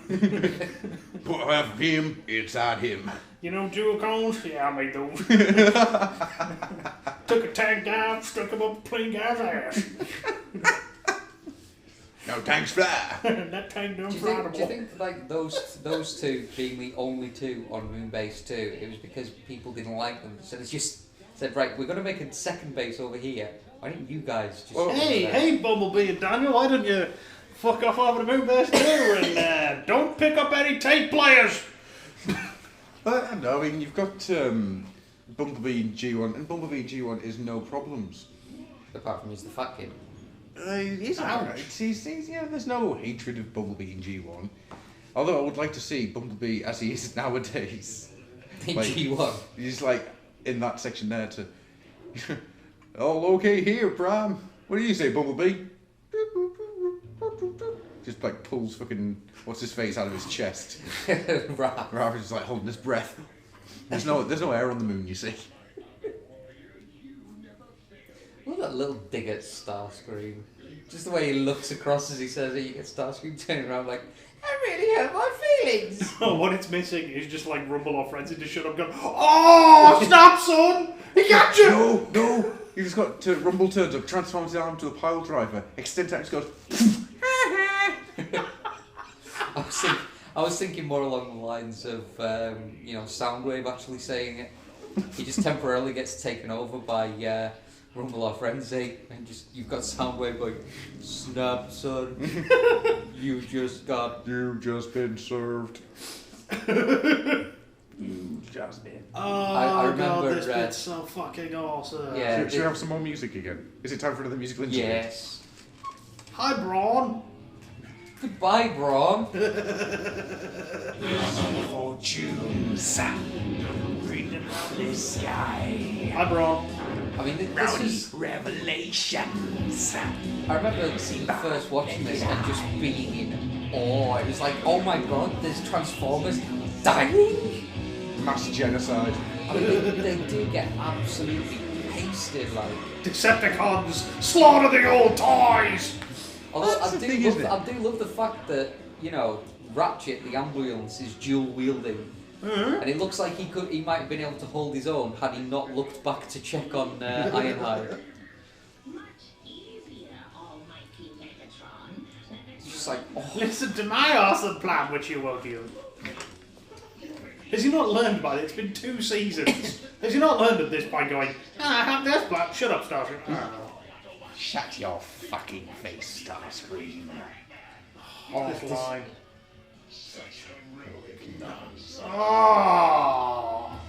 It's just that thing that it's kind of like, oh, I know, I survived, come on. And then you just... Megatron might as well just be wearing his face as a codpiece at this point. What I want everybody to think of at this point is, think about what he does to Lookout Mountain in a few minutes. That happened to Ironhide point blank. Yeah. I want you to think about something else entirely. For some reason, this sequence always makes me and my brother laugh. I want you to think about this in logistical terms. Okay. Right? Wait for it. When he pulls the fish up. Uh-huh. It's fucking tiny, you giant metal monster! I think he's trying to be... I always took that as being kind of... It's a whopper, alright. It's like, it's only the size of Daniel's head. It's not a giant fish. Made even worse, I think it skims the fish. Skimming rocks is for boring organics. I skim organics. Damn.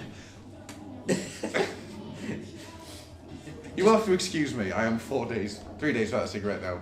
No, it's just the fact that this movie has one of the greatest soundtracks ever. Right, Daniel. Right in style. Oh. Now you remember what I used to be able to do with this film? Yes. I'm not even looking. Why don't we stop here?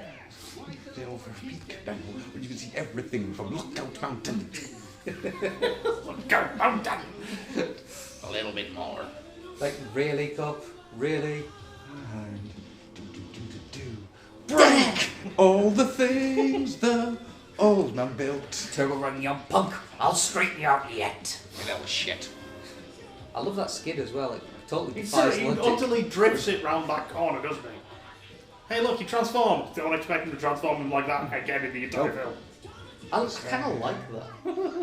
There's a hole in the shadow. What? You have to phone AA. It's like, hey, look, there's that piece you'll get on your masterpiece years from now, and it will confuse and annoy you. Oh, look, it's that thing that comes out when you buy the Heroes of Cybertron Hot Rod and wonder why the hell he looks like that. Then you realise, after you've already repainted his face. No! I love the fact it's an actual target on there for Megatron to aim at. Yeah, that just happened to Ironhide's face. I had a bit of We Pat always surprise there. forget how to... Oh, I love this. Here we go. Oh, come on. Come down, Auto Brat.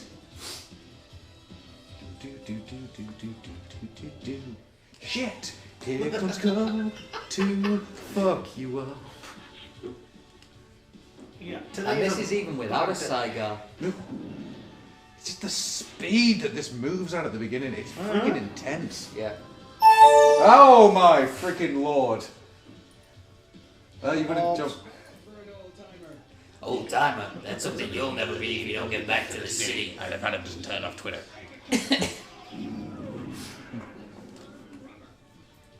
That's not very environmentally friendly of you, Hot Rod. What the fuck are you doing? Stop burning the rubber plants. Hot Rod, what are you doing? That's a rainforest. Oh, Perceptor. Eventually, he'll become a sniper. Yeah, we're back to some funk. I need to get the score for this film as well as the soundtrack. Yeah. The score's brilliant. Oh, if you get the 25th anniversary edition CD, it's got both on. Ah, cool. Including a live version of the Unicron theme. Nice. Which is really cool. Listen to that voice, like, jeez.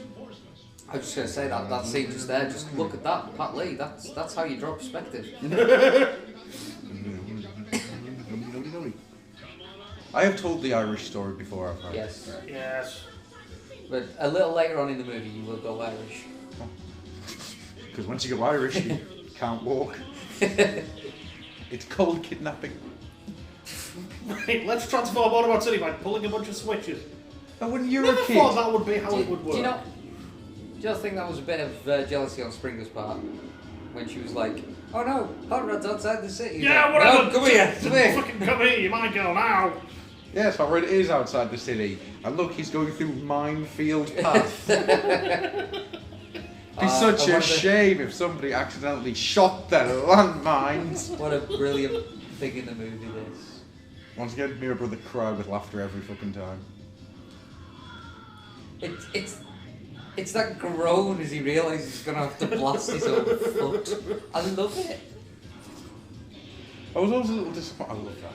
I was always a little disappointed that you never see Metroplex, even though they're slammer. Yeah. There's elements of Metroplex in that one sequence. Breach the defences. Phone for a Domino's. They'll open the door. Fetch me a Starbucks. Hang on, aren't you Cobra Commander? Possibly. Oh, this isn't the Joe Base. Oh, I'm sorry. I do love the idea that they eat their way in. How's your Genius. Their own way in. God damn, I love this film so much. Yeah. I felt sorry for this dude. Oh. Properly crunched. His head gets crushed. Do a kickback. I know somewhere in that sequence Ironhide flies past the screen. Ow! Speaking of blaxploitation.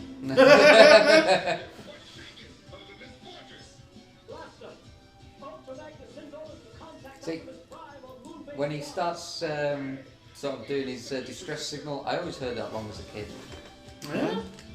Now, he transforms here and he does the, Prime, do you read me? The Decepticons are blitzing Autobot City. No. I thought you said they were pissing Autobot City. I never understood it as a kid. Wow. I always like that little glow Yeah. in the corner. I don't know why. Isn't it amazing how this DVD version, it just looks amazing. It doesn't it's look old gorgeous. at all. It doesn't look like it's a 20-year-old film. No. Not in any way, shape or form. And the only thing, obviously, is the fact that the designs are Oh yeah. old, but The designs are very 80s. Yeah, the colour and everything is brilliant. Oh yeah. I think I will need to find a copy of this on Blu-ray. Yeah, I was just saying, it looks incredible on Blu-ray. Yeah, just because it seems to have done such a good job with the DVD. Nice to see what they've done with the Blu-ray. See, I always kind of like how when the tape guy, when Blaster launches his tapes, it's not instantly, well, Steeljaw, the lion, has to fight Ravage because he's a captain. No! Dude's gonna fight the cat. Ravage is gonna go chase him like Laserbeak or something. I lost it because I wasn't paying attention. If Adam ever tries to do that point in the movie, he goes Irish. Something on the air, shim on the air, leaving around, shim on the ground, leaving the air, Lewis leaves nowhere, that's where. Oh, it is my favourite line in the movie coming up. But fuck you, Hot Rod, RC's mine. I just love the dragging in the dead and dying. It's like, it really is grim, isn't it? Yeah. Come on, put you back into it. Well, you can do better than that. It's got treads on it, could they not use that? Come on, Daniel. You add your extra weight to it because you're the children's fantasy character. Look, I'll thank you for helping, you little shit. I'll leave Daniel alone. He hasn't done anything bad yet. It's preemptive bitching. He hasn't started his very wrong relationship with a female machine. Fall in love with someone, yeah, you never fall in love with someone that you shouldn't love with. We need to find that video that Glenn did. Oh god, it's long gone, unfortunately now. I'm gonna have to remake it. Yes. Oh, so nice. Yeah, here it comes. Smush! I think, this movie was the first time I'd ever... Yeah! I think it's the first time I'd ever come across any combiners or anything like that. Yeah. I suppose, No, for me, it definitely wasn't because I'd seen fucking Revenge of Bruticus so many times at this point. You want to know why I love Bruticus? Because I own 2 videos. One was Dinobot Island, 2 was Revenge of Bruticus. I will watch them non-fucking stop. I never had a great deal of the videos or anything for Transformers. I had 2 or 3, and it was always, whenever it was shown on TV, it was when I was heading out to school, so I never got to see a lot of it. Here comes Big Daddy Prime. Destroy Devastator. Love challenge. We don't even need all 5 members of the Dinobots to go fuck him up. I do love that, the way he's just like, nah, just shrugs it off. And this is it. This is the point where the Dinobots. Wait for it. Yep. And comedic section. Yeah. There we go. That's it. The Dinobots are no longer a threat. Yeah, I was a bit gutted at how quickly the Dinobots were dispatched. That's right. They just become comedic. It is literally from this point onwards they are comic relief. That's alright, because here comes Big Daddy Prime. It's just that line. And I cannot listen to this song in any other context of this movie without feeling cringy. Yeah. But when it's in this, it's just like, I'm going to go kick the shit out of Megatron. You guys can all sit back and watch. I got this shit. Although, how many times do you, when you've read Bullets, do you just hear this song? Yes. I recently bought and completed Far Cry 3 Blood Dragon.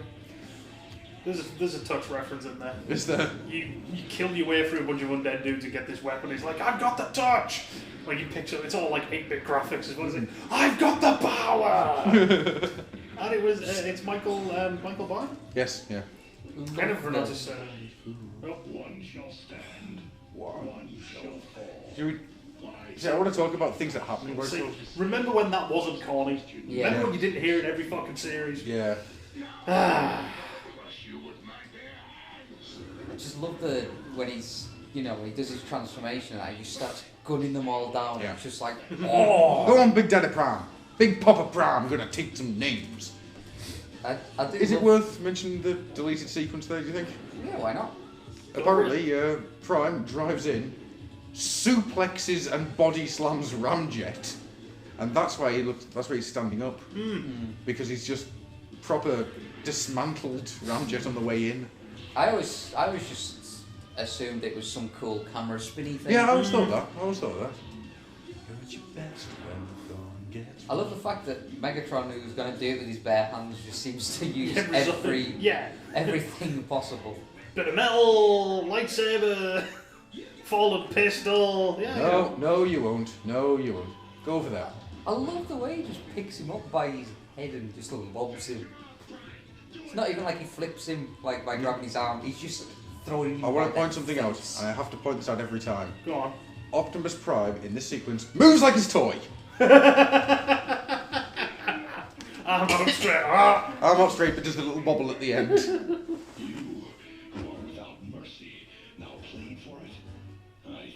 Give me your face. Yeah, there's a difference. Go cue to several years later. I don't want to fight you, Brian. Axe in the face. Just murders an old man. I'm sorry, but should the Matrix at this point not have kind of gone, yep, full of fail? I figured it out. He got shot through the chest. The Matrix is damaged. Right. Okay. That's why it picks the fuckwit. The entire damage on these guys is incredible. Yeah.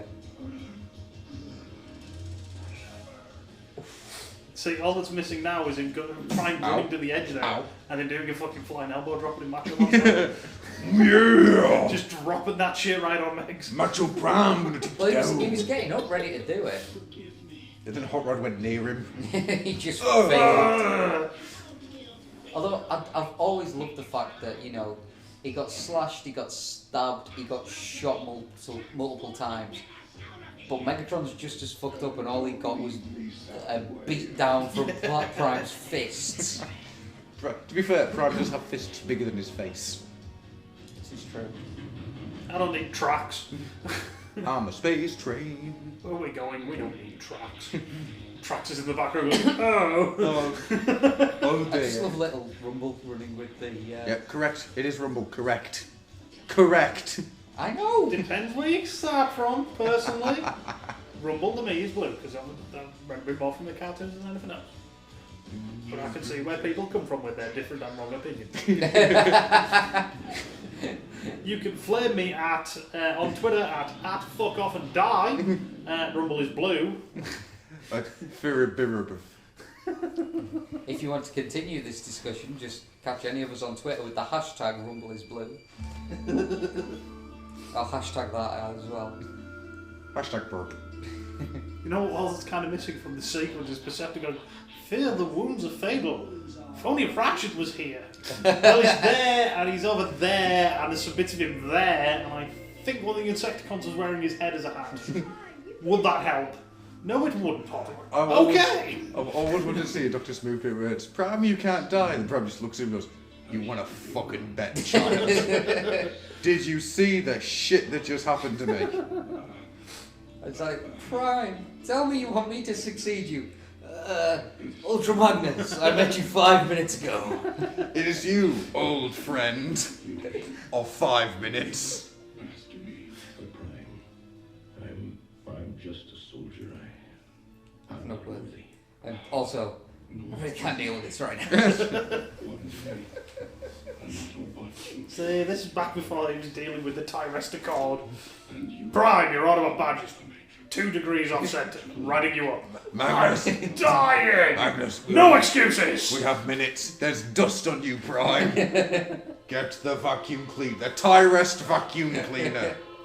Rodimus, take this down. He's just opened his chest cavity without filling out a P729. I just want to quickly draw a conversation that's happening on Twitter. T-Formers, Transformers Age of Extinction, possible reveal, and some noise. That was very large amounts of noise. Let's stop the noise. Yes. I do love the big pause there as he grabs the... And years later, Japan will release a figure based off those split seconds. No, not comfy. There we go. I always loved that. I always wondered why he did that. I like to think it was just the fact that it wasn't comfy. It was not an animation mistake, it just wasn't comfy.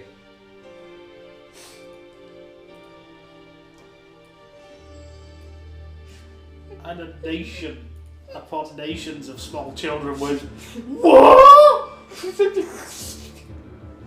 I gotta admit, I did love this idea of just having them go grey. And it stuck around, was all. Yeah, in varied some things I've used, but it seems like most of them have gone with they're dead, let's make them grow. I just love the idea that, obviously they are metal beings and everything, but it's just like the fact that they're alive gives them that colour. It's just a really nice kind of touch. The touch. The power. They lose the power. Oh, this is so beautifully done. I hadn't already had this planned. I see it is survival of the fittest. Oh. I do love the hands. I need new arms. And then everyone just gets chucked out. Goodbye, old toys. I get the fact that obviously the Decepticons are all just out for themselves and everything. But considering the way they write the Seekers and everything now, it's it seems kind of harsh that Starscream would have his own troops. But then again, at this point, they weren't even called Seekers. Yeah. Seeker was a fan term, wasn't it? Yeah, they just didn't turn up until the early 2000s, if I remember saying right. Maybe the late 90s, but I'm sure it's the early 2000s. Whoa, hold up a second. There's an important plot twist here. Starscream has used this as an opportunity to make himself leader of the Decepticons. I did not see that coming. Well, wow, we thought we were the ones who invented running a gag into the ground. He waited until Megatron was weak. That's like, my mind is blown with that plot twist. Just like I'm blown at how big Astro Train suddenly gets. Yeah. Sick of Ravage. Angry Kitty. At this point, Ravage is just like... he's just he's just jumped on Blitzwing there. Have you ever seen a cat fight? It's all the back legs. Yeah. He's going to be wrapped around his arm, kicking him. I love this. Just the voice. It's this whole sequence. Welcome, Megatron. I love the shake there when he starts speaking. It just gives an extra little bit of weight to that voice. Oh. And this is Megatron, who has been the big bad, has not been taking shit from anybody apart from Prime for 2 seasons and the opening of the movie. And suddenly this big planet just goes, "You're my bitch." Yep. Bitchy, you're my bitchy boy. It's this line. Pleases me to be the first. It still blows my mind to this day that that's Olsen's voice. That ain't right. I'm probably misquoted, but I'm sure somebody said, "I'm doing a film about toys that attack other toys." Yes. Or something to Is that that he's the biggest toy of all. That's great. What work am I doing? You're a toy. Okay, what am I doing? Attacking other toys? Fantastic. But you've got to remember, at this point, Rose was not a well. Oh, no. I do love that line of, "You exaggerate." Yeah, it's like, I watched that fight on pay-per-view. You got the shit kicked out of you, son. You lost.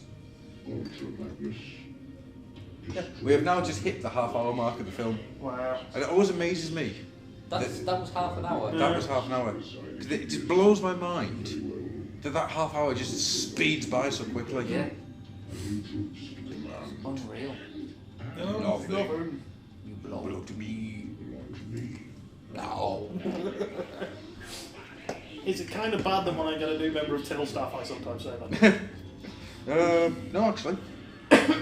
No, it is not. I've got to admit, I love the lighting effects and everything for this movie. I mean, that background stuff is amazing. This whole sequence, even to this day, is absolutely blow my mind. It's gorgeous. The only way I understand how they did this is insane.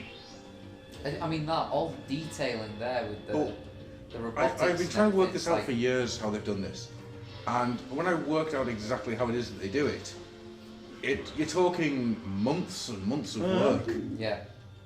It's crazy. Because is it the same technique they use for the blasts? It's the, when they did the little grid across the bodies, it came up and everything. I mean, that was perfectly contoured and everything. That was amazing.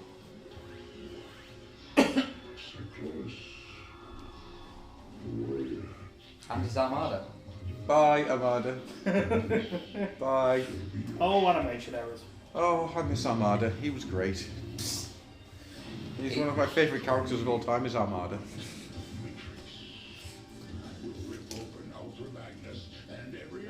I love the idea that he uses his cannon to fly as well. Mm-hmm. It's kind of a nice idea. And one that was fucked completely in Heart of Darkness. Where Galvatron turned into a tank, and his cannon became the engine. Oh, Heart of Darkness. You were shit. So very, very shit.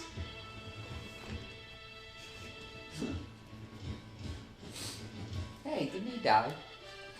Hey, who knew the Constructicons was so musical? I don't know how he's blowing anything.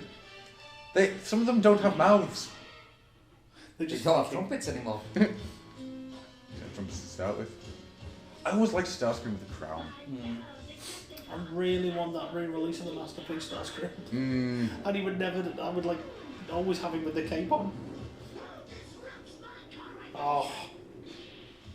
Such a good line. Starscream. This is bad comedy. I love the gold statues as well. Because this is like, you know, this is a war-torn Cybertron. This is we own this shit Cybertron. Yeah. Well, basically, those statues are just towers of pimps. Yep. Literally, each and every one of those are pimps. So in the background, you've got Alpha Trion. He's got a hanky around his face. He's throwing cats at people. Now, I don't know what it is, but it's this whole stomp, turn, and scrape. Yeah.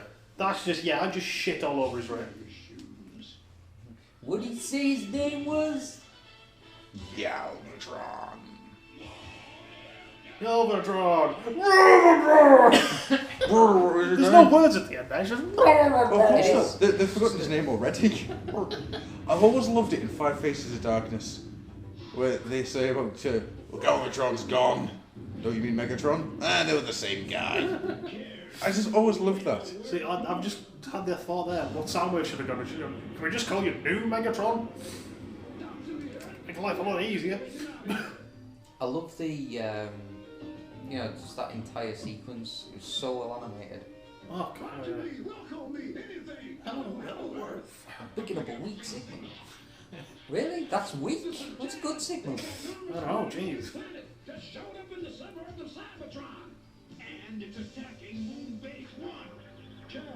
Hey Magnus, it's your first day on the job. Deal with a planet eating shit.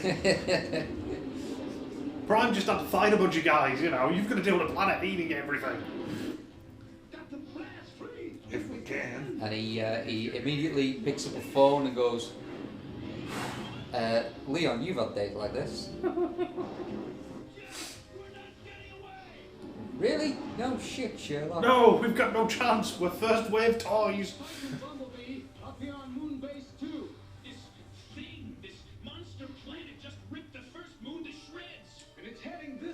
Well, yeah, you can fucked. It's a great idea. It was feasible. But it's a fucking robot that is a planet that eats planets. I love that if this doesn't stop it, nothing will. Yeah, like making the point and just making that extra, well, no one's going to stop this fucking thing.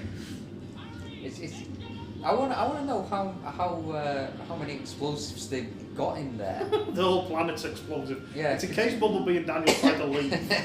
I was going to say, if the entire planet's an explosive, then wow, that's a bit dangerous, is it not? Let's put the human on that planet Hey, with all the I'm just gonna put my hot cup of coffee here. Oh no! Oh, hang on, is it? There we go. It's a kids' movie where the hero dies and the dude swears. Like, what the hell? Where did that come from? I don't know. It's the bit later on that they cut out. Holy goddamn motherfucking fog nuggets, it's Unicron! Yeah, Rodimus changes. Hot Rod changes. Rodimus goes, Jesus, titty fucking Christ! I am nobody's bitch. Fine, I will go make you some money. Vector Sigma chassis fucking Primus. Just throwing it out there. Lovely thought. Thank you. You're welcome. Autobots, I'm not quite sure what's going on here. Channel 4 we missed now! He was there for all of a few seconds. What? I just noticed there in the background, Perceptor with his arms crossed, just looking like it's, I really want to shoot someone. That's like Perceptor standing there like, you see this chest? Perfect for a fucking Matrix. Not a single fucker. You don't even have a chest, Magnus. You got this arrow pointing to your crotch. Up there, Snarl again, and you won't see him till later in the movie. How did they get there so fast? Space bridge technology. That shit, dude. It's like,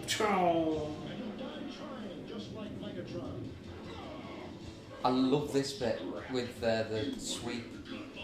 That's awesome. Just the fact his head pops up while he talks to him. Well, that's how sweeps have air brakes. They put the face up to slow them down. It's the beards. Yeah. And you better stay close to me. Because I'm hot rod. Because Boom! Cock blocked! You're looking hot, Rodimus.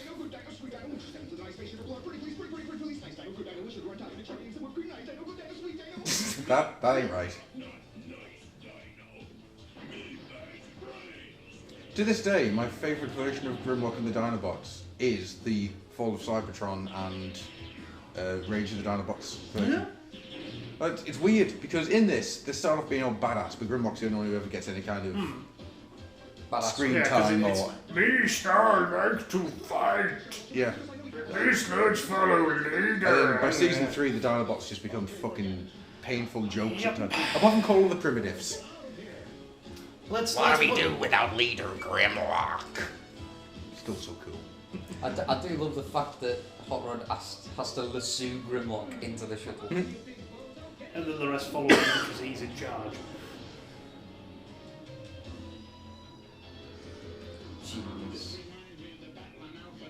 What was I saying? Grimlock, get your noodle out of my face! But then you've got the Marvel Comics, which has probably the better... Well, it is the better version of Grimlock, the Warrior King. But the rest of the Dinobots still don't get a huge amount. I don't know. It's just so cool to have actual characterization for Dinobots. Fucking Of Mice and Men reference right there. Boom! Yes. Literary reference. Because he wants to tell him about the Petro rabbit again. And that's what Lenny keeps saying to him. So at the end of the movie, Cup kills Grimlock for his own good. Now, have you read Mice and Men, or are you just... No, I've read it. Oh, thank God for that. It's fucked See, up. Oh, yeah. That Seriously line messed of, up film. A if- book. Yeah.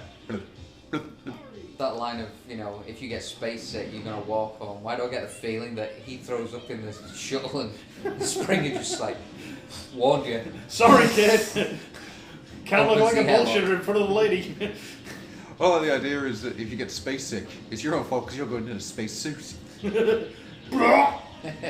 Washing machine! Nope, after the joke the story I could tell last weekend, it... Oh. I'll tell you after the show. Oh, no thanks.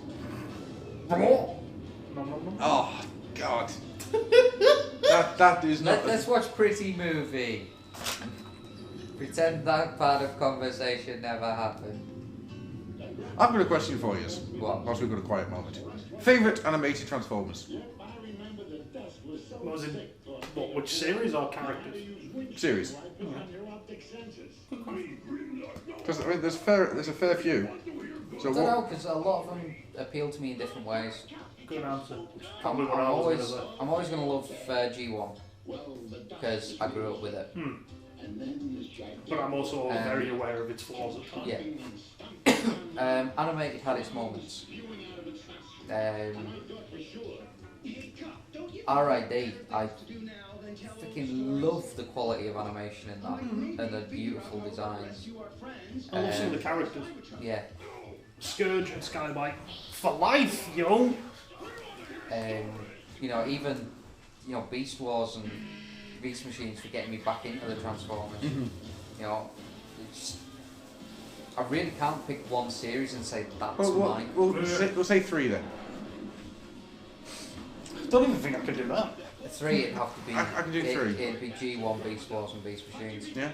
Yeah. See, mine would be Beast Machines. I love Beast Machines. Then Master Force.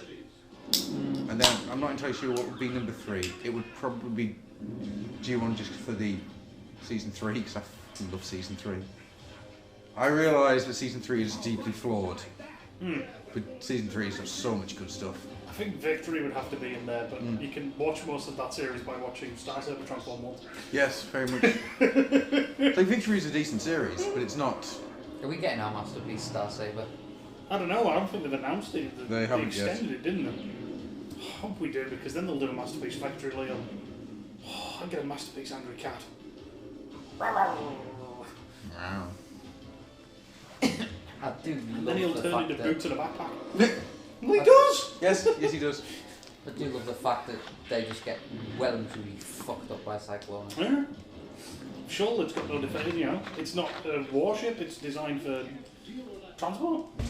So Cyclones goes zippy, zippy, zippy, pew, pew, pew. And the classic line of, I can't deal with that now. Then that's exactly what they're going to see. Chuck Daniel out of the airlock.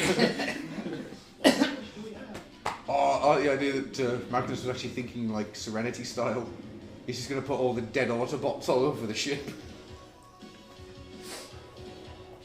This is my lever of death. See, that's the only thing that got me about, this part. Is like, hang about, isn't that a bit of a waste? You know, everyone's only in the front of the ship. What were they using the rest of the ship for? Pornography. Storage, energy, and to resurrect the dead. So they've lost the ability to resurrect the dead. Yes. But the Junkions still have it. Because they didn't detonate the back half of the ship. They didn't even know they've got a back half of the ship. Oh, you dirty minx, Galvatron. Take me now. That was an important part there, Springer. You may want to go back and get that. That was called the engine. Seeing as how they would have got a point. The man has a point. Preceptor, fuck off. I love that little glow on his face. And the Magnus kind of like sat there just tapping his face.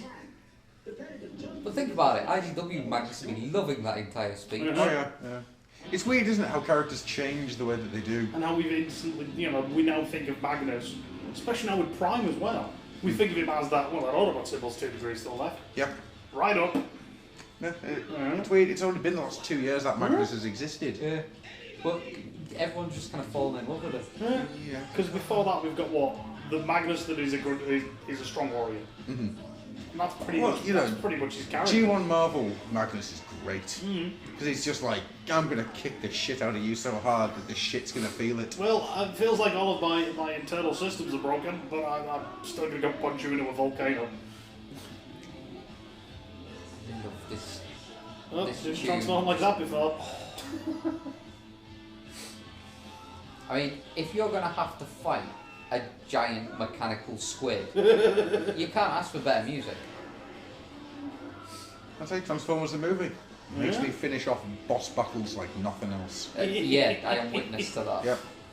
Kicks the Is shit it out of 13 times you failed that boss something battle? something like. And then just put on the touch and you did it first time. Yeah, perfect. Nothing hurts me. It He amazing. became my bitch.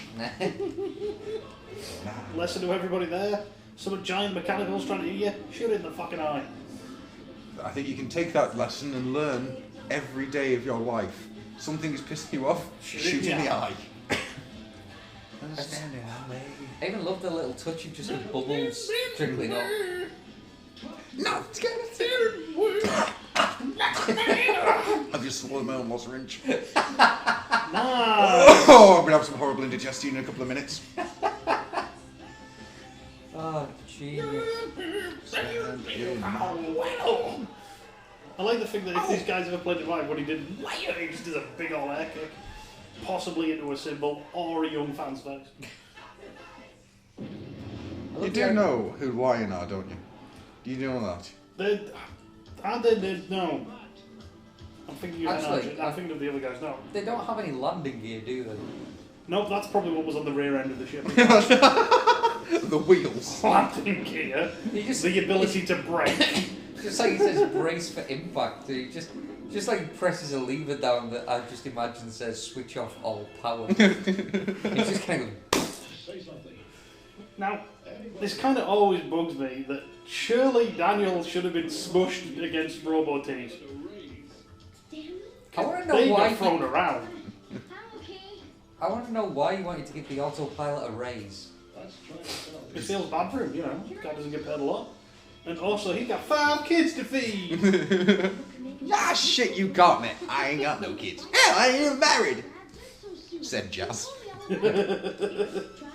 Yeah, your dad's exosuit. What the fuck is this up here? It should have been in the back. I'm gonna blow that shit up. I like the idea. It's like, click, and now you'll never get out. What? Automatically sealed. You can't actually get out of it. You won't grow old. And later on, it'll become a head. People always ask me how I go in the suit. Like that. Daniel, it's got no urine replacement. So you've just pissed yourself. Really? Yeah. I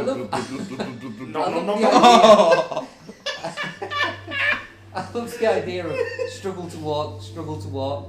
I'll try a mid-air flip. Yeah. That's why, for the rest of this film, Daniel only spins and jumps.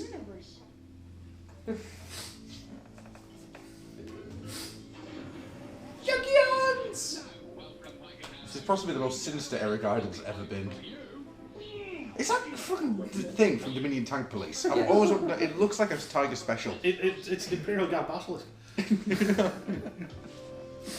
Oh look, Sharkticon tails make up the fauna. And who would think years later we would release Junkions and I would go, I need them all. You know what I've always liked about Quintessa? It's fucked up. The angles. There's a very Lovecraftian bent towards Quintessa. All the angles are like Raleigh, they're just not right. I love how grumpy Cup is. And then he just lightens up instantly. It's because he hasn't wired his head back up properly. His emotion chip's just like clicking on and off. I'm really happy. Go, carry on! Oh, completely different transformation again. Yep. Oh, they had to do the Hot Rod's modular. What was Was it worth it? Was it worth it? Yeah. Yes. Oh look, there's things in the piss. That was a swamp. Oh, that's pee. Look at it. Zip. The universal greeting's amazing. I've said it before and I'll say it again. I only think this week's because you hear it, you repeat it as if to say, what the f***?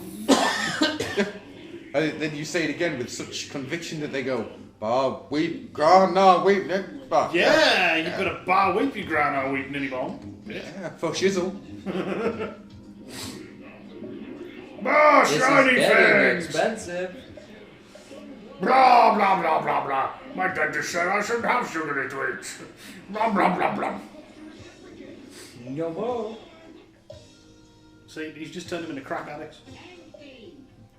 Litter! Oh, I can't shake this idea out of my head. We remake Breaking Bad with Cup and Hot Rod. With Cup as Walter White / Heisenberg. And they're selling blue energy on shotguns. I like it. It just means we get the awesomeness of Hot Rod just going, yeah, science, bitch! I am the bot that knocks.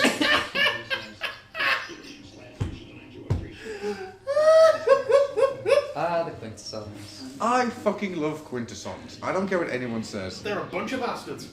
No, they're brilliant. They're going to kill you no matter what you do. Oh, God, I know I've told you guys, but I don't know if I've mentioned this show. For maybe 2-3 weeks, I ran a Transformers roleplay with a bunch of mates. And they weren't big Transformers fans, but they were interested in doing it because it seemed like a bit of a laugh. I introduced them to Quintessons. I did the trial. Nice. Did the how do you play it? Did they do kick it off? And I was like, I've been to Imperial Magistrate recently. Yes! Innocent! They're all like, hey! Yeah, the platform drops and you fall into the pit of Sharkticons. And one or two of the guys who come around and knew what was going to happen just started laughing their asses off.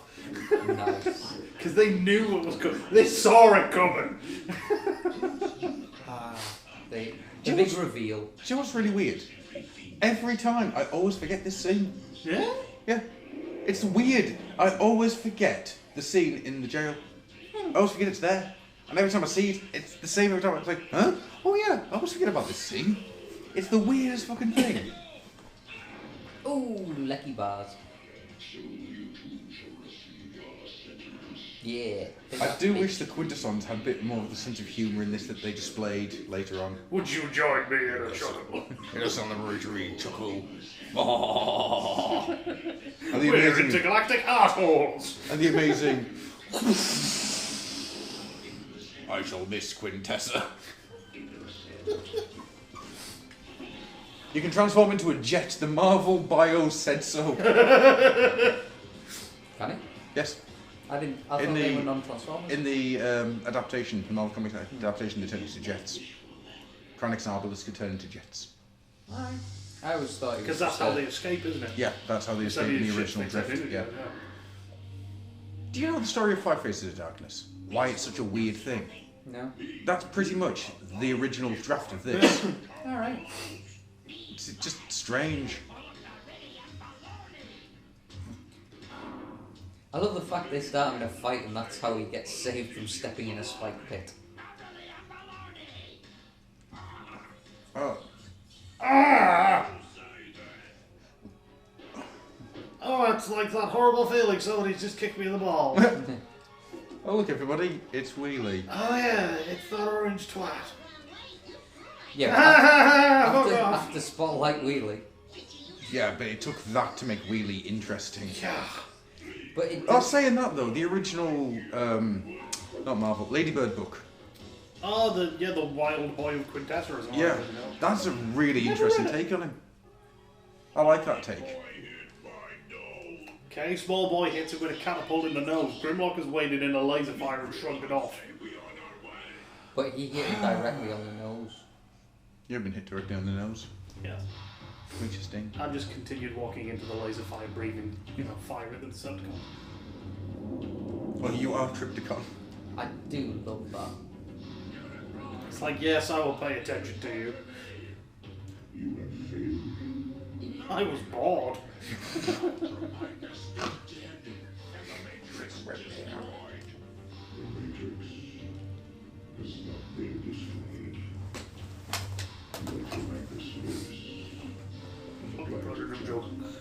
It's not a very nice timeshare.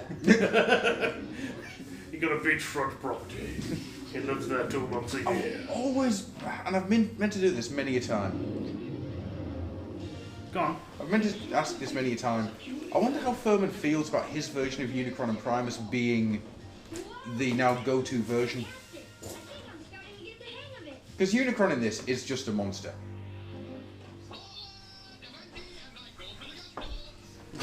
Unicron is just a giant monster that was made by the space fish monkey. Yes. I much prefer the giant chaos god from the beginning of time that went, I don't like this place. Smashy, smashy. Yep, I've always preferred the Gods of Light and Order. Or Chaos and Order. But I think it shows how it lasts, where it's kind of fitting into the new modern take. well, that's what I was saying. I keep meaning to ask Furman how he feels about that, because it's his idea. At the end of the day, he's the one who came up with that, and it's become this big thing that's now official canon. It's more than the G1 cartoon actually ever could be. If that whole background is going the way I feel like it's going, that's going to be the standard for any sort of new series or universe that pops up. Yeah, completely.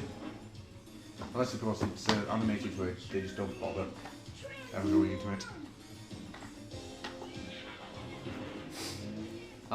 it. His hands moved out of the arms. And I thought he was going to be just minced. I always liked that idea. That it's like, transform! Oh, shit!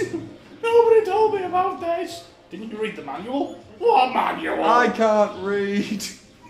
No, Magnus just stands there going, well, you accepted the terms and conditions. Then again, I've always thought about Beast Wars as well. The fact that they've all got those organic parts, the transformation should hurt. I just love the fact that he brought down a mountain on top of them. Well, if I can't save you, he's not going to get the joy of killing you. I don't think there's much point in going into the details about this sequence, is there? We've all heard it a million times. Yeah, but it's still fucking brutal. Instead, I'm just going to go into... Do you remember the days of Qatar and WinMX? Vaguely. Do you remember downloading this, but with Beavis and Butthead? No. You've never seen that? Oh, open you son of a bitch, open. Talk matter. Oh, I do love the fact you see his head flying off. I was to say, that was because it didn't explode, he was pulled apart. See, at this point, it's like Unicron screams. It's not because Galvatron's got the Matrix. He's gone, I missed 2-for-1 burrito night! Why didn't somebody remind me? God damn it. Quintessons are great. Especially later on when they become like, is that learning about other ones? Like the Quintesson. The Quintesson of all Quintessons. Marla Luther. Because a Quintesson wizard did it. Clunk. Hey, there's a radius. Then let's hold a demolition derby. Just realised this movie contains 2 army builders, which I collably Yeah. go crazy with. Now, what do you want? How many Junkions have you got now? 8. Jesus, man. I still like the Botcom ones and the Japanese one. And then I think I can stop at 14. No, sorry, 12. 2 teams. Because then I can have 6 on body, 6 bikes, 6 riding. And then shit. I would just have Junkions upon Junkions upon... No, sorry, Sharkcons upon Sharkcons. Yeah, oh Christ, I do love the idea of let's create a whirlpool to get away. There's one of them, I named him Bobby. Because he's the only one that looks up. And he looks terrified every time he spins by. I kind of feel sorry for some of these Sharkcons. Yeah. Like the dude who gets punched, we'll see in a minute. The guy who gets punched so hard all of his teeth fall out. And then what? It's like, oh! But it's like this one, it's like, nom nom nom noms, and he just pulls his tail off and then uses it to hit his mates. Stop hitting your mates, stop hitting your mates. There is one of them here, and it's the most grotesque thing in the movie as far as smack, crunch, death. Yeah, here we go. Alright. Oh, it's his eyes cracked as well. And then he leans forward to get him. Oh, it's just nasty. Nom nom nom nom nom nom. Wait, Highlight of the film. Ooh, that's gotta hurt. Excuse me. The fact they put that in Fall of Cybertron, I was just like, I freaking love that sequence. It's just brilliant the fact that... That is the reason that Slag's my favourite Dinobot. yeah? Oh yeah. Adam likes slides. You should see him in Beast Hunters. Slag's amazing. The angriest rescue you've ever seen. Fucking brilliant. I always remember The War Within. In the second volume where they've just dealt with the fall and all, nobody's questioning. And I remember just around in the background, just say Slag looking at us, I've got the next battle, just go and punched him in the face. There's no warning, there's no reason, he just looks and goes, no, why not do? Fuck off. I do love the idea of Grimlock just kind of like roaring at them and going, no, kill them instead. Yeah. They're just all kind of like, yeah. See, he's the new alpha. He's bigger, he's stronger, so they're like, oh yeah, come on, let's go fuck this dude up. And he's pissing on all the Sharkticons, making them mine. Beast Hunters, to give you an idea of how good Slag's personality is, he comes across a Decepticon that's been crushed by crawling buildings. So first of all, he decides to leave him there.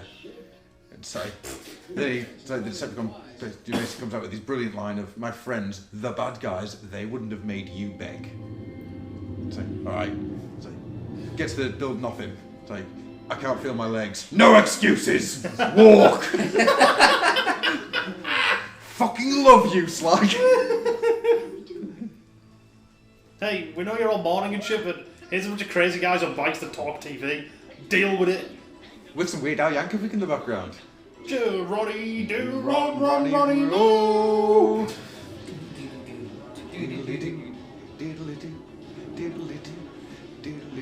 No, actually, yeah, that reminds me. I actually, from one of the lyrics in this song, I actually made myself a t-shirt that said mashed potatoes can be your friend, with a little graphic of a mashed potato.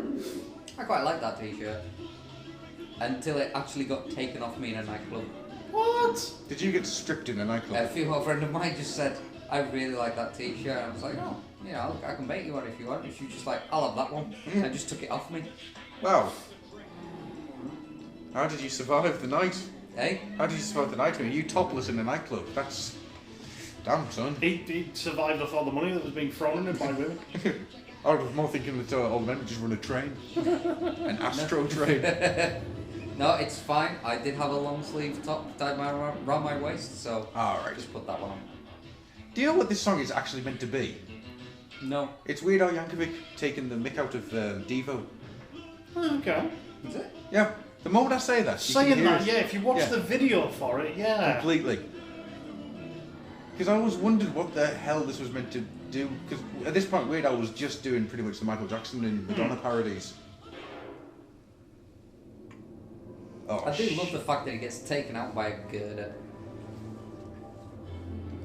Oh, are we ready for Snell's second appearance of the film? Our last appearance. Where is it? There he is, briefly as a roll. That's it. I love the Quintessa ships. I love the fact that Grimlock was actually in robot mode on the ship.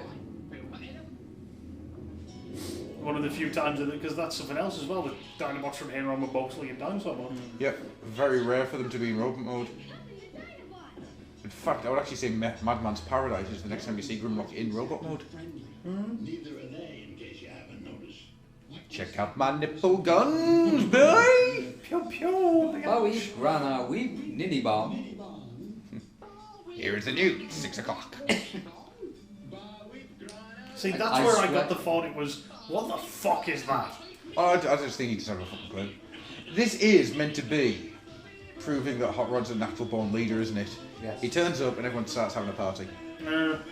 Although, I am going to do my damnedest to get Neve to be able to say Bowie, Grana, Weep, Ninny Bomb. Oh yeah, I just remembered. I still have pancake rolls. Oh! Jennifer Stupid. Me Grimlock not kisser, me Grimlock king. See, ultimately from that point, there's a guy kissing him and Grimlock just bites his face off.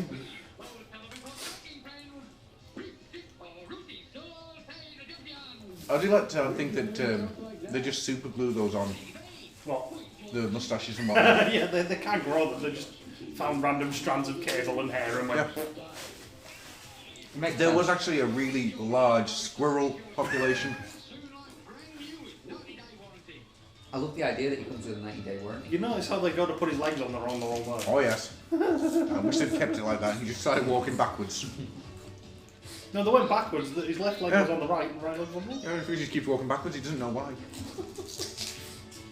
I'm alive. I'm a zombie. Shoots himself in the face. I'm an abomination. You've got obviously that magic life-giving polish. No, they didn't detonate the bottom half of the ship. See, that kind of lends more to that thing of him being pulled apart. Yeah. Instead of, you know, when he's being beaten the shit out. Once again, proving Cybertronians need to pay more fucking attention. Everyone else knows about Unicron except them. Yeah. But then it kind of fits because they've been fighting their own war for millions of years. Yeah. They ain't got time to look out with the two busy trying to shoot each other in the face. This is a really strange one, isn't it? But you can make it fit quite nicely. Like when you get into season 3 and like everybody knows about Cybertron and doesn't want anything to do with it. Because they've been too busy shooting the shit out of each other. I've always liked that. I've always liked the sort of goodbye. That's the bottom half of the ship right there. I've always liked the idea of how the rest of the universe views Cybertronians. I just think it's how the universe will view us when we get out there. No. Don't want to deal with the Cybertronians because they're in danger. Don't want to deal with the humans because they're fucking stupid. Well, until the Emperor turns up anyhow. Who do my bidding or taste my ass? I love the fact everyone else just tries to pull it apart properly. He tries to get his fingers in there. And I have no idea why you've reminded me of this. Sorry. Do you remember the previews for the Metro Titan issue of Robots in Disguise? I'll come back to this because Stu's obviously fapping away. Sorry, it's just this whole sequence is fucking brilliant. Oh, it is? Oh, shall we down? Beautiful transformation. Just the whole thing, the hands slide out and just pop it open. And they tried very hard to mimic this in Armada. Is it? And it never quite worked as well. But then again, Unicron in Armada never worked as such. I just love the sheer amount of detail. Yeah. Oh, the fear on Galvatron's It's face. to give it that scale.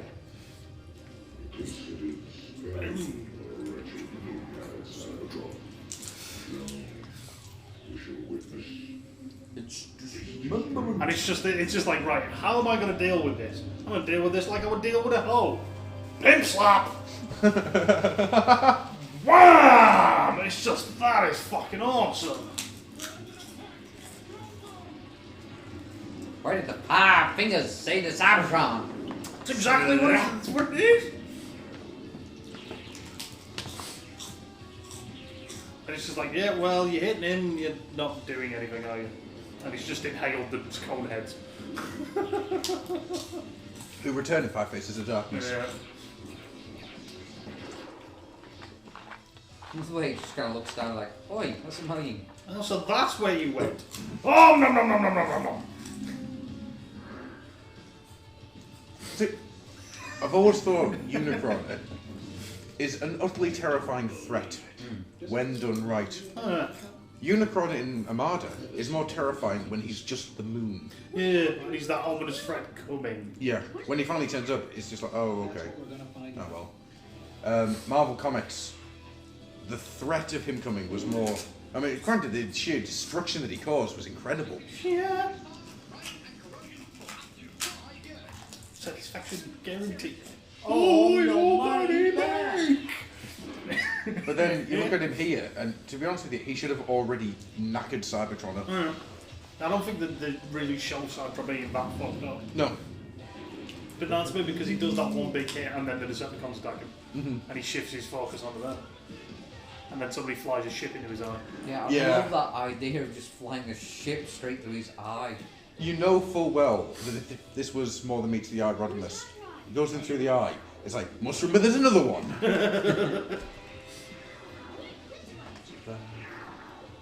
For those of you paying attention at home, Cobra Commander has just said gruff gruff on Skype. Like like he's puffing away at a peace pipe. Oh, not. Jesus H. Christ. Are you trying to say that he's puff? He's trying to puff on you? I'm saying that the man tried to dance on my pole. Buff, buff, buff. Neat. And the reason he's crawling is because he's just landed right in his ass and he can't feel it. Ah, show me the way to the next whiskey bar. This is one of the greatest bits of... shiny. I love that. It's like... Matrix. It will do you no good, Autobot.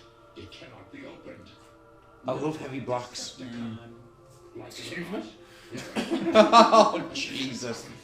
In animation and in comics, I have a massive love for heavy blacks. Okay. Adam likes him some large black ladies.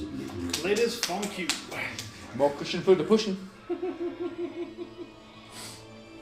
Because Adam just wants to hear himself say all the lines. Does Dr. Adam have to choke a bit? Does Professor Sumdac need to put on Adam suit and choke a bitch?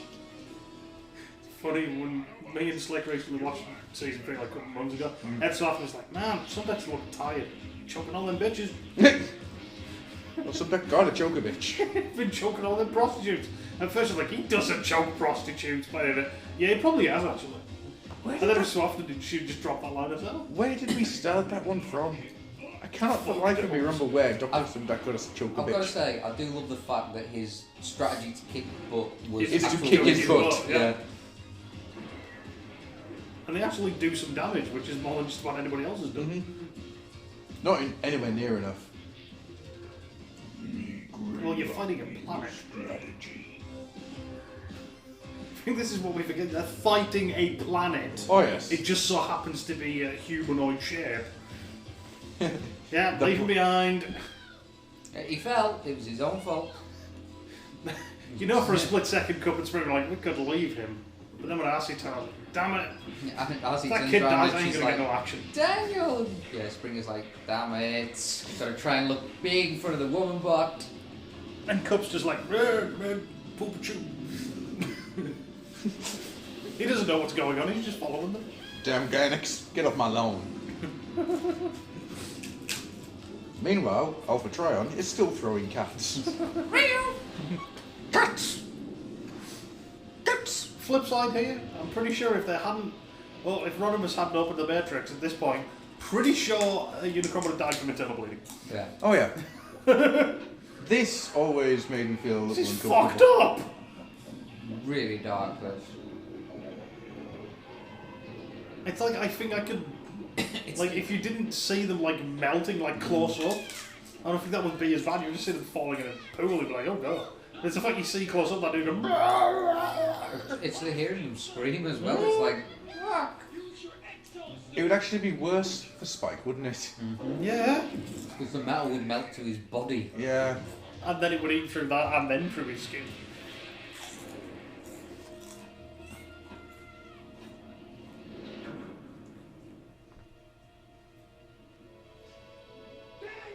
I always wanted to see a recut of this, where he's just like, opens his eyes, turns around, and still nothing. And then suddenly this melted skeletal hand comes out. And he's like, cuts like Bumblebee's horrified face. This is something I've always liked about this fight. Hot Rod uses his alt mode in the fight. It doesn't happen very often. No. Yeah, it's usually turned into a robot, shoot each other, pew pew pew. Yeah. Oh yeah, turn into the tank or the cannon to shoot, you know. It's very rare that you see an Autobot use his alt mode. That's what Prime did it earlier on, didn't he? Yeah. Ran through a bunch of people. Yeah. Well, it's a nice idea. It's the fact that, you know, they can change forms. Why wouldn't they use it in a fight? Yeah, well, you'd have thought it'd been like a way of being trained in combat, wouldn't you? I don't have oxygen. This is pointless. No, he's just trying to twist his fucking head off. Right.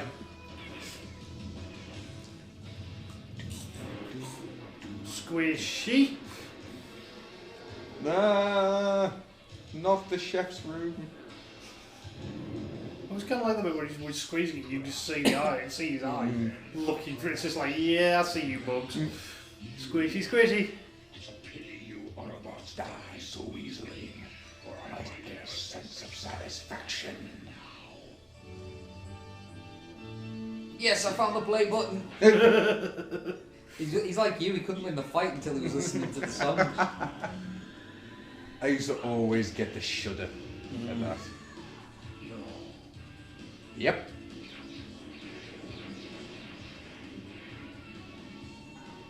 I love the fact that he actually shoots the Matrix itself out of his hands. It's the end of the road, Galvatron. Come here. Gonna give you a hug. He just throws him out. Right now, Unicron's now full of holes.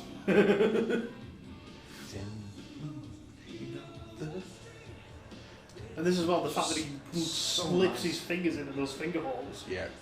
And then starts yanking. Light our darkest hour. Just love the way it's done, all the special effects on it and everything. It's just The shadowing and the massive amount of light. And yeah. Absolutely gorgeous. Let's break it loose. You'll be right for the storm. It's never explained why the Matrix kills Unicron, is it? It's just... Yeah, it just does. Yeah, well, I mean, the original Matrix looked like an atom bomb, so I'm just going to stick with that reason.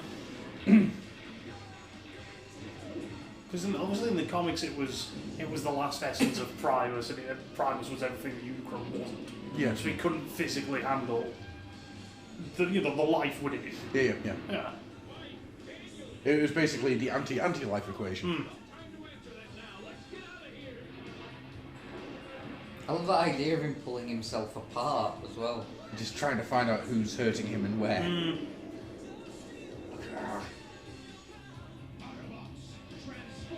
Winnebago! I like to think he sort of transforms and goes, shit, I'm a Winnebago. But he's Not still happy got about flames. And nobody's like, what the fuck? Like, it's like, oh, I knew you had potential, lad. It's like, right, he's a Winnebago now? How's the helicopter work? There's oxygen inside Unicron. Hang on, I got this shit covered. Space helicopter. Thank you. There you go. Decepticon intruders in my eyes!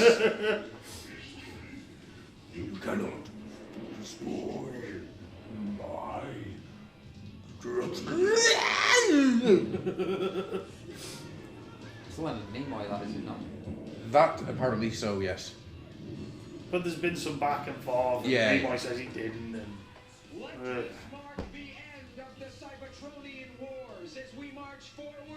it's a little presumptuous, isn't it?